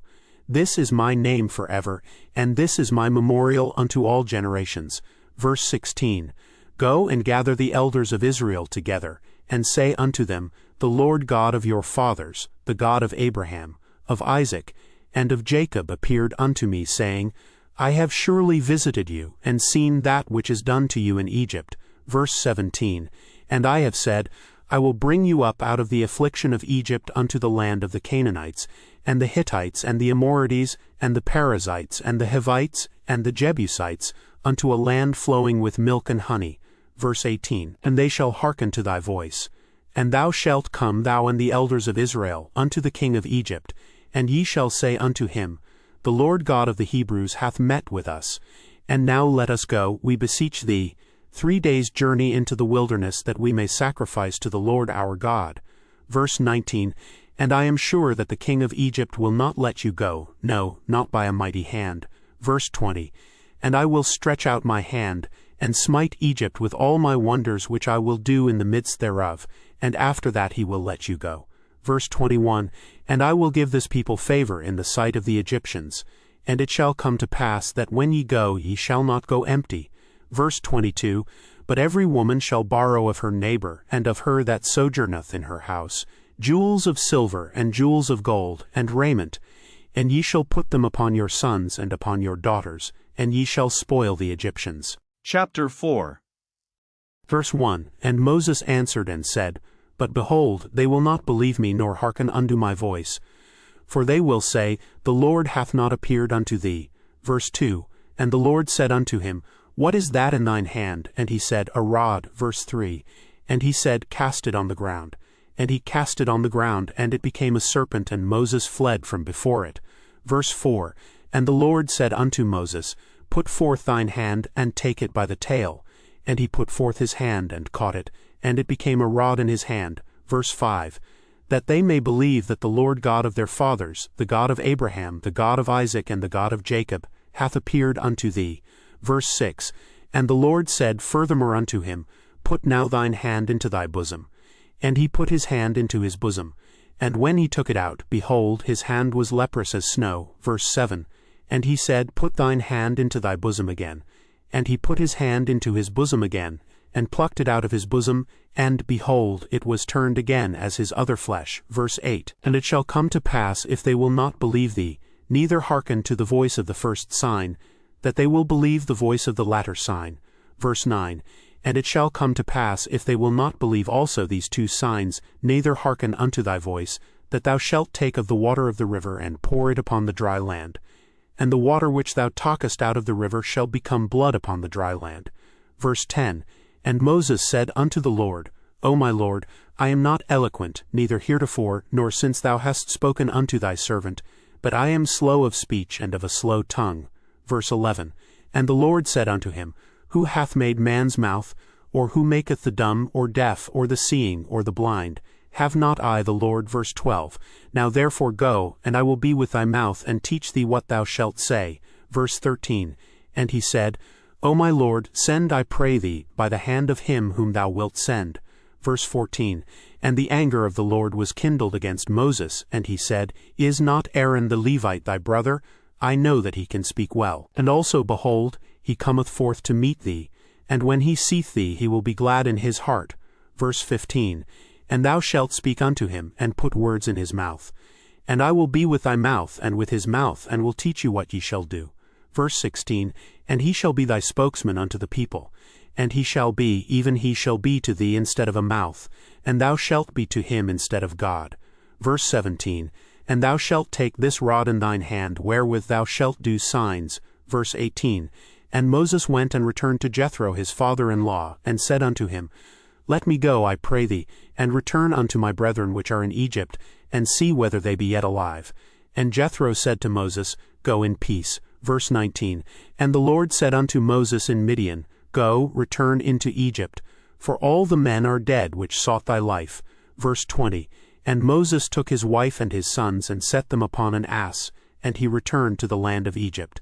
And Moses took the rod of God in his hand. Verse 21. And the Lord said unto Moses, When thou goest to return into Egypt, see that thou do all those wonders before Pharaoh, which I have put in thine hand. But I will harden his heart, that he shall not let the people go. Verse 22. And thou shalt say unto Pharaoh, Thus saith the Lord, Israel is my son, even my firstborn. Verse 23. And I say unto thee, Let my son go, that he may serve me. And if thou refuse to let him go, behold, I will slay thy son, even thy firstborn. Verse 24, And it came to pass by the way in the inn that the Lord met him, and sought to kill him. Verse 25, Then Zipporah took a sharp stone, and cut off the foreskin of her son, and cast it at his feet, and said, Surely a bloody husband art thou to me. Verse 26, So he let him go. Then she said, A bloody husband thou art, because of the circumcision. Verse 27, And the Lord said to Aaron, Go into the wilderness to meet Moses. And he went and met him in the mount of God, and kissed him. Verse 28, And Moses told Aaron all the words of the Lord who had sent him, and all the signs which he had commanded him. Verse 29, And Moses and Aaron went and gathered together all the elders of the children of Israel. Verse 30, And Aaron spake all the words which the Lord had spoken unto Moses, and did the signs in the sight of the people. Verse 31, And the people believed, and when they heard that the Lord had visited the children of Israel, and that he had looked upon their affliction, then they bowed their heads and worshipped. Chapter 5. Verse 1, And afterward Moses and Aaron went in, and told Pharaoh, Thus saith the Lord God of Israel, Let my people go, that they may hold a feast unto me in the wilderness. Verse 2, And Pharaoh said, Who is the Lord, that I should obey his voice to let Israel go? I know not the Lord, neither will I let Israel go. Verse 3, And they said, The God of the Hebrews hath met with us. Let us go, we pray thee, 3 days' journey into the desert, and sacrifice unto the Lord our God, lest he fall upon us with pestilence or with the sword. Verse 4, And the king of Egypt said unto them, Wherefore do ye, Moses and Aaron, let the people from their works get you unto your burdens? Verse 5, And Pharaoh said, Behold, the people of the land now are many, and ye make them rest from their burdens. Verse 6, And Pharaoh commanded the same day the taskmasters of the people and their officers, saying, Verse 7, Ye shall no more give the people straw to make brick as heretofore. Let them go and gather straw for themselves. Verse 8, And the tale of the bricks which they did make heretofore ye shall lay upon them. Ye shall not diminish aught thereof, for they be idle, therefore they cry, saying, Let us go and sacrifice to our God. Verse 9, Let there more work be laid upon the men, that they may labor therein, and let them not regard vain words. Verse 10, And the taskmasters of the people went out, and their officers, and they spake to the people, saying, Thus saith Pharaoh, I will not give you straw. Verse 11, Go ye, get you straw where ye can find it, yet not aught of your work shall be diminished. Verse 12, So the people were scattered abroad throughout all the land of Egypt to gather stubble instead of straw. Verse 13, And the taskmasters hasted them, saying, Fulfill your works, your daily tasks, as when there was straw. Verse 14, And the officers of the children of Israel, which Pharaoh's taskmasters had set over them, were beaten and demanded, Wherefore have ye not fulfilled your task in making brick both yesterday and today as heretofore? Verse 15, Then the officers of the children of Israel came and cried unto Pharaoh, saying, Wherefore dealest thou thus with thy servants? Verse 16, There is no straw given unto thy servants, and they say to us, Make brick. And behold, thy servants are beaten. But the fault is in thine own people. Verse 17, But he said, Ye are idle, therefore ye say, Let us go and do sacrifice to the Lord. Verse 18, Go therefore now and work, for there shall no straw be given you, yet shall ye deliver the tale of bricks. Verse 19, And the officers of the children of Israel did see that they were in evil case, after it was said, Ye shall not minish aught from your bricks of your daily task. Verse 20, And they met Moses and Aaron, who stood in the way as they came forth from Pharaoh. Verse 21, And they said unto them, The Lord look upon you, and judge, because ye have made our savor to be abhorred in the eyes of Pharaoh, and in the eyes of his servants, to put a sword in their hand to slay us. Verse 22, And Moses returned unto the Lord, and said, Lord, wherefore hast thou so evil entreated this people? Why is it that thou hast sent me? Verse 23, For since I came to Pharaoh to speak in thy name, he hath done evil to this people, neither hast thou delivered thy people at all. Chapter 6. Verse 1, Then the Lord said unto Moses, Now shalt thou see what I will do to Pharaoh. For with a strong hand shall he let them go, and with a strong hand shall he drive them out of his land. Verse 2, And God spake unto Moses, and said unto him, I am the Lord. Verse 3, And I appeared unto Abraham, unto Isaac, and unto Jacob by the name of God Almighty. But by my name Jehovah was I not known to them. Verse 4. And I have also established my covenant with them to give them the land of Canaan, the land of their pilgrimage wherein they were strangers. Verse 5. And I have also heard the groaning of the children of Israel, whom the Egyptians keep in bondage. And I have remembered my covenant. Verse 6. Wherefore say unto the children of Israel, I am the Lord, and I will bring you out from under the burdens of the Egyptians, and I will rid you out of their bondage, and I will redeem you with a stretched out arm, and with great judgments. Verse 7. And I will take you to me for a people, and I will be to you a God. And ye shall know that I am the Lord your God, which bringeth you out from under the burdens of the Egyptians. Verse 8. And I will bring you in unto the land, concerning the which I did swear to give it to Abraham, to Isaac, and to Jacob, and I will give it you for an heritage. I am the Lord. Verse 9. And Moses spake so unto the children of Israel. But they hearkened not unto Moses, for anguish of spirit, and for cruel bondage. Verse 10. And the Lord spake unto Moses, saying, verse 11, Go in, speak unto Pharaoh king of Egypt, that he let the children of Israel go out of his land. Verse 12. And Moses spake before the Lord, saying, Behold, the children of Israel have not hearkened unto me. How then shall Pharaoh hear me, who am of uncircumcised lips? Verse 13. And the Lord spake unto Moses and unto Aaron, and gave them a charge unto the children of Israel, and unto Pharaoh king of Egypt, to bring the children of Israel out of the land of Egypt. Verse 14. These be the heads of their fathers' houses, the sons of Reuben the firstborn of Israel, Hanoch and Palu, Hezron and Carmi. These be the families of Reuben. Verse 15. And the sons of Simeon, Jemuel, and Hamin, and Ohad, and Jachin, and Zohar, and Shaul, the son of a Canaanitish woman. These are the families of Simeon. Verse 16. And these are the names of the sons of Levi according to their generations, Gershon, and Kohath, and Merari. And the years of the life of Levi were 137 years. Verse 17. The sons of Gershon, Libni, and Shimi, according to their families. Verse 18. And the sons of Kohath, Amram, and Izhar, and Hebron, and Uzziel. And the years of the life of Kohath were 133 years. Verse 19. And the sons of Merari, Mahali and Mushi. These are the families of Levi according to their generations. Verse 20. And Amram took him Jochebed his father's sister to wife, and she bare him Aaron and Moses. And the years of the life of Amram were 137 years. Verse 21. And the sons of Izhar, Korah, and Nepheg, and Zichri. Verse 22. And the sons of Uzziel, Mishel, and Elzaphan, and Zithri. Verse 23. And Aaron took him Elisheba, daughter of Amminadab, sister of Nahshon, to wife, and she bare him Nadab, and Abihu, Eleazar, and Ithamar. Verse 24. And the sons of Korah, Asir, and Elkanah, and Abiasaph. These are the families of the Korhites. Verse 25. And Eleazar Aaron's son took him one of the daughters of Patiel to wife, and she bare him Phinehas. These are the heads of the fathers of the Levites according to their families. Verse 26. These are that Aaron and Moses to whom the Lord said, Bring out the children of Israel from the land of Egypt according to their armies. Verse 27. These are they which spake to Pharaoh king of Egypt, to bring out the children of Israel from Egypt. These are that Moses and Aaron. Verse 28. And it came to pass on the day when the Lord spake unto Moses in the land of Egypt. Verse 29. That the Lord spake unto Moses, saying, I am the Lord. Speak thou unto Pharaoh king of Egypt all that I say unto thee. Verse 30. And Moses said before the Lord, Behold, I am of uncircumcised lips, and how shall Pharaoh hearken unto me? Chapter 7.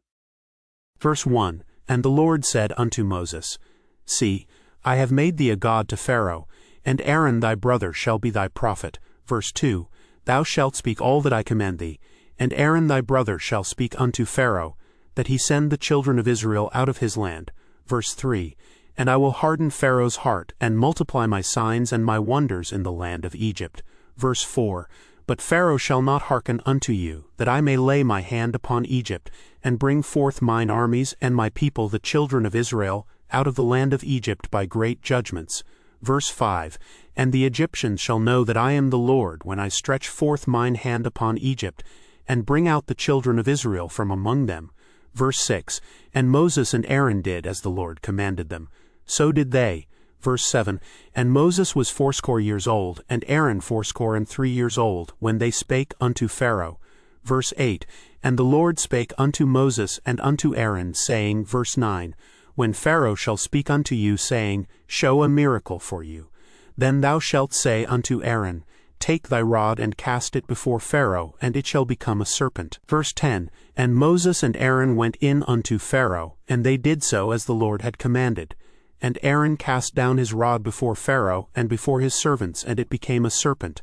Verse 11, Then Pharaoh also called the wise men and the sorcerers. Now the magicians of Egypt, they also did in like manner with their enchantments. Verse 12, For they cast down every man his rod, and they became serpents. But Aaron's rod swallowed up their rods. Verse 13, And he hardened Pharaoh's heart, that he hearkened not unto them, as the Lord had said. Verse 14, And the Lord said unto Moses, Pharaoh's heart is hardened, he refuseth to let the people go. Verse 15, Get thee unto Pharaoh in the morning. Lo, he goeth out unto the water, and thou shalt stand by the river's brink against he come, and the rod which was turned to a serpent shalt thou take in thine hand. Verse 16, And thou shalt say unto him, The Lord God of the Hebrews hath sent me unto thee, saying, Let my people go, that they may serve me in the wilderness. And behold, hitherto thou wouldest not hear. Verse 17, Thus saith the Lord, In this thou shalt know that I am the Lord. Behold, I will smite with the rod that is in mine hand upon the waters which are in the river, and they shall be turned to blood. Verse 18, And the fish that is in the river shall die, and the river shall stink, and the Egyptians shall loathe to drink of the water of the river. Verse 19, And the Lord spake unto Moses, Say unto Aaron, Take thy rod, and stretch out thine hand upon the waters of Egypt, upon their streams, upon their rivers, and upon their ponds, and upon all their pools of water, that they may become blood, and that there may be blood throughout all the land of Egypt, both in vessels of wood, and in vessels of stone. Verse 20, And Moses and Aaron did so as the Lord commanded. And he lifted up the rod, and smote the waters that were in the river, in the sight of Pharaoh, and in the sight of his servants. And all the waters that were in the river were turned to blood. Verse 21, And the fish that was in the river died. In the river stank, and the Egyptians could not drink of the water of the river, and there was blood throughout all the land of Egypt. Verse 22, And the magicians of Egypt did so with their enchantments. And Pharaoh's heart was hardened, neither did he hearken unto them, as the Lord had said. Verse 23, And Pharaoh turned and went into his house, neither did he set his heart to this also. Verse 24, And all the Egyptians digged round about the river for water to drink, for they could not drink of the water of the river. Verse 25, And 7 days were fulfilled. After that the Lord had smitten the river. Chapter 8. Verse 1, And the Lord spake unto Moses, Go unto Pharaoh, and say unto him, Thus saith the Lord, Let my people go, that they may serve me. Verse 2, And if thou refuse to let them go, behold, I will smite all thy borders with frogs. Verse 3, And the river shall bring forth frogs abundantly, which shall go up and come into thine house, and into thy bedchamber, and upon thy bed, and into the house of thy servants, and upon thy people, and into thine ovens, and into thy kneading troughs. Verse 4, And the frogs shall come up both on thee, and upon thy people, and upon all thy servants. Verse 5, And the Lord spake unto Moses, Say unto Aaron, Stretch forth thine hand with thy rod over the streams, over the rivers, and over the ponds, and cause frogs to come up upon the land of Egypt. Verse 6, And Aaron stretched out his hand over the waters of Egypt, and the frogs came up and covered the land of Egypt. Verse 7, And the magicians did so with their enchantments, and brought up frogs upon the land of Egypt. Verse 8, Then Pharaoh called for Moses and Aaron, and said, Entreat the Lord, that he may take away the frogs from me, and from my people, and I will let the people go, that they may do sacrifice unto the Lord. Verse 9, And Moses said unto Pharaoh, Glory over me, when shall I entreat for thee, and for thy servants, and for thy people, to destroy the frogs from thee and thy houses, that they may remain in the river only? Verse 10, And he said, Tomorrow. And he said, Be it according to thy word, that thou mayest know that there is none like unto the Lord our God. Verse 11, And the frogs shall depart from thee, and from thy houses, and from thy servants, and from thy people. They shall remain in the river only. Verse 12. And Moses and Aaron went out from Pharaoh. And Moses cried unto the Lord because of the frogs which he had brought against Pharaoh. Verse 13. And the Lord did according to the word of Moses. And the frogs died out of the houses, out of the villages, and out of the fields. Verse 14. And they gathered them together upon heaps, and the land stank. Verse 15. But when Pharaoh saw that there was respite, he hardened his heart, and hearkened not unto them, as the Lord had said. Verse 16. And the Lord said unto Moses, Say unto Aaron, Stretch out thy rod, and smite the dust of the land, that it may become lice throughout all the land of Egypt. Verse 17. And they did so, for Aaron stretched out his hand with his rod, and smote the dust of the earth. And it became lice in man and in beast. All the dust of the land became lice throughout all the land of Egypt. Verse 18. And the magicians did so with their enchantments to bring forth lice, but they could not. So there were lice upon man and upon beast. Verse 19. Then the magicians said unto Pharaoh, This is the finger of God. And Pharaoh's heart was hardened, and he hearkened not unto them, as the Lord had said. Verse 20. And the Lord said unto Moses, Rise up early in the morning, and stand before Pharaoh. Lo, he cometh forth to the water. And say unto him, Thus saith the Lord, Let my people go, that they may serve me. Verse 21. Else if thou wilt not let my people go, behold, I will send swarms of flies upon thee, and upon thy servants, and upon thy people, and into thy houses, and the houses of the Egyptians shall be full of swarms of flies, and also the ground whereon they are. Verse 22. And I will sever in that day the land of Goshen in which my people dwell, that no swarms of flies shall be there, to the end thou mayest know that I am the Lord in the midst of the earth. Verse 23. And I will put a division between my people and thy people. Tomorrow shall this sign be. Verse 24. And the Lord did so, and there came a grievous swarm of flies into the house of Pharaoh, and into his servants' houses, and into all the land of Egypt. The land was corrupted by reason of the swarm of flies. Verse 25. And Pharaoh called for Moses and for Aaron, and said, Go ye sacrifice to your God in the land. Verse 26. And Moses said, It is not meet so to do, for we shall sacrifice the abomination of the Egyptians to the Lord our God. Lo, shall we sacrifice the abomination of the Egyptians before their eyes? And will they not stone us? Verse 27. We will go 3 days' journey into the wilderness, and sacrifice to the Lord our God, as he shall command us. Verse 28. And Pharaoh said, I will let you go, that ye may sacrifice to the Lord your God in the wilderness. Only ye shall not go very far away. Entreat for me. Verse 29. And Moses said, Behold, I go out from thee, and I will entreat the Lord that the swarms of flies may depart from Pharaoh, from his servants, and from his people tomorrow. But let not Pharaoh deal deceitfully any more in not letting the people go to sacrifice to the Lord. Verse 30. And Moses went out from Pharaoh, and entreated the Lord. Verse 31. And the Lord did according to the word of Moses, and he removed the swarms of flies from Pharaoh, from his servants, and from his people. There remained not one. Verse 32.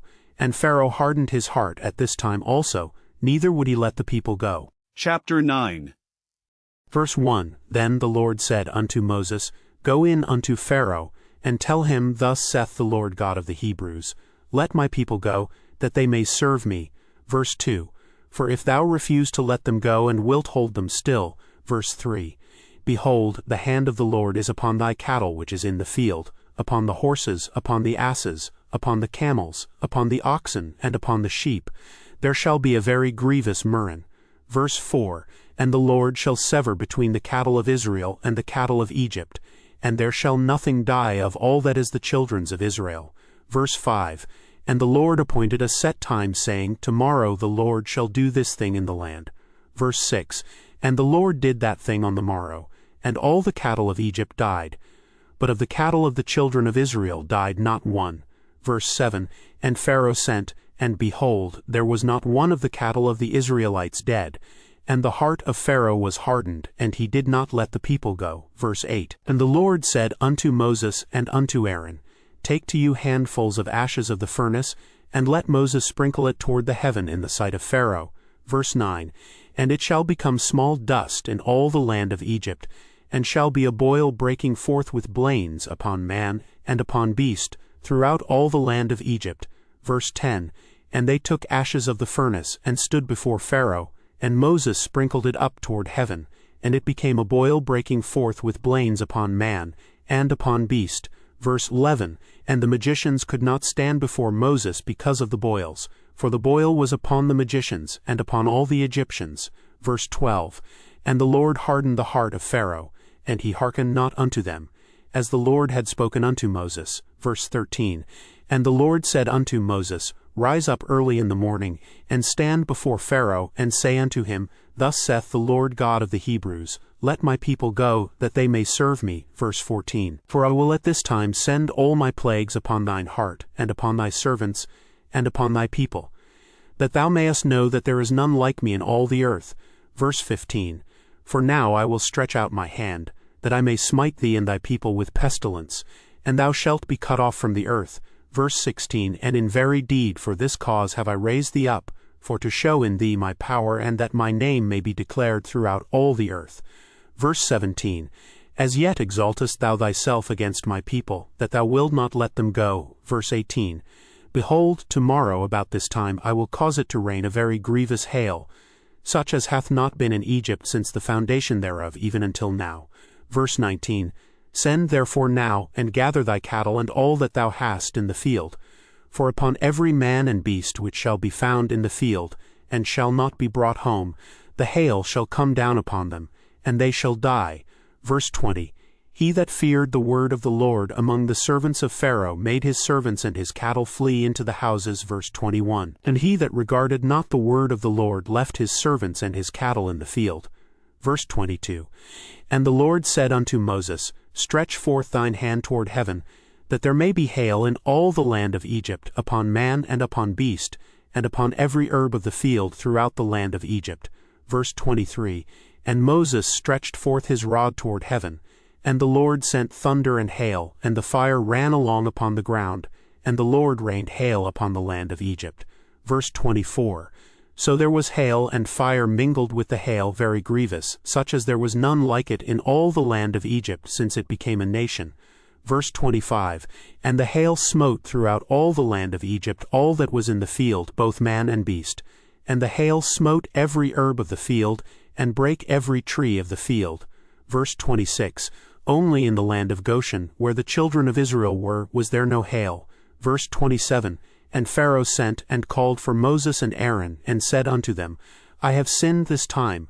The Lord is righteous, and I and my people are wicked. Verse 28, Entreat the Lord, for it is enough, that there be no more mighty thunderings and hail, and I will let you go, and ye shall stay no longer. Verse 29, And Moses said unto him, As soon as I am gone out of the city, I will spread abroad my hands unto the Lord, and the thunder shall cease. Neither shall there be any more hail, that thou mayest know how that the earth is the Lord's. Verse 30, But as for thee and thy servants, I know that ye will not yet fear the Lord God. Verse 31, And the flax and the barley was smitten, for the barley was in the ear, and the flax was bold. Verse 32, But the wheat and the rye were not smitten, for they were not grown up. Verse 33, And Moses went out of the city from Pharaoh, and spread abroad his hands unto the Lord. And the thunders and hail ceased, and the rain was not poured upon the earth. Verse 34, And when Pharaoh saw that the rain and the hail and the thunders was ceased, he sinned yet more, and hardened his heart, he and his servants. Verse 35, And the heart of Pharaoh was hardened, neither would he let the children of Israel go, as the Lord had spoken by Moses. Chapter 10. Verse 1, And the Lord said unto Moses, Go in unto Pharaoh, for I have hardened his heart and the heart of his servants, that I might show these my signs before him. Verse 2, And that thou mayest tell in the ears of thy son and of thy son's son what things I have wrought in Egypt, and my signs which I have done among them, that ye may know how that I am the Lord. Verse 3, And Moses and Aaron came in unto Pharaoh, and said unto him, Thus saith the Lord God of the Hebrews, How long wilt thou refuse to humble thyself before me? Let my people go, that they may serve me. Verse 4, Else, if thou refuse to let my people go, behold, tomorrow will I bring the locusts into thy coast. Verse 5, And they shall cover the face of the earth, that one cannot be able to see the earth. And they shall eat the residue of that which is escaped, which remaineth unto you from the hail, and shall eat every tree which groweth for you out of the field. Verse 6. And they shall fill thy houses, and the houses of all thy servants, and the houses of all the Egyptians, which neither thy fathers nor thy fathers' fathers have seen, since the day that they were upon the earth unto this day. And he turned himself and went out from Pharaoh. Verse 7. And Pharaoh's servants said unto him, How long shall this man be a snare unto us? Let the men go, that they may serve the Lord their God. Knowest thou not yet that Egypt is destroyed? Verse 8.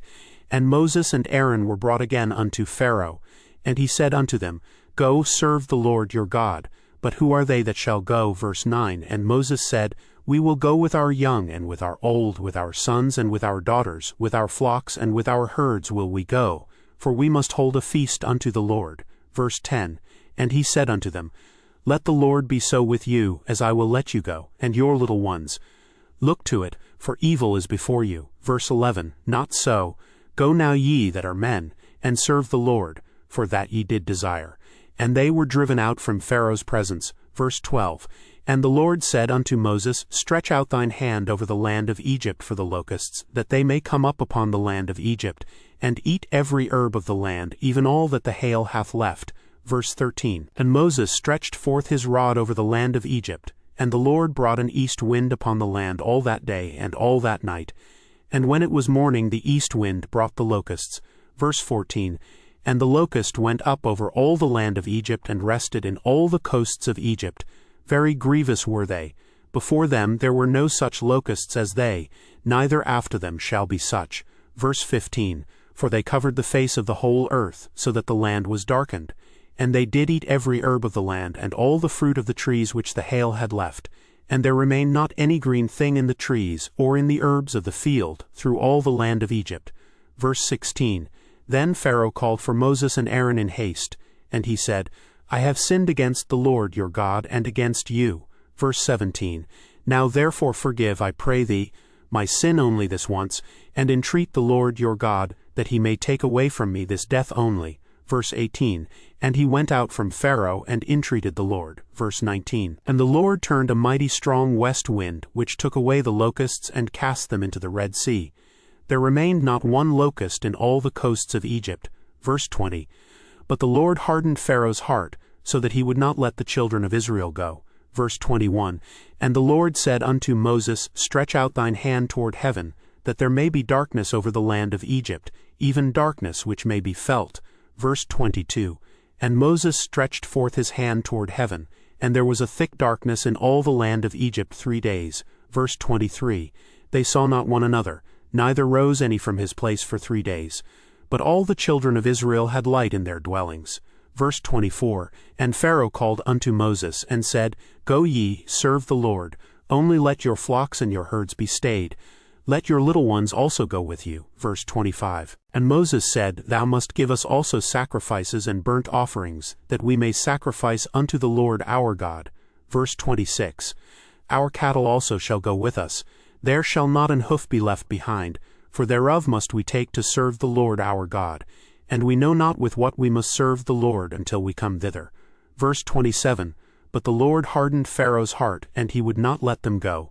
Verse 28. And Pharaoh said unto him, Get thee from me, take heed to thyself, see my face no more, for in that day thou seest my face thou shalt die. Verse 29. And Moses said, Thou hast spoken well, I will see thy face again no more. Chapter 11.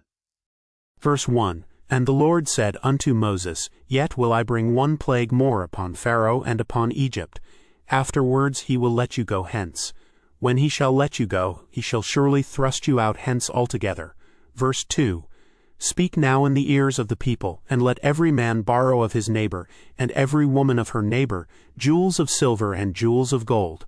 Verse 3. And the Lord gave the people favor in the sight of the Egyptians.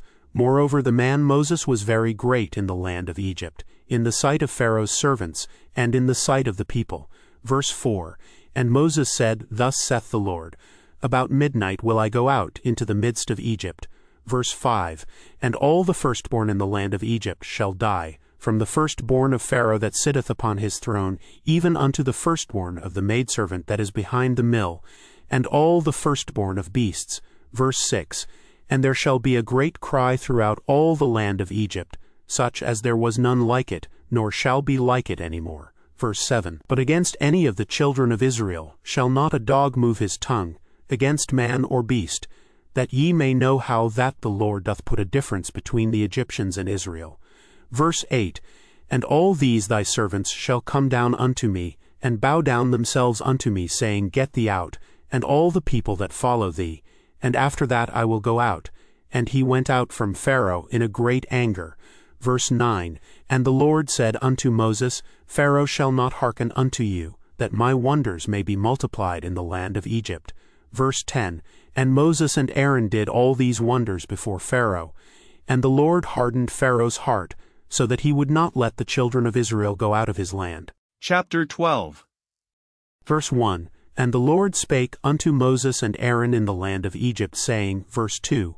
This month shall be unto you the beginning of months. It shall be the first month of the year to you. Verse 3. Speak ye unto all the congregation of Israel, saying, In the 10th day of this month they shall take to them every man a lamb according to the house of their fathers, a lamb for an house. Verse 4. And if the household be too little for the lamb, let him and his neighbor next unto his house take it according to the number of the souls. Every man according to his eating shall make your count for the lamb. Verse 5. Your lamb shall be without blemish, a male of the first year. Ye shall take it out from the sheep or from the goats. Verse 6. And ye shall keep it up until the 14th day of the same month. And the whole assembly of the congregation of Israel shall kill it in the evening. Verse 7. And they shall take of the blood, and strike it on the two side posts, and on the upper door post of the houses, wherein they shall eat it. Verse 8. And they shall eat the flesh in that night, roast with fire and unleavened bread, and with bitter herbs they shall eat it. Verse 9. Eat not of it raw, nor sodden it all with water, but roast with fire, his head with his legs, and with the purtenance thereof. Verse 10. And ye shall let nothing of it remain until the morning, and that which remaineth of it until the morning ye shall burn with fire. Verse 11. And thus shall ye eat it, with your loins girded, your shoes on your feet, and your staff in your hand, and ye shall eat it in haste. It is the Lord's Passover. Verse 12. For I will pass through the land of Egypt this night, and will smite all the firstborn in the land of Egypt, both man and beast, and against all the gods of Egypt I will execute judgment. I am the Lord. Verse 13. And the blood shall be to you for a token upon the houses where ye are. And when I see the blood I will pass over you, and the plague shall not be upon you to destroy you, when I smite the land of Egypt. Verse 14. And this day shall be unto you for a memorial, and ye shall keep it a feast to the Lord throughout your generations. Ye shall keep it a feast by an ordinance forever. Verse 15. 7 days shall ye eat unleavened bread. Even the first day ye shall put away leaven out of your houses. For whosoever eateth leavened bread from the first day until the 7th day, that soul shall be cut off from Israel. Verse 16. And in the first day there shall be an holy convocation, and in the 7th day there shall be an holy convocation to you. No manner of work shall be done in them, save that which every man must eat, that only may be done of you. Verse 17. And ye shall observe the feast of unleavened bread, for in this selfsame day have I brought your armies out of the land of Egypt. Therefore shall ye observe this day in your generations by an ordinance forever. Verse 18. In the first month, on the 14th day of the month at even, ye shall eat unleavened bread, until the 21st day of the month at even. Verse 19. 7 days shall there be no leaven found in your houses. For whosoever eateth that which is leavened, even that soul shall be cut off from the congregation of Israel, whether he be a stranger, or born in the land. Verse 20. Ye shall eat nothing leavened. In all your habitations shall ye eat unleavened bread. Verse 21. Then Moses called for all the elders of Israel, and said unto them, Draw out and take you a lamb according to your families, and kill the Passover. Verse 22. And ye shall take a bunch of hyssop, and dip it in the blood that is in the basin, and strike the lintel and the two side posts with the blood that is in the basin. And none of you shall go out at the door of his house until the morning. Verse 23. For the Lord will pass through to smite the Egyptians, and when he seeth the blood upon the lintel, and on the two side posts, the Lord will pass over the door, and will not suffer the destroyer to come in unto your houses to smite you. Verse 24, And ye shall observe this thing for an ordinance to thee and to thy sons forever. Verse 25, And it shall come to pass when ye be come to the land which the Lord will give you, according as he hath promised, that ye shall keep this service. Verse 26, And it shall come to pass when your children shall say unto you, What mean ye by this service? Verse 27, That ye shall say, It is the sacrifice of the Lord's Passover, who passed over the houses of the children of Israel in Egypt, when he smote the Egyptians and delivered our houses. And the people bowed the head and worshipped. Verse 28, And the children of Israel went away and did as the Lord had commanded Moses and Aaron, so did they. Verse 29, And it came to pass that at midnight the Lord smote all the firstborn in the land of Egypt, from the firstborn of Pharaoh that sat on his throne, unto the firstborn of the captive that was in the dungeon, and all the firstborn of cattle. Verse 30, And Pharaoh rose up in the night, he and all his servants and all the Egyptians, and there was a great cry in Egypt, for there was not a house where there was not one dead. Verse 31, And he called for Moses and Aaron by night, and said, Rise up, and get you forth from among my people both ye and the children of Israel, and go serve the Lord as ye have said. Verse 32, Although take your flocks and your herds as ye have said, and be gone, and bless me also. Verse 33, And the Egyptians were urgent upon the people, that they might send them out of the land in haste, for they said, We be all dead men. Verse 34, And the people took their dough before it was leavened, their kneading troughs being bound up in their clothes upon their shoulders. Verse 35, And the children of Israel did according to the word of Moses, and they borrowed of the Egyptians jewels of silver, and jewels of gold, and raiment. Verse 36, And the Lord gave the people favor in the sight of the Egyptians, so that they lent unto them such things as they required, and they spoiled the Egyptians. Verse 37, And the children of Israel journeyed from Ramesses to Succoth, about 600,000 on foot that were men, beside children. Verse 38, And a mixed multitude went up also with them, and flocks and herds, even very much cattle. Verse 39, And they baked unleavened cakes of the dough which they brought forth out of Egypt, for it was not leavened, because they were thrust out of Egypt and could not tarry, neither had they prepared for themselves any victual. Verse 40, Now the sojourning of the children of Israel, who dwelt in Egypt, was 430 years. Verse 41, And it came to pass at the end of the 430 years, even the selfsame day, it came to pass, that all the hosts of the Lord went out from the land of Egypt. Verse 42, It is a night to be much observed unto the Lord for bringing them out from the land of Egypt. This is that night of the Lord to be observed of all the children of Israel in their generations. Verse 43, And the Lord said unto Moses and Aaron, This is the ordinance of the Passover. There shall no stranger eat thereof. Verse 44, But every man's servant that is bought for money, when thou hast circumcised him, then shall he eat thereof. Verse 45, A foreigner and an hired servant shall not eat thereof. Verse 46, In one house shall it be eaten.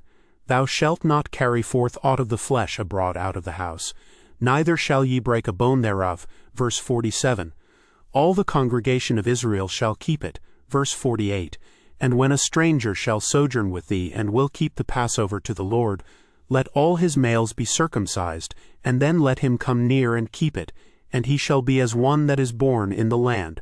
For no uncircumcised person shall eat thereof. Verse 49, One law shall be to him that is homeborn, and unto the stranger that sojourneth among you. Verse 50, Thus did all the children of Israel. As the Lord commanded Moses and Aaron, so did they.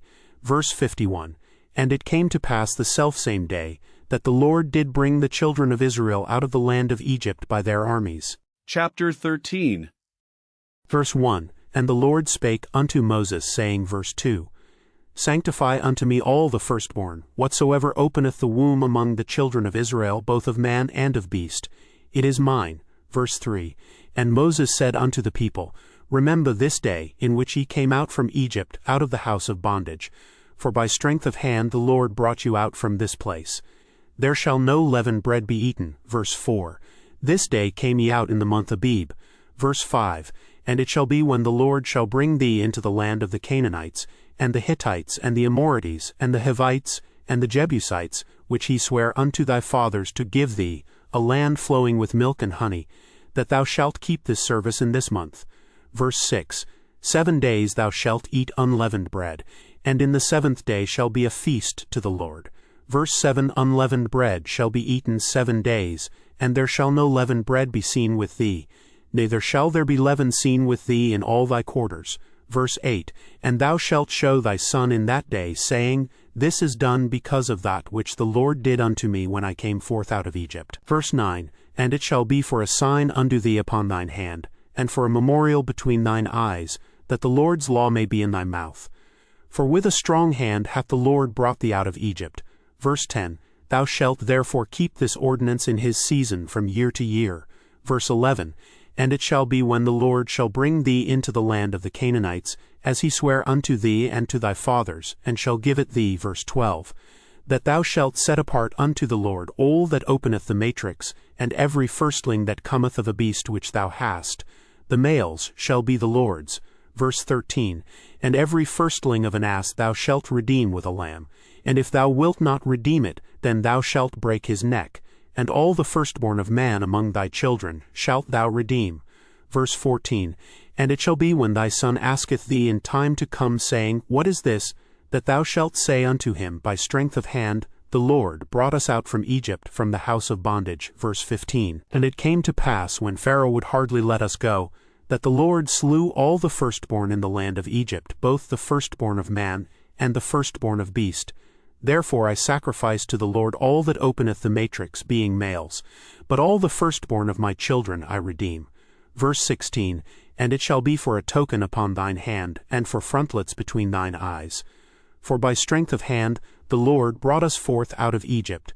Verse 17, and it came to pass, when Pharaoh had let the people go, that God led them not through the way of the land of the Philistines, although that was near. For God said, Lest peradventure the people repent when they see war, and they return to Egypt. Verse 18, but God led the people about through the way of the wilderness of the Red Sea, and the children of Israel went up harnessed out of the land of Egypt. Verse 19, and Moses took the bones of Joseph with him, for he had straitly sworn the children of Israel, saying, God will surely visit you, and ye shall carry up my bones away hence with you. Verse 20, and they took their journey from Succoth, and encamped in Etham in the edge of the wilderness. Verse 21, and the Lord went before them by day in a pillar of a cloud, to lead them the way, and by night in a pillar of fire to give them light, to go by day and night. Verse 22, he took not away the pillar of the cloud by day, nor the pillar of fire by night from before the people. Chapter 14. Verse 1, and the Lord spake unto Moses, saying, verse 2, Speak unto the children of Israel, that they turn and encamp before Piharoth, between Migdol and the sea, over against Baalzephon, before it shall ye encamp by the sea. Verse 3, for Pharaoh will say of the children of Israel, They are entangled in the land, the wilderness hath shut them in. Verse 4, and I will harden Pharaoh's heart, that he shall follow after them, and I will be on it upon Pharaoh, and upon all his host, that the Egyptians may know that I am the Lord. And they did so. Verse 5, and it was told the king of Egypt that the people fled. And the heart of Pharaoh and of his servants was turned against the people. And they said, Why have we done this, that we have let Israel go from serving us? Verse 6, and he made ready his chariot, and took his people with him. Verse 7, and he took 600 chosen chariots, and all the chariots of Egypt, and captains over every one of them. Verse 8, and the Lord hardened the heart of Pharaoh king of Egypt, and he pursued after the children of Israel. And the children of Israel went out with an high hand. Verse 9, but the Egyptians pursued after them, all the horses and chariots of Pharaoh, and his horsemen, and his army, and overtook them encamping by the sea, beside Piharoth, before Baalzephon. Verse 10, and when Pharaoh drew nigh, the children of Israel lifted up their eyes, and behold, the Egyptians marched after them, and they were sore afraid, and the children of Israel cried out unto the Lord. Verse 11, and they said unto Moses, because there were no graves in Egypt, Hast thou taken us away to die in the wilderness? Wherefore hast thou dealt thus with us to carry us forth out of Egypt? Verse 12, is not this the word that we did tell thee in Egypt, saying, Let us alone, that we may serve the Egyptians? for it had been better for us to serve the Egyptians than that we should die in the wilderness. Verse 13. And Moses said unto the people, Fear ye not, stand still, and see the salvation of the Lord, which he will show to you today. For the Egyptians whom ye have seen today, ye shall see them again no more forever. Verse 14.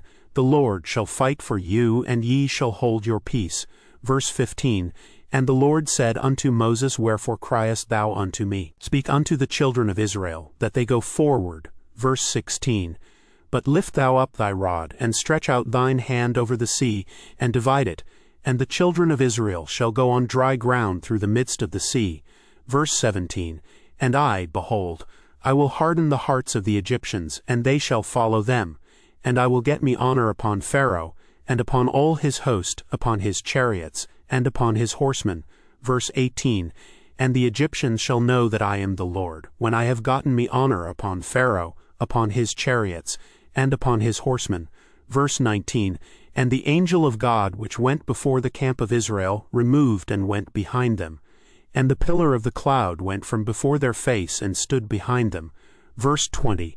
And it came between the camp of the Egyptians and the camp of Israel, and it was a cloud and darkness to them. But it gave light by night to these, so that the one came not near the other all the night. Verse 21. And Moses stretched out his hand over the sea, and the Lord caused the sea to go back by a strong east wind all that night, and made the sea dry land, and the waters were divided. Verse 22.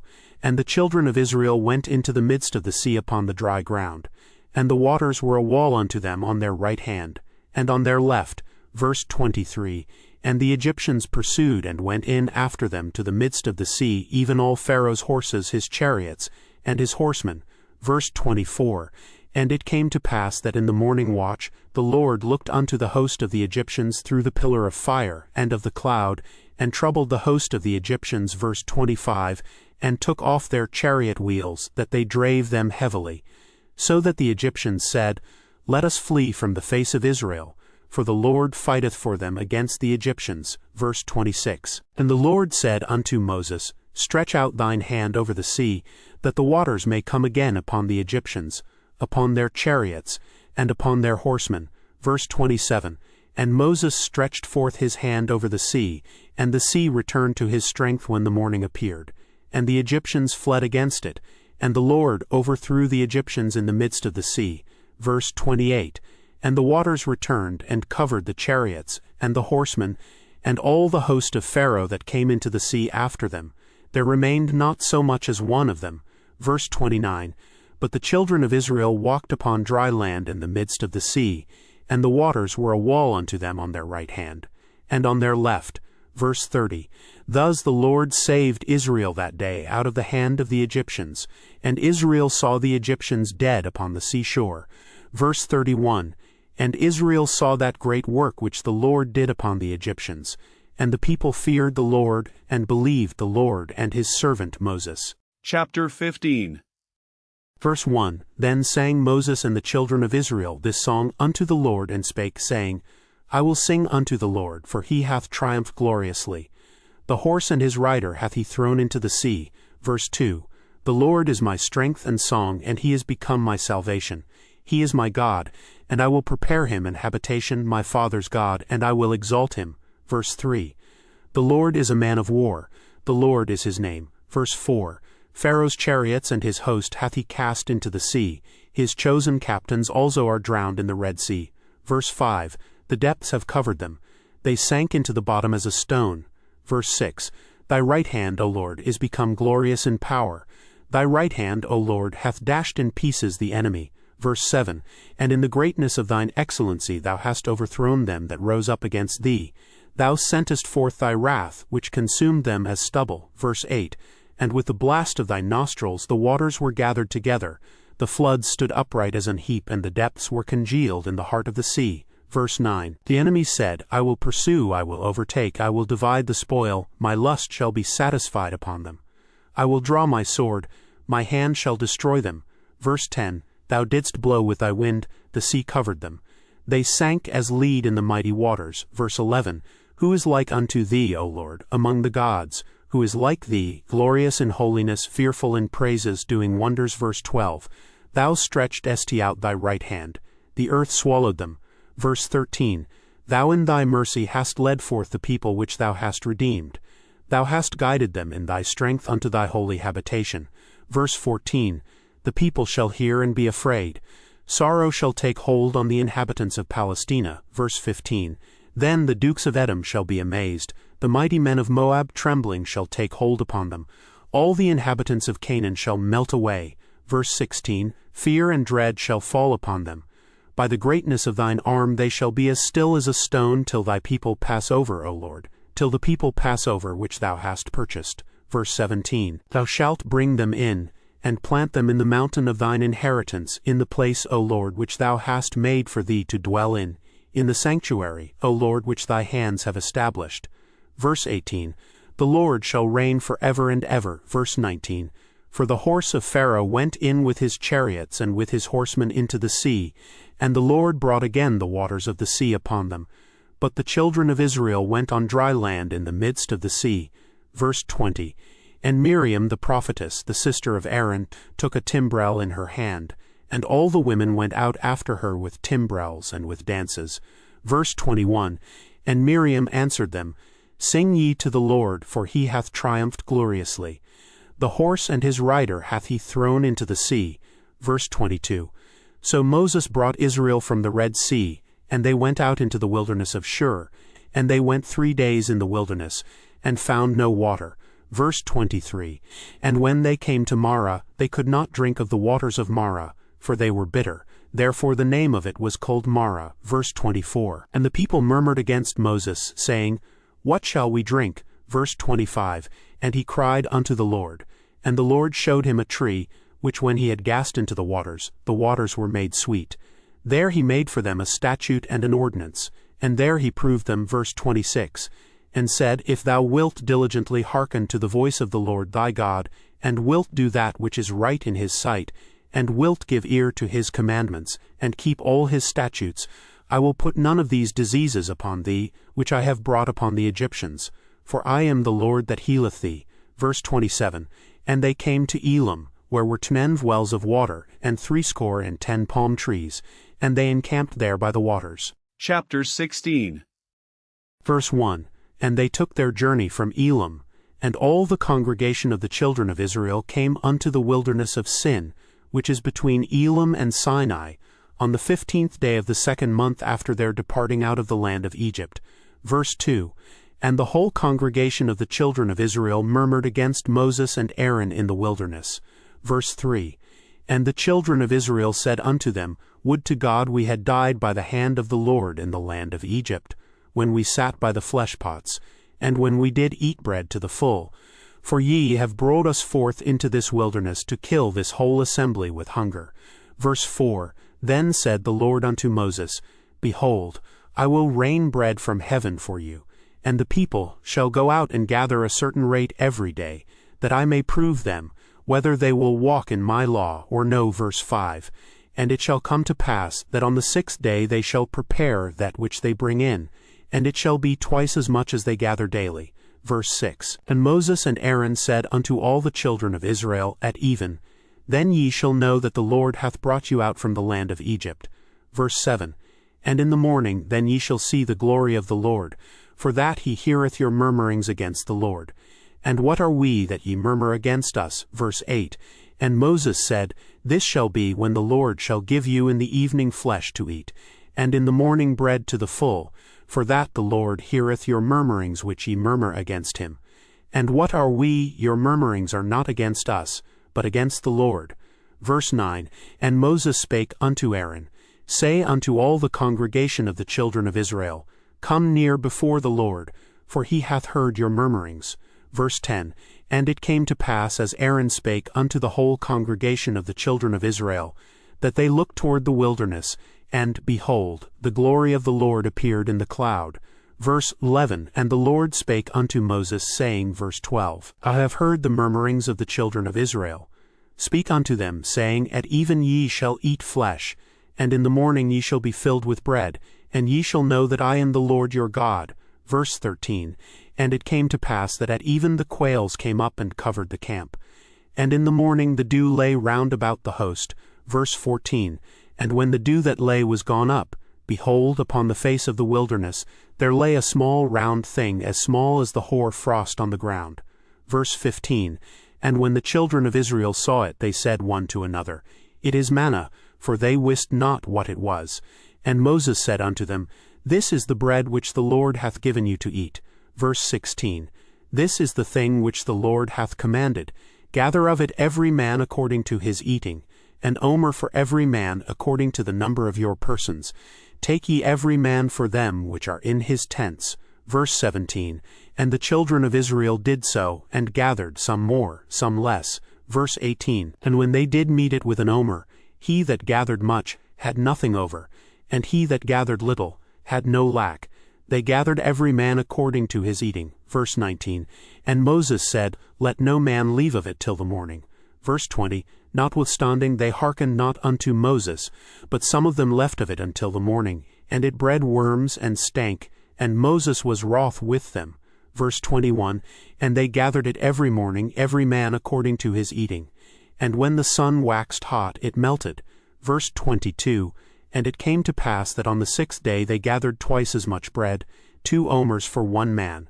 And all the rulers of the congregation came and told Moses. Verse 23, And he said unto them, This is that which the Lord hath said, Tomorrow is the rest of the holy Sabbath unto the Lord. Bake that which ye will bake today, and seethe that ye will seethe, and that which remaineth over lay up for you to be kept until the morning. Verse 24, And they laid it up till the morning, as Moses bade, and it did not stink, neither was there any worm therein. Verse 25, And Moses said, Eat that today, for today is a Sabbath unto the Lord. Today ye shall not find it in the field. Verse 26, 6 days ye shall gather it, but on the 7th day, which is the Sabbath, in it there shall be none. Verse 27, And it came to pass that there went out some of the people on the 7th day for to gather, and they found none. Verse 28, And the Lord said unto Moses, How long refuse ye to keep my commandments and my laws? Verse 29, See, for that the Lord hath given you the Sabbath, therefore he giveth you on the 6th day the bread of 2 days. Abide ye every man in his place, let no man go out of his place on the 7th day. Verse 30, So the people rested on the 7th day. Verse 31, And the house of Israel called the name thereof manna, and it was like coriander seed white, and the taste of it was like wafers made with honey. Verse 32, And Moses said, This is the thing which the Lord commandeth. Fill an omer of it to be kept for your generations, that they may see the bread wherewith I have fed you in the wilderness, when I brought you forth from the land of Egypt. Verse 33, And Moses said unto Aaron, Take a pot, and put an omer full of manna therein, and lay it up before the Lord to be kept for your generations. Verse 34, As the Lord commanded Moses, so Aaron laid it up before the testimony to be kept. Verse 35, And the children of Israel did eat manna 40 years, until they came to a land inhabited. They did eat manna, until they came unto the borders of the land of Canaan. Verse 36, Now an omer is the 10th part of an ephah. Chapter 17.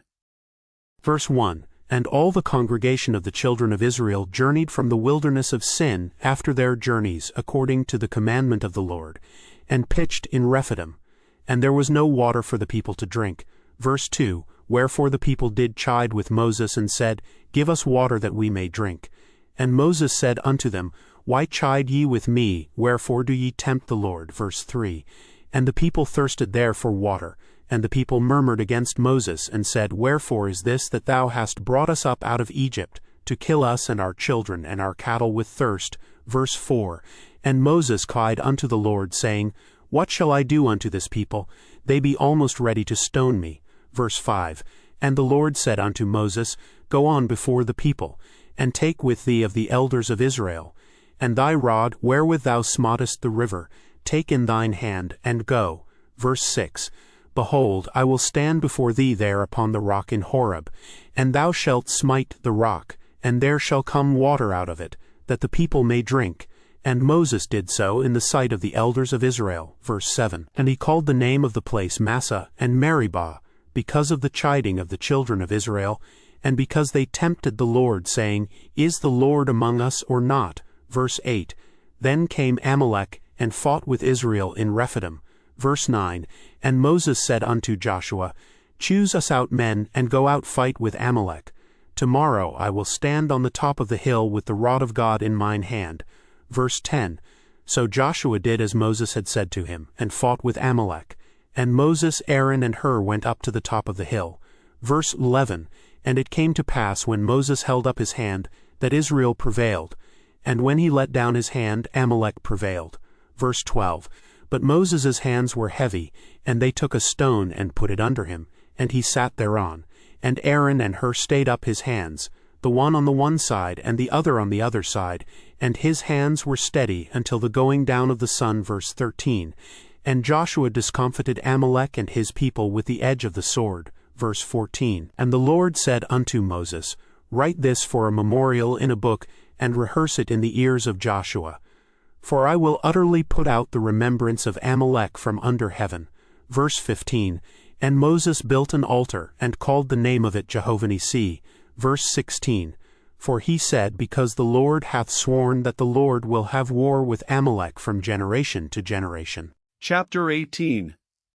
Verse 1, When Jethro, the priest of Midian, Moses' father-in-law, heard of all that God had done for Moses and for Israel his people, and that the Lord had brought Israel out of Egypt.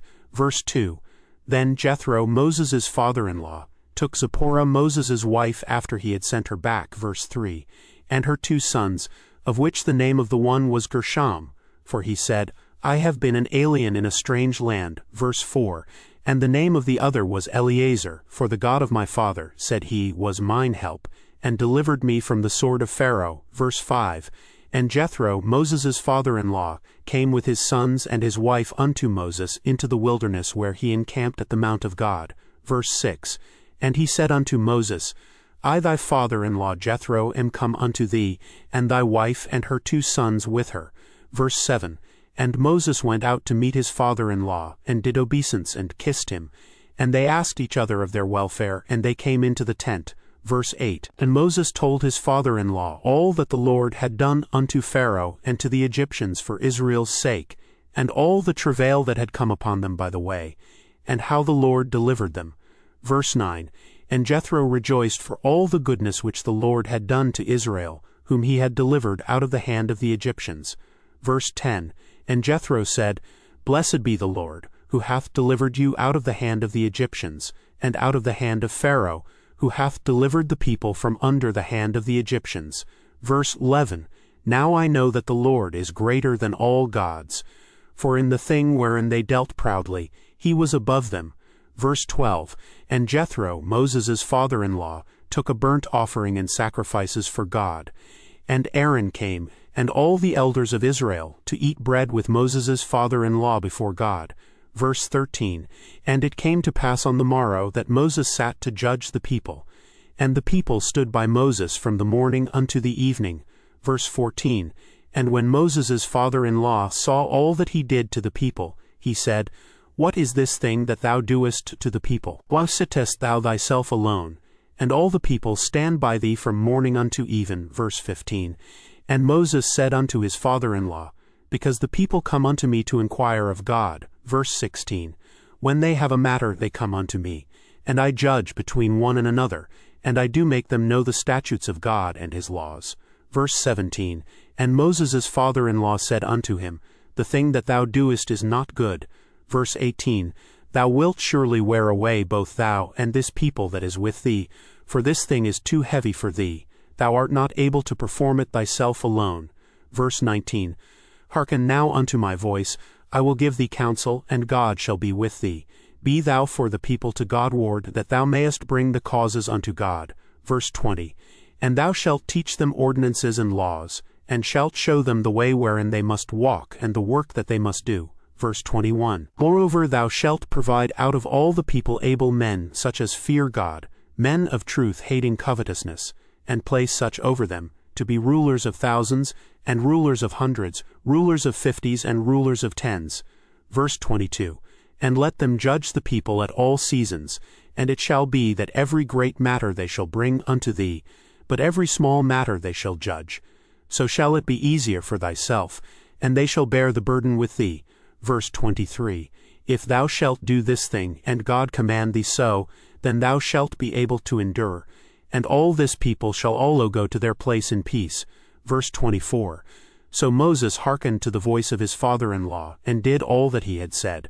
Verse 25. And Moses chose able men out of all Israel, and made them heads over the people, rulers of thousands, rulers of hundreds, rulers of 50s, and rulers of 10s. Verse 26. And they judged the people at all seasons. The hard causes they brought unto Moses, but every small matter they judged themselves. Verse 27. And Moses let his father-in-law depart, and he went his way into his own land. Chapter 19. Verse 1. In the 3rd month, when the children of Israel were gone forth out of the land of Egypt, the same day came they into the wilderness of Sinai. Verse 2. For they were departed from Rephidim, and were come to the desert of Sinai, and had pitched in the wilderness. And there Israel camped before the mount. Verse 3. And Moses went up unto God, and the Lord called unto him out of the mountain, saying, Thus shalt thou say to the house of Jacob, and tell the children of Israel. Verse 4. Ye have seen what I did unto the Egyptians, and how I bare you on eagle's wings, and brought you unto myself. Verse 5. Now therefore, if ye will obey my voice indeed, and keep my covenant, then ye shall be a peculiar treasure unto me above all people. For all the earth is mine. Verse 6. And ye shall be unto me a kingdom of priests, and an holy nation. These are the words which thou shalt speak unto the children of Israel. Verse 7. And Moses came and called for the elders of the people, and laid before their faces all these words which the Lord commanded him. Verse 8. And all the people answered together, and said, All that the Lord hath spoken we will do. And Moses returned the words of the people unto the Lord. Verse 9. And the Lord said unto Moses, Lo, I come unto thee in a thick cloud, that the people may hear when I speak with thee, and believe thee forever. And Moses told the words of the people unto the Lord. Verse 10. And the Lord said unto Moses, Go unto the people, and sanctify them today and tomorrow, and let them wash their clothes. Verse 11. And be ready against the 3rd day. For the 3rd day the Lord will come down in the sight of all the people upon Mount Sinai. Verse 12. And thou shalt set bounds unto the people round about, saying, Take heed to yourselves, that ye go not up into the mount, or touch the border of it. Whosoever toucheth the mount shall be surely put to death. Verse 13. There shall not an hand touch it, but he shall surely be stoned or shot through. Whether it be beast or man, it shall not live. When the trumpet soundeth long, they shall come up to the mount. Verse 14. And Moses went down from the mount unto the people, and sanctified the people, and they washed their clothes. Verse 15. And he said unto the people, Be ready against the 3rd day, come not at your wives. Verse 16. And it came to pass on the 3rd day in the morning that there were thunders and lightnings, and a thick cloud upon the mount, and the voice of the trumpet exceeding loud, so that all the people that was in the camp trembled. Verse 17. And Moses brought forth the people out of the camp to meet with God, and they stood at the nether part of the mount. Verse 18. And Mount Sinai was altogether on a smoke, because the Lord descended upon it in fire, and the smoke thereof ascended as the smoke of a furnace, and the whole mount quaked greatly. Verse 19. And when the voice of the trumpet sounded long, and waxed louder and louder, Moses spake, and God answered him by a voice. Verse 20. And the Lord came down upon Mount Sinai, on the top of the mount. And the Lord called Moses up to the top of the mount, and Moses went up. Verse 21. And the Lord said unto Moses, Go down, charge the people, lest they break through unto the Lord to gaze, and many of them perish. Verse 22. And let the priests also, which come near to the Lord, sanctify themselves, lest the Lord break forth upon them. Verse 23. And Moses said unto the Lord, The people cannot come up to Mount Sinai, for thou chargedest us, saying, Set bounds about the mount, and sanctify it. Verse 24. And the Lord said unto him, Away, get thee down, and thou shalt come up, thou and Aaron with thee. But let not the priests and the people break through to come up unto the Lord, lest he break forth upon them. Verse 25. So Moses went down unto the people, and spake unto them. Chapter 20. Verse 1. And God spake all these words, saying, Verse 2. I am the Lord thy God, which have brought thee out of the land of Egypt, out of the house of bondage. Verse 3. Thou shalt have no other gods before me. Verse 4. Thou shalt not make unto thee any graven image, or any likeness of anything that is in heaven above, or that is in the earth beneath, or that is in the water under the earth. Verse 5, Thou shalt not bow down thyself to them, nor serve them. For I the Lord thy God am a jealous God, visiting the iniquity of the fathers upon the children unto the third and fourth generation of them that hate me. Verse 6, And showing mercy unto thousands of them that love me, and keep my commandments. Verse 7, Thou shalt not take the name of the Lord thy God in vain. For the Lord will not hold him guiltless that taketh his name in vain. Verse 8, Remember the Sabbath day to keep it holy. Verse 9, 6 days shalt thou labor, and do all thy work. Verse 10, But the seventh day is the Sabbath of the Lord thy God. In it thou shalt not do any work, thou, nor thy son, nor thy daughter, thy manservant, nor thy maidservant, nor thy cattle, nor thy stranger that is within thy gates. Verse 11, For in 6 days the Lord made heaven and earth, the sea, and all that in them is, and rested the seventh day. Wherefore the Lord blessed the Sabbath day, and hallowed it. Verse 12, Honor thy father and thy mother, that thy days may be long upon the land which the Lord thy God giveth thee. Verse 13, Thou shalt not kill.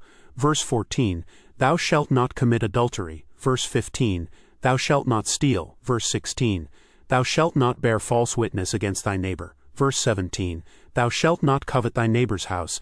Thou shalt not covet thy neighbor's wife, nor his manservant, nor his maidservant, nor his ox, nor his ass, nor anything that is thy neighbor's. Verse 18, And all the people saw the thunderings and the lightnings and the noise of the trumpet and the mountain smoking. And when the people saw it, they removed and stood afar off. Verse 19, And they said unto Moses, Speak thou with us, and we will hear, but let not God speak with us, lest we die. Verse 20, And Moses said unto the people, Fear not, for God is come to prove you, and that his fear may be before your faces, that ye sin not. Verse 21, And the people stood afar off, and Moses drew near unto the thick darkness where God was. Verse 22, And the Lord said unto Moses, Thus thou shalt say unto the children of Israel, Ye have seen that I have talked with you from heaven. Verse 23, Ye shall not make with me gods of silver, neither shall ye make unto you gods of gold. Verse 24, An altar of earth thou shalt make unto me, and shalt sacrifice thereon thy burnt offerings, and thy peace offerings, thy sheep and thine oxen. In all places where I record my name I will come unto thee, and I will bless thee. Verse 25, And if thou wilt make me an altar of stone, thou shalt not build it of hewn stone.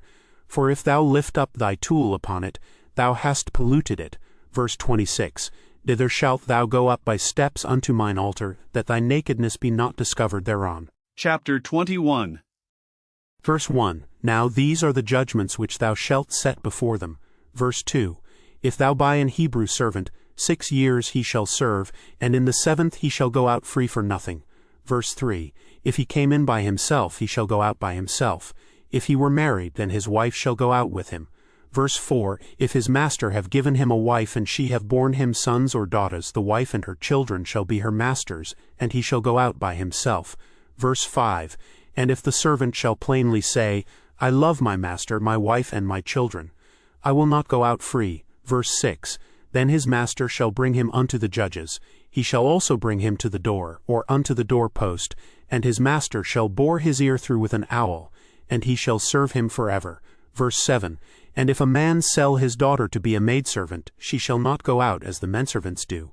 Verse 8, If she please not her master who hath betrothed her to himself, then shall he let her be redeemed.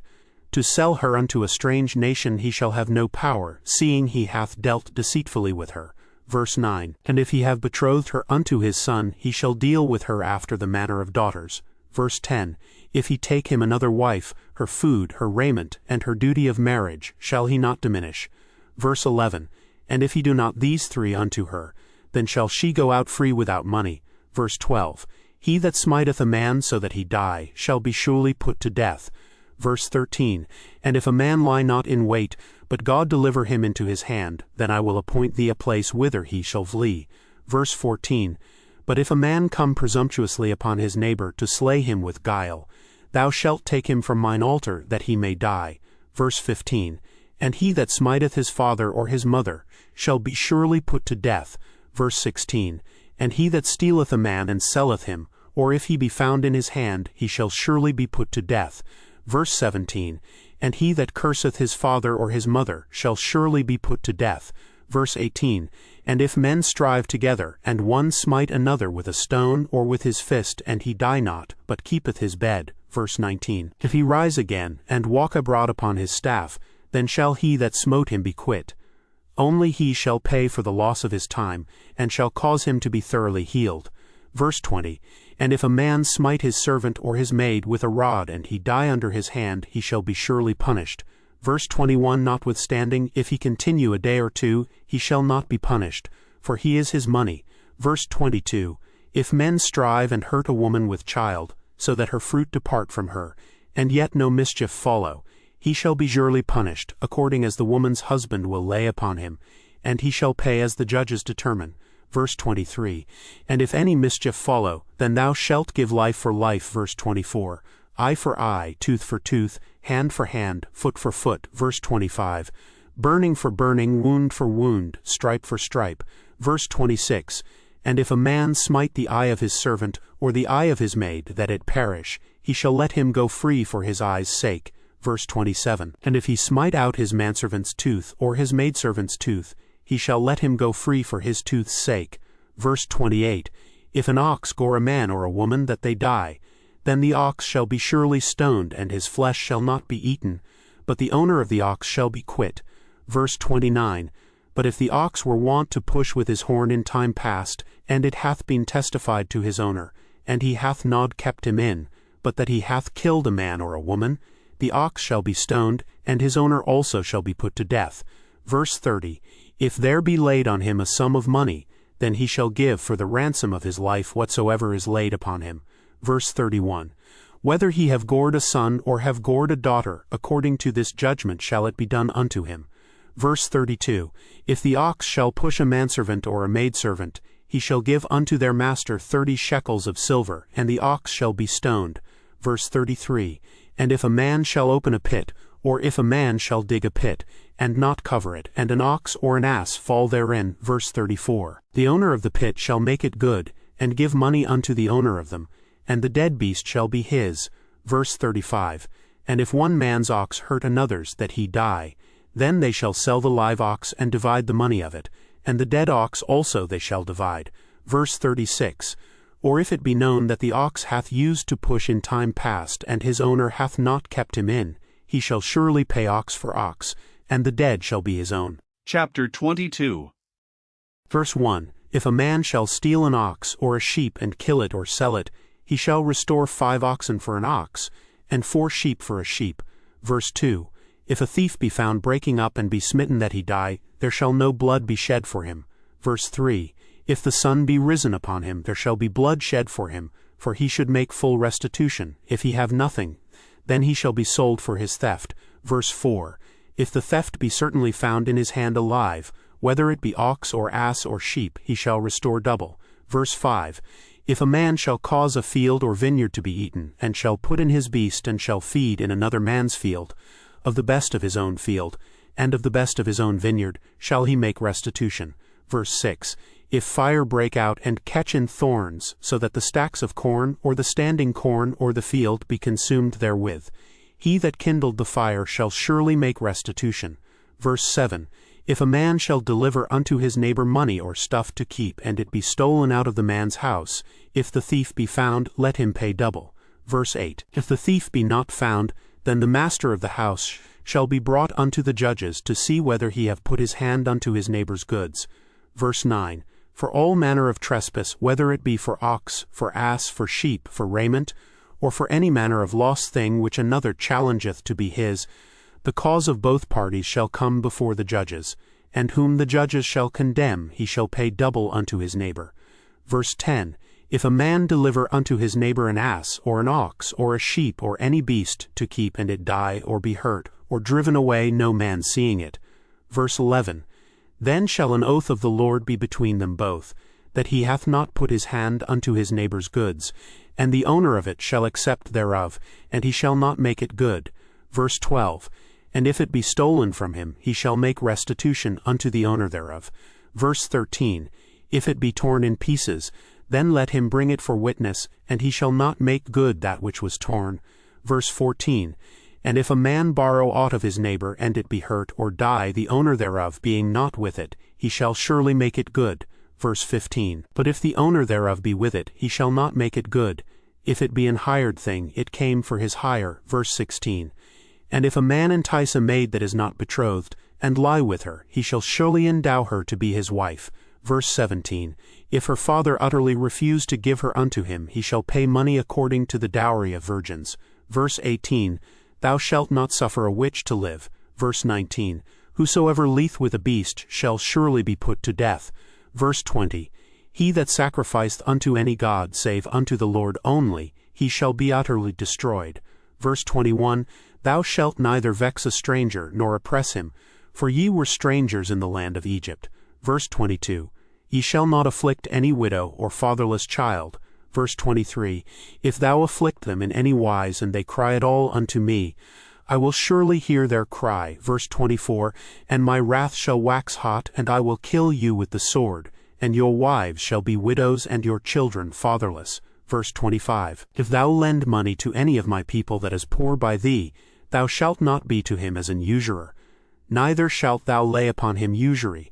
Verse 26. If thou at all take thy neighbor's raiment to pledge, thou shalt deliver it unto him by that the sun goeth down. Verse 27. For that is his covering only, it is his raiment for his skin, wherein shall he sleep, and it shall come to pass when he crieth unto me, that I will hear, for I am gracious. Verse 28. Thou shalt not revile the gods, nor durs the ruler of thy people. Verse 29. Thou shalt not delay to offer the first of thy ripe fruits, and of thy liquors. The firstborn of thy sons shalt thou give unto me. Verse 30. Likewise shalt thou do with thine oxen, and with thy sheep. 7 days it shall be with his dam. On the 8th day thou shalt give it me. Verse 31. And ye shall be holy men unto me. Neither shall ye eat any flesh that is torn of beasts in the field. Ye shall cast it to the dogs. Chapter 23. Verse 1. Thou shalt not raise a false report. Put not thine hand with the wicked to be an unrighteous witness. Verse 2. Thou shalt not follow a multitude to do evil, neither shalt thou speak in a cause to decline after many to wrest judgment. Verse 3. Neither shalt thou countenance a poor man in his cause. Verse 4. If thou meet thine enemy's ox or his ass going astray, thou shalt surely bring it back to him again. Verse 5. If thou see the ass of him that hateth thee lying under his burden, and wouldest forbear to help him, thou shalt surely help with him. Verse 6. Thou shalt not wrest the judgment of thy poor in his cause. Verse 7. Keep thee far from a false matter, and the innocent and righteous slay thou not, for I will not justify the wicked. Verse 8. And thou shalt take no gift, for the gift blindeth the wise, and perverteth the words of the righteous. Verse 9. Also thou shalt not oppress a stranger, for ye know the heart of a stranger, seeing ye were strangers in the land of Egypt. Verse 10. And 6 years thou shalt sow thy land, and shalt gather in the fruits thereof. Verse 11. But the 7th year thou shalt let it rest and lie still, that the poor of thy people may eat, and what they leave the beasts of the field shall eat. In like manner thou shalt deal with thy vineyard and with thy oliveyard. Verse 12. 6 days thou shalt do thy work, and on the 7th day thou shalt rest, that thine ox and thine ass may rest, and the son of thy handmaid and the stranger may be refreshed. Verse 13. And in all things that I have said unto you be circumspect, and make no mention of the name of other gods, neither let it be heard out of thy mouth. Verse 14. 3 times thou shalt keep a feast unto me in the year. Verse 15. Thou shalt keep the feast of unleavened bread. Thou shalt eat unleavened bread 7 days, as I commanded thee, in the time appointed of the month Abib, for in it thou camest out from Egypt, and none shall appear before me empty smiley face. Verse 16. And the feast of harvest, the firstfruits of thy labors, which thou hast sown in the field, and the feast of ingathering, which is in the end of the year, when thou hast gathered in thy labors out of the field. Verse 17. 3 times in the year all thy males shall appear before the Lord God. Verse 18. Thou shalt not offer the blood of my sacrifice with leavened bread, neither shall the fat of my sacrifice remain until the morning. Verse 19. The first of the firstfruits of thy land thou shalt bring into the house of the Lord thy God. Thou shalt not see the kid in his mother's milk. Verse 20. Behold, I send an angel before thee to keep thee in the way, and to bring thee into the place which I have prepared. Verse 21. Beware of him, and obey his voice, provoke him not, for he will not pardon your transgressions, for my name is in him. Verse 22. But if thou shalt indeed obey his voice, and do all that I speak, then I will be an enemy unto thine enemies, and an adversary unto thine adversaries. Verse 23, For mine angel shall go before thee, and bring thee in unto the Amorites and the Hittites and the Perizzites and the Canaanites, the Hivites and the Jebusites, and I will cut them off. Verse 24, Thou shalt not bow down to their gods, nor serve them, nor do after their works. But thou shalt utterly overthrow them, and quite break down their images. Verse 25, And ye shall serve the Lord your God, and he shall bless thy bread and thy water, and I will take sickness away from the midst of thee. Verse 26, There shall nothing cast their young nor be barren in thy land, the number of thy days I will fulfill. Verse 27, I will send my fear before thee, and will destroy all the people to whom thou shalt come, and I will make all thine enemies turn their backs unto thee. Verse 28, And I will send hornets before thee, which shall drive out the Hivite, the Canaanite, and the Hittite from before thee. Verse 29, I will not drive them out from before thee in 1 year, lest the land become desolate, and the beast of the field multiply against thee. Verse 30, By little and little I will drive them out from before thee, until thou be increased and inherit the land. Verse 31, And I will set thy bounds from the Red Sea even unto the sea of the Philistines, and from the desert unto the river. For I will deliver the inhabitants of the land into your hand, and thou shalt drive them out before thee.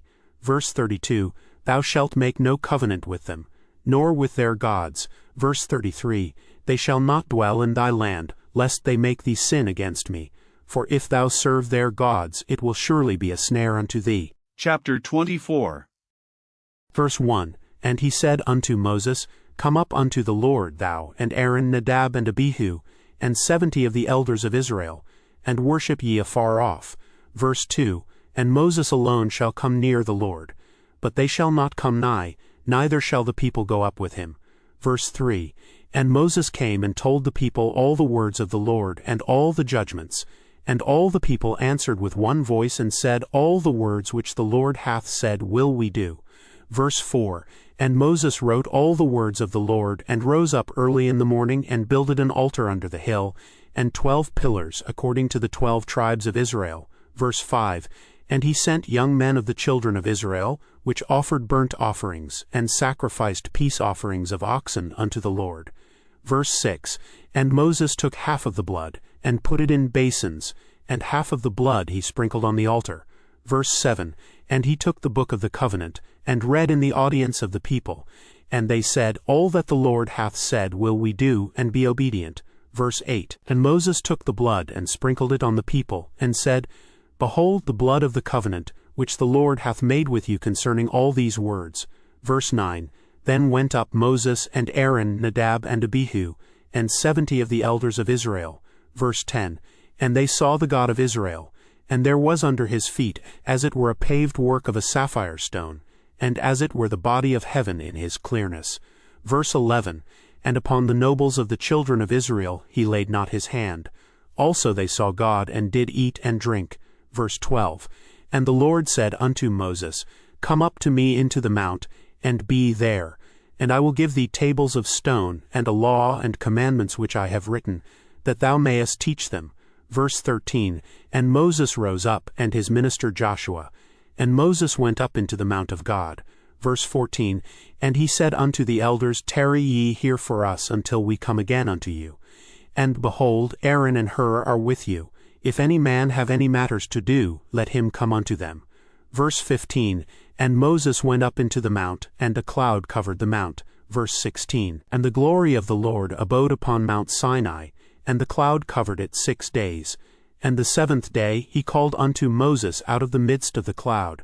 Verse 17, And the sight of the glory of the Lord was like devouring fire on the top of the mount in the eyes of the children of Israel. Verse 18, And Moses went into the midst of the cloud, and gat him up into the mount. And Moses was in the mount 40 days and 40 nights. Chapter 25. Verse 1, And the Lord spake unto Moses, saying, Verse 2, Speak unto the children of Israel, that they bring me an offering. Of every man that giveth it willingly with his heart ye shall take my offering. Verse 3, And this is the offering which ye shall take of them: gold and silver and brass, verse 4, and blue and purple and scarlet and fine linen, and goat's hair, verse 5, and ram skins dyed red and badger skins and shittim wood, verse 6, oil for the light, spices for anointing oil, and for sweet incense, verse 7, onyx stones and stones to be set in the ephod, and in the breastplate, verse 8, and let them make me a sanctuary, that I may dwell among them, verse 9, according to all that I show thee, after the pattern of the tabernacle and the pattern of all the instruments thereof, even so shall ye make it, verse 10, and they shall make an ark of shittim wood, 2 cubits and a half shall be the length thereof, and a cubit and a half the breadth thereof, and a cubit and a half the height thereof, verse 11, and thou shalt overlay it with pure gold, within and without shalt thou overlay it, and shalt make upon it a crown of gold round about, verse 12, and thou shalt cast 4 rings of gold for it, and put them in the 4 corners thereof, and 2 rings shall be in the one side of it, and 2 rings in the other side of it. Verse 13, and thou shalt make staves of shittim wood, and overlay them with gold. Verse 14, and thou shalt put the staves into the rings by the sides of the ark, that the ark may be borne with them. Verse 15, the staves shall be in the rings of the ark, they shall not be taken from it. Verse 16, and thou shalt put into the ark the testimony which I shall give thee. Verse 17, and thou shalt make a mercy seat of pure gold. 2 cubits and a half shall be the length thereof, and a cubit and a half the breadth thereof. Verse 18, and thou shalt make 2 cherubims of gold. Of beaten work shalt thou make them in the 2 ends of the mercy seat. Verse 19, and make 1 cherub on the one end, and the other cherub on the other end. Even of the mercy seat shall ye make the cherubims on the 2 ends thereof. Verse 20, and the cherubims shall stretch forth their wings on high, covering the mercy seat with their wings, and their faces shall look one to another. Toward the mercy seat shall the faces of the cherubims be. Verse 21, and thou shalt put the mercy seat above upon the ark, and in the ark thou shalt put the testimony that I shall give thee. Verse 22, and there I will meet with thee, and I will commune with thee from above the mercy seat, from between the 2 cherubims which are upon the ark of the testimony, of all things which I will give thee in commandment unto the children of Israel. Verse 23, thou shalt also make a table of shittim wood. 2 cubits shall be the length thereof, and a cubit the breadth thereof, and a cubit and a half the height thereof. Verse 24, and thou shalt overlay it with pure gold, and make thereto a crown of gold round about. Verse 25, and thou shalt make unto it a border of an handbreadth round about, and thou shalt make a golden crown to the border thereof round about. Verse 26, and thou shalt make for it 4 rings of gold, and put the rings in the 4 corners that are on the 4 feet thereof. Verse 27, over against the border shall the rings be for places of the staves to bear the table. Verse 28, and thou shalt make the staves of shittim wood, and overlay them with gold, that the table may be borne with them. Verse 29, and thou shalt make the dishes thereof, and spoons thereof, and covers thereof, and bowls thereof, to cover withal, of pure gold shalt thou make them. Verse 30, and thou shalt set upon the table shewbread before me alway. Verse 31, and thou shalt make a candlestick of pure gold. Of beaten work shall the candlestick be made. His shaft and his branches, his bowls, his knops, and his flowers shall be of the same. Verse 32, and 6 branches shall come out of the sides of it, 3 branches of the candlestick out of the one side, and 3 branches of the candlestick out of the other side. Verse 33, 3 bowls made like unto almonds, with a knop and a flower in one branch, and 3 bowls made like almonds in the other branch, with a knop and a flower. So in the 6 branches that come out of the candlestick. Verse 34, and in the candlesticks shall be 4 bowls made like unto almonds, with their knops and their flowers. Verse 35, and there shall be a knop under 2 branches of the same, and a knop under 2 branches of the same, and a knop under 2 branches of the same, according to the 6 branches that proceed out of the candlestick. Verse 36, their knops and their branches shall be of the same, all it shall be one beaten work of pure gold. Verse 37, and thou shalt make the 7 lamps thereof, and they shall light the lamps thereof, that they may give light over against it. Verse 38, and the tongs thereof and the snuff dishes thereof shall be of pure gold. Verse 39, of a talent of pure gold shall he make it with all these vessels. Verse 40, and look that thou make them after their pattern which was showed thee in the mount. Chapter 26. Verse 1, Moreover, thou shalt make the tabernacle with 10 curtains of fine twined linen, and blue and purple and scarlet. With cherubims of cunning work shalt thou make them. Verse 2, The length of one curtain shall be 28 cubits, and the breadth of one curtain 4 cubits, and every one of the curtains shall have one measure. Verse 3, The 5 curtains shall be coupled together one to another, and other 5 curtains shall be coupled one to another.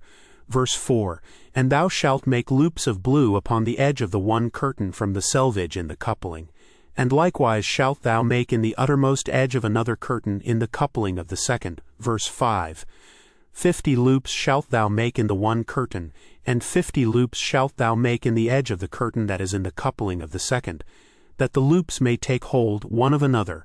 Verse 6, And thou shalt make 50 taches of gold, and couple the curtains together with the taches, and it shall be one tabernacle. Verse 7, And thou shalt make curtains of goat's hair to be a covering upon the tabernacle. 11 curtains shalt thou make. Verse 8, The length of one curtain shall be 30 cubits, and the breadth of one curtain 4 cubits, and the 11 curtains shall be all of one measure. Verse 9, And thou shalt couple 5 curtains by themselves, and 6 curtains by themselves, and shalt double the 6th curtain in the forefront of the tabernacle. Verse 10, And thou shalt make 50 loops on the edge of the one curtain that is outmost in the coupling, and 50 loops in the edge of the curtain which couple the second. Verse 11, And thou shalt make 50 taches of brass, and put the taches into the loops, and couple the tent together, that it may be one. Verse 12, And the remnant that remaineth of the curtains of the tent, the half curtain that remaineth, shall hang over the backside of the tabernacle. Verse 13, And a cubit on the one side, and a cubit on the other side of that which remaineth in the length of the curtains of the tent.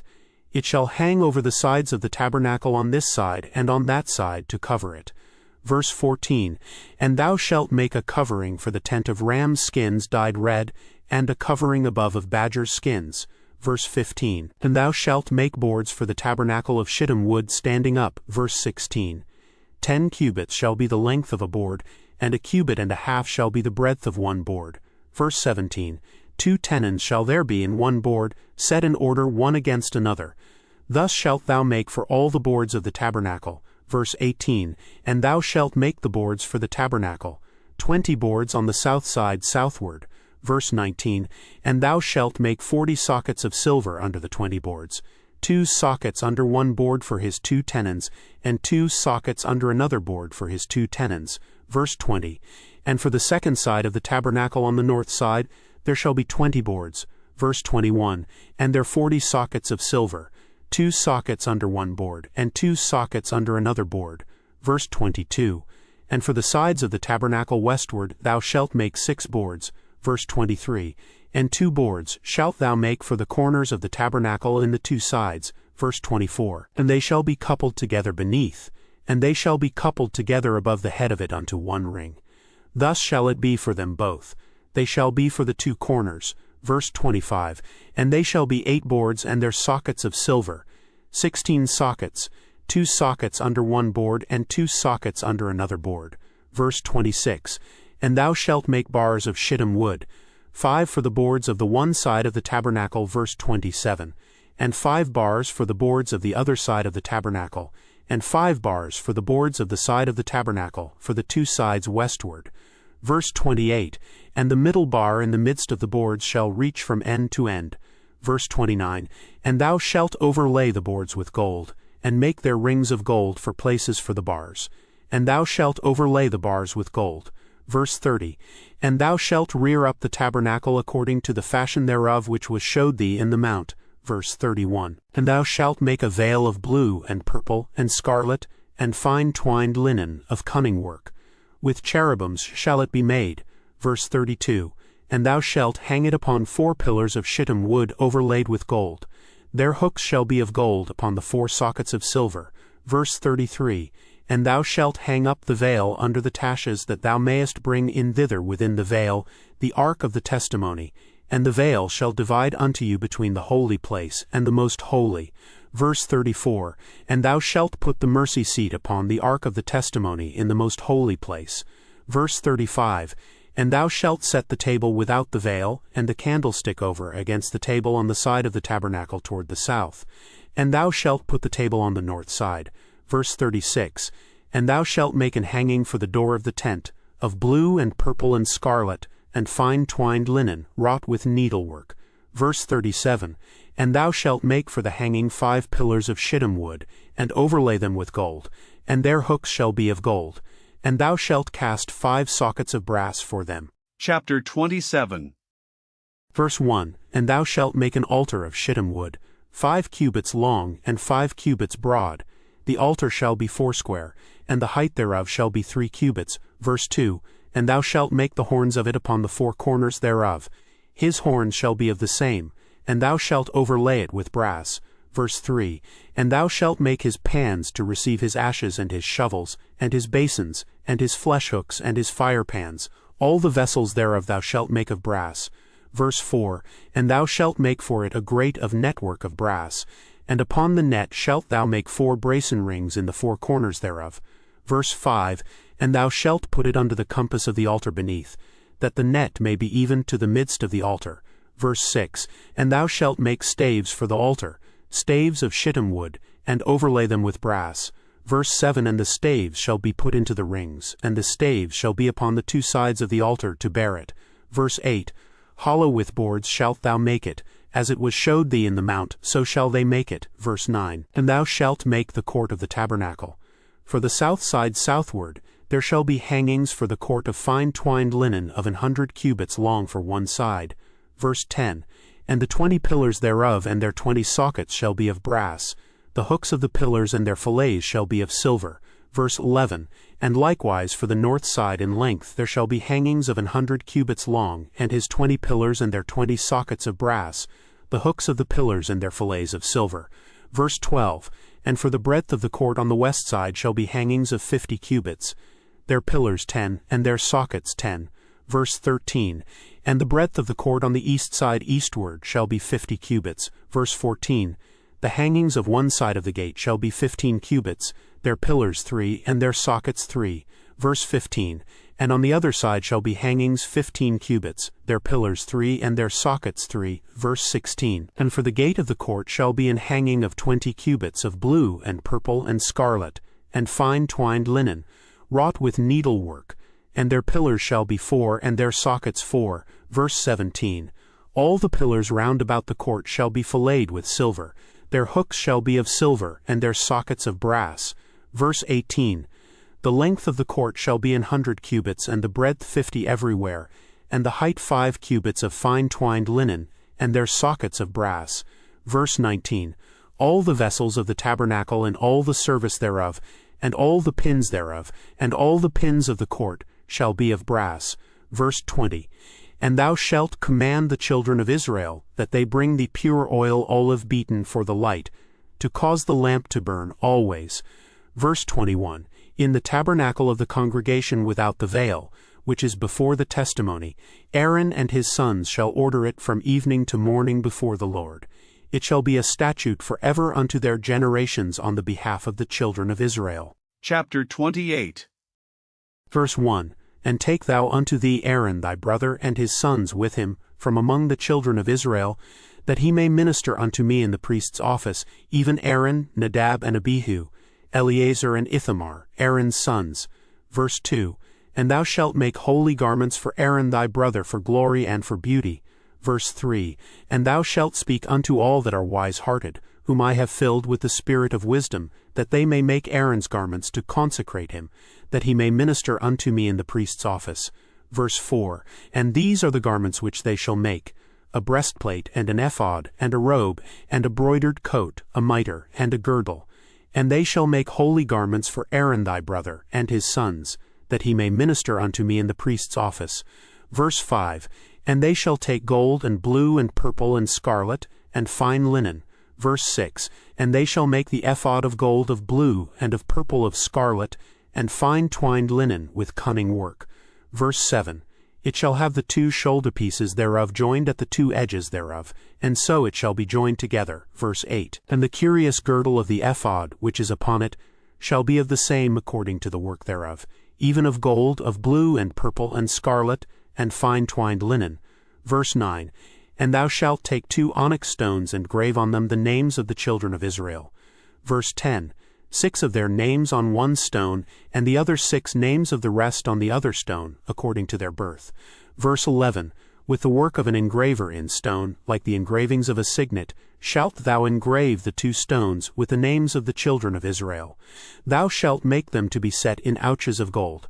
Verse 12. And thou shalt put the 2 stones upon the shoulders of the ephod for stones of memorial unto the children of Israel. And Aaron shall bear their names before the Lord upon his 2 shoulders for a memorial.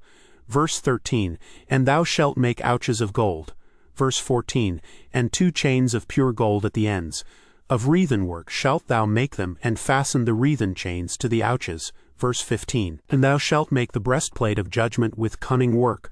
After the work of the ephod thou shalt make it of gold, of blue, and of purple, and of scarlet, and of fine twined linen, shalt thou make it. Verse 16. 4 it shall be being doubled, a span shall be the length thereof, and a span shall be the breadth thereof. Verse 17. And thou shalt set in it settings of stones, even 4 rows of stones. The first row shall be a sardius, a topaz, and a carbuncle. This shall be the first row. Verse 18. And the second row shall be an emerald, a sapphire, and a diamond. Verse 19. And the third row a ligure, an agate, and an amethyst. Verse 20. And the fourth row a beryl, and an onyx, and a jasper. They shall be set in gold in their enclosings. Verse 21. And the stones shall be with the names of the children of Israel, 12 according to their names, like the engravings of a signet. Every one with his name shall they be according to the 12 tribes. Verse 22. And thou shalt make upon the breastplate chains at the ends of wreathen work of pure gold. Verse 23. And thou shalt make upon the breastplate 2 rings of gold, and shalt put the 2 rings on the 2 ends of the breastplate. Verse 24.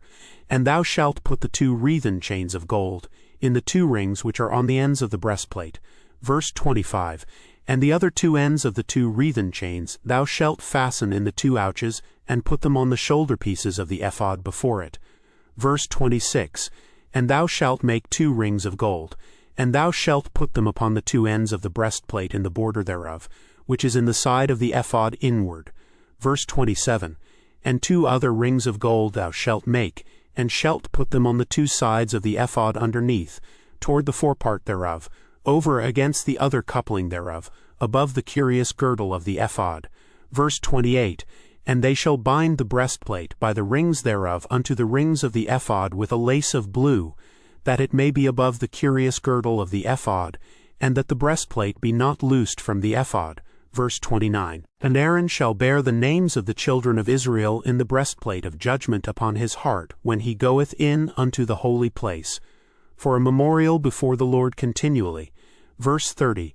And thou shalt put in the breastplate of judgment the Urim and the Thummim, and they shall be upon Aaron's heart when he goeth in before the Lord. And Aaron shall bear the judgment of the children of Israel upon his heart before the Lord continually. Verse 31. And thou shalt make the robe of the ephod all of blue. Verse 32. And there shall be an hole in the top of it, in the midst thereof. It shall have a binding of woven work round about the whole of it, as it were the hole of an habergeon, that it be not rent. Verse 33. And beneath upon the hem of it thou shalt make pomegranates of blue, and of purple, and of scarlet, round about the hem thereof, and bells of gold between them round about. Verse 34. A golden bell and a pomegranate, a golden bell and a pomegranate, upon the hem of the robe round about. Verse 35. And it shall be upon Aaron to minister, and his sound shall be heard when he goeth in unto the holy place before the Lord, and when he cometh out, that he die not. Verse 36. And thou shalt make a plate of pure gold, and grave upon it, like the engravings of a signet, holiness to the Lord. Verse 37. And thou shalt put it on a blue lace, that it may be upon the mitre, upon the forefront of the mitre it shall be. Verse 38. And it shall be upon Aaron's forehead, that Aaron may bear the iniquity of the holy things, which the children of Israel shall hallow in all their holy gifts, and it shall be always upon his forehead, that they may be accepted before the Lord. Verse 39. And thou shalt embroider the coat of fine linen, and thou shalt make the mitre of fine linen, and thou shalt make the girdle of needlework. Verse 40, And for Aaron's sons thou shalt make coats, and thou shalt make for them girdles, and bonnets shalt thou make for them, for glory and for beauty. Verse 41, And thou shalt put them upon Aaron thy brother, and his sons with him, and shalt anoint them, and consecrate them, and sanctify them, that they may minister unto me in the priest's office. Verse 42, And thou shalt make them linen breeches to cover their nakedness, from the loins even unto the thighs they shall reach. Verse 43, And they shall be upon Aaron, and upon his sons, when they come in unto the tabernacle of the congregation, or when they come near unto the altar to minister in the holy place, that they bear not iniquity, and die. It shall be a statute forever unto him and his seed after him. Chapter 29. Verse 1, And this is the thing that thou shalt do unto them to hallow them, to minister unto me in the priest's office. Take 1 young bullock, and 2 rams without blemish. Verse 2, And unleavened bread and cakes unleavened tempered with oil, and wafers unleavened anointed with oil. Of wheaten flour shalt thou make them. Verse 3, And thou shalt put them into 1 basket, and bring them in the basket, with the bullock and the 2 rams. Verse 4, And Aaron and his sons thou shalt bring unto the door of the tabernacle of the congregation, and shalt wash them with water. Verse 5, And thou shalt take the garments, and put upon Aaron the coat, and the robe of the ephod, and the breastplate, and gird him with the curious girdle of the ephod. Verse 6, And thou shalt put the mitre upon his head, and put the holy crown upon the mitre. Verse 7, Then shalt thou take the anointing oil, and pour it upon his head, and anoint him. Verse 8, And thou shalt bring his sons, and put coats upon them. Verse 9, And thou shalt gird them with girdles, Aaron and his sons, and put the bonnets on them. And the priest's office shall be theirs for a perpetual statute. And thou shalt consecrate Aaron and his sons.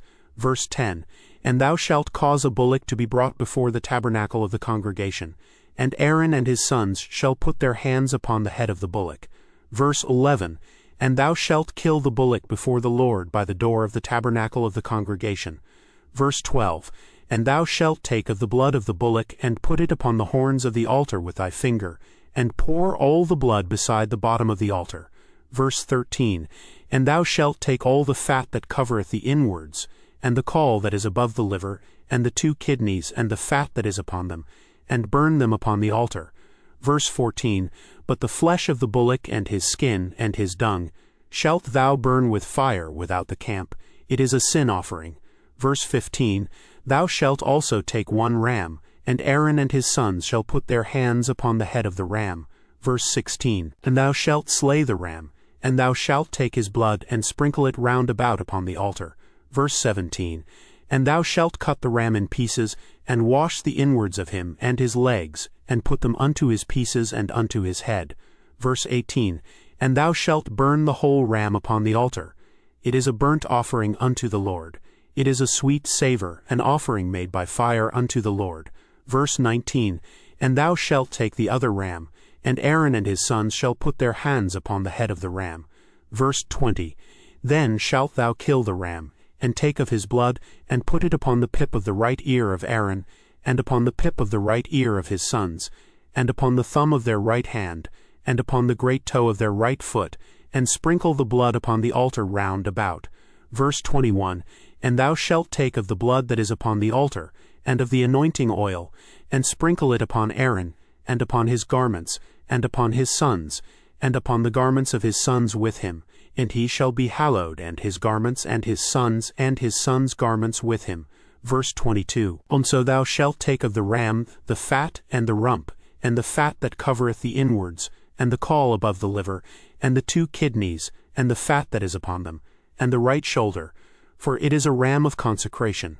Verse 23, And 1 loaf of bread, and 1 cake of oiled bread, and 1 wafer out of the basket of the unleavened bread that is before the Lord. Verse 24, And thou shalt put all in the hands of Aaron, and in the hands of his sons, and shalt wave them for a wave offering before the Lord. Verse 25, And thou shalt receive them of their hands, and burn them upon the altar for a burnt offering, for a sweet savour before the Lord. It is an offering made by fire unto the Lord. Verse 26, And thou shalt take the breast of the ram of Aaron's consecration, and wave it for a wave offering before the Lord, and it shall be thy part. Verse 27. And thou shalt sanctify the breast of the wave offering, and the shoulder of the heave offering, which is waved and which is heaved up, of the ram of the consecration, even of that which is for Aaron, and of that which is for his sons. Verse 28. And it shall be Aaron's and his sons by a statute forever from the children of Israel. For it is an heave offering, and it shall be an heave offering from the children of Israel of the sacrifice of their peace offerings, even their heave offering unto the Lord. Verse 29. And the holy garments of Aaron shall be his sons after him, to be anointed therein, and to be consecrated in them. Verse 30. And that son that is priest in his stead shall put them on 7 days, when he cometh into the tabernacle of the congregation to minister in the holy place. Verse 31. And thou shalt take the ram of the consecration, and seethe his flesh in the holy place. Verse 32. And Aaron and his sons shall eat the flesh of the ram, and the bread that is in the basket by the door of the tabernacle of the congregation. Verse 33. And they shall eat those things wherewith the atonement was made to consecrate and to sanctify them. But a stranger shall not eat thereof, because they are holy. Verse 34. And if aught of the flesh of the consecrations or of the bread remain unto the morning, then thou shalt burn the remainder with fire. It shall not be eaten, because it is holy. Verse 35. And thus shalt thou do unto Aaron and to his sons, according to all things which I have commanded thee. 7 days shalt thou consecrate them. Verse 36. And thou shalt offer every day a bullock for a sin offering for atonement. And thou shalt cleanse the altar when thou hast made an atonement for it, and thou shalt anoint it to sanctify it. Verse 37. 7 days thou shalt make an atonement for the altar and sanctify it, and it shall be an altar most holy. Whatsoever toucheth the altar shall be holy. Verse 38. Now this is that which thou shalt offer upon the altar, 2 lambs of the first year day by day continually. Verse 39. The one lamb thou shalt offer in the morning, and the other lamb thou shalt offer at even. Verse 40. And with the one lamb 1/10 deal of flour mingled with the 4th part of an hin of beaten oil, and the 4th part of an hin of wine, for a drink offering. Verse 41. And the other lamb thou shalt offer at even, and shalt do thereto according to the meat offering of the morning, and according to the drink offering thereof, for a sweet savour, an offering made by fire unto the Lord. Verse 42. This shall be a continual burnt offering throughout your generations at the door of the tabernacle of the congregation before the Lord, where I will meet you to speak there unto thee. Verse 43. And there I will meet with the children of Israel, and the tabernacle shall be sanctified by my glory. Verse 44.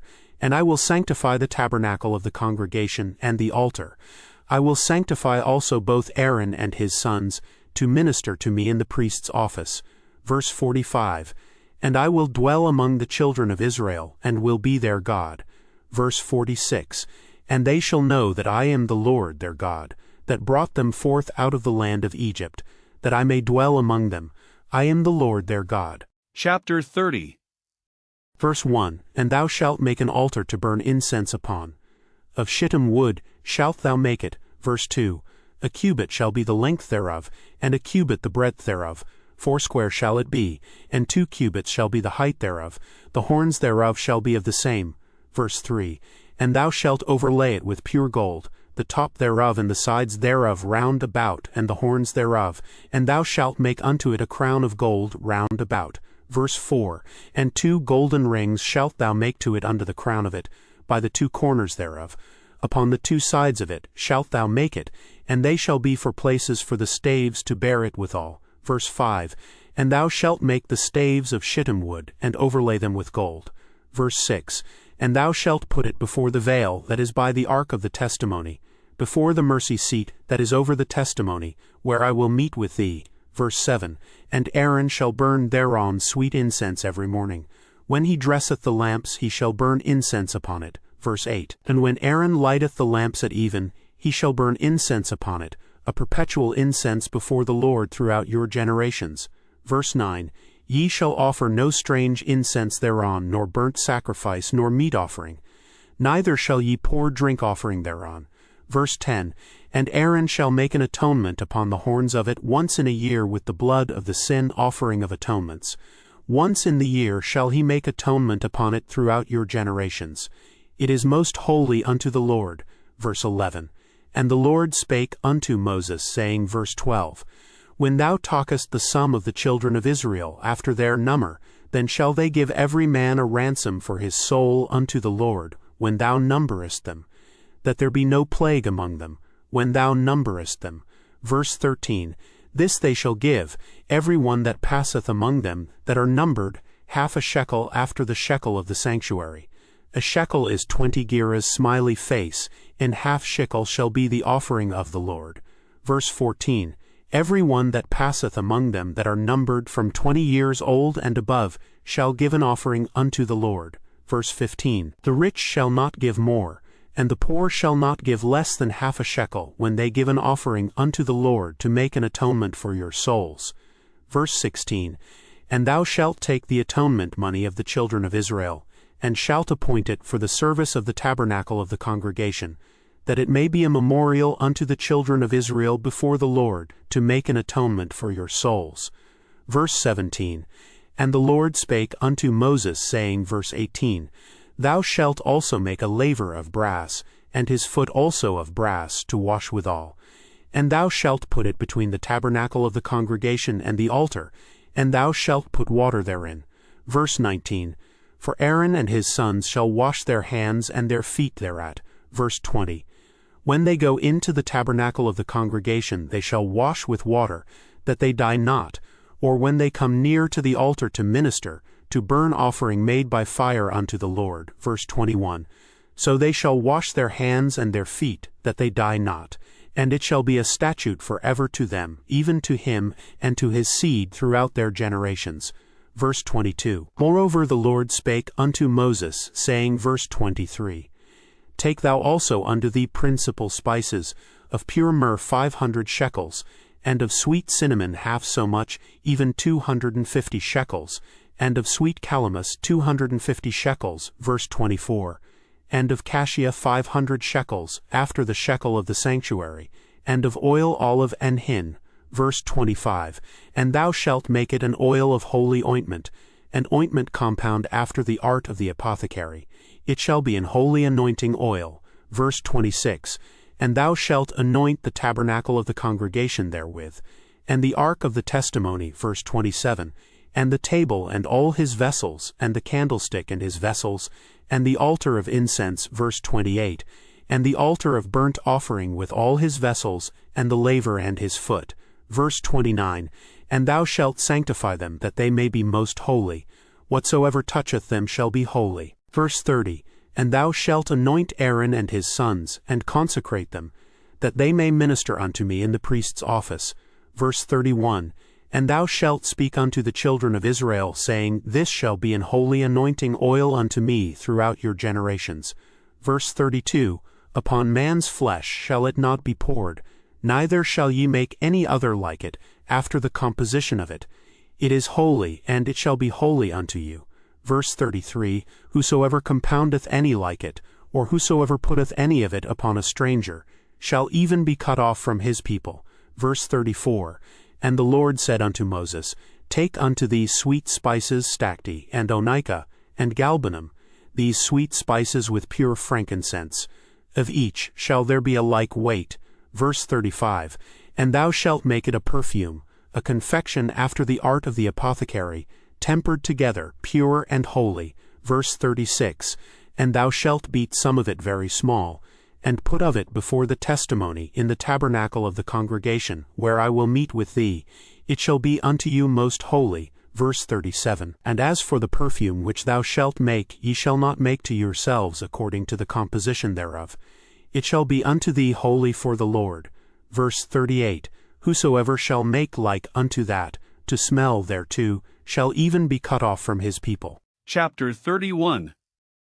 Verse 1, And the Lord spake unto Moses, saying, verse 2, See, I have called by name Bezaleel the son of Uri, the son of Hur, of the tribe of Judah. Verse 3, And I have filled him with the Spirit of God in wisdom and in understanding, and in knowledge, and in all manner of workmanship, verse 4, to devise cunning works, to work in gold, and in silver, and in brass, verse 5, and in cutting of stones, to set them, and in carving of timber, to work in all manner of workmanship, verse 6, and I, behold, I have given with him Aholiab, the son of Ahisamach, of the tribe of Dan, and in the hearts of all that are wise-hearted I have put wisdom, that they may make all that I have commanded thee.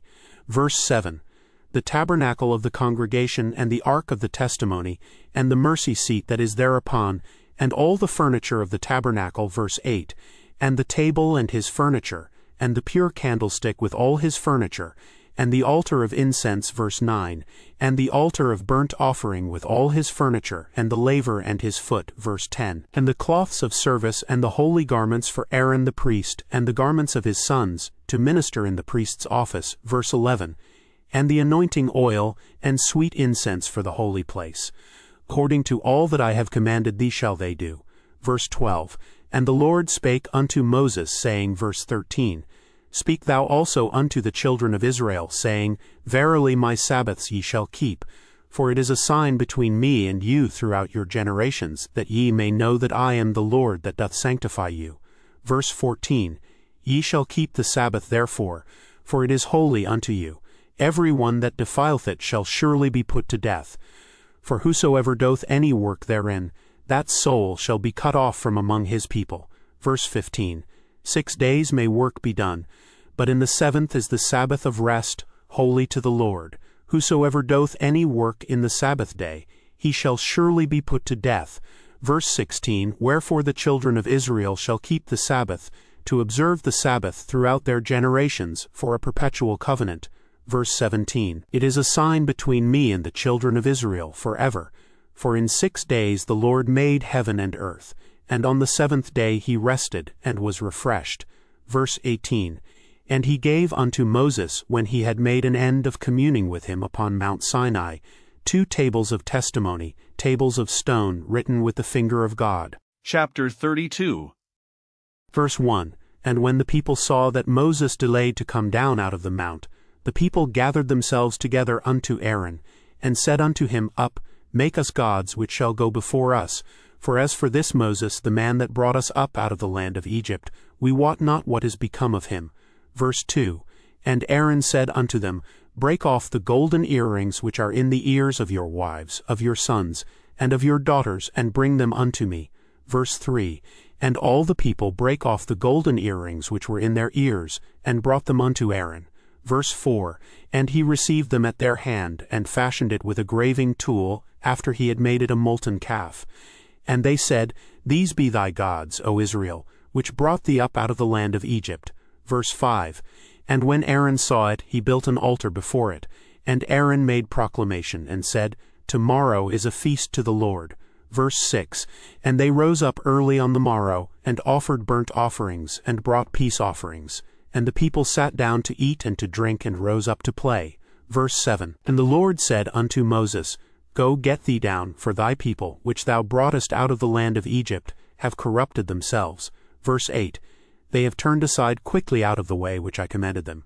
They have made them a molten calf, and have worshipped it, and have sacrificed thereunto, and said, These be thy gods, O Israel, which have brought thee up out of the land of Egypt. Verse 9, And the Lord said unto Moses, I have seen this people, and, behold, it is a stiff-necked people. Verse 10, Now therefore let me alone, that my wrath may wax hot against them, and that I may consume them, and I will make of thee a great nation. Verse 11, And Moses besought the Lord his God, and said, Lord, why does thy wrath wax hot against thy people, which thou hast brought forth out of the land of Egypt with great power, and with a mighty hand? Verse 12, Wherefore should the Egyptians speak and say, For mischief did he bring them out to slay them in the mountains, and to consume them from the face of the earth? Turn from thy fierce wrath, and repent of this evil against thy people. Verse 13, Remember Abraham, Isaac, and Israel, thy servants, to whom thou swarest by thine own self, and saidest unto them, I will multiply your seed as the stars of heaven, and all this land that I have spoken of will I give unto your seed, and they shall inherit it forever.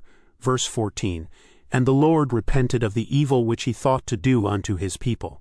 Verse 15, And Moses turned and went down from the mount, and the 2 tables of the testimony were in his hand. The tables were written on both their sides, on the one side and on the other were they written. Verse 16, And the tables were the work of God, and the writing was the writing of God, graven upon the tables.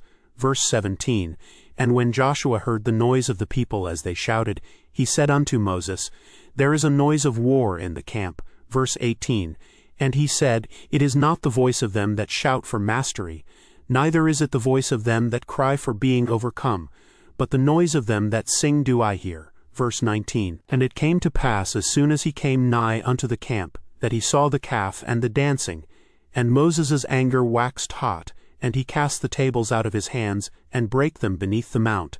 Verse 20, And he took the calf which they had made, and burnt it in the fire, and ground it to powder, and strawed it upon the water, and made the children of Israel drink of it.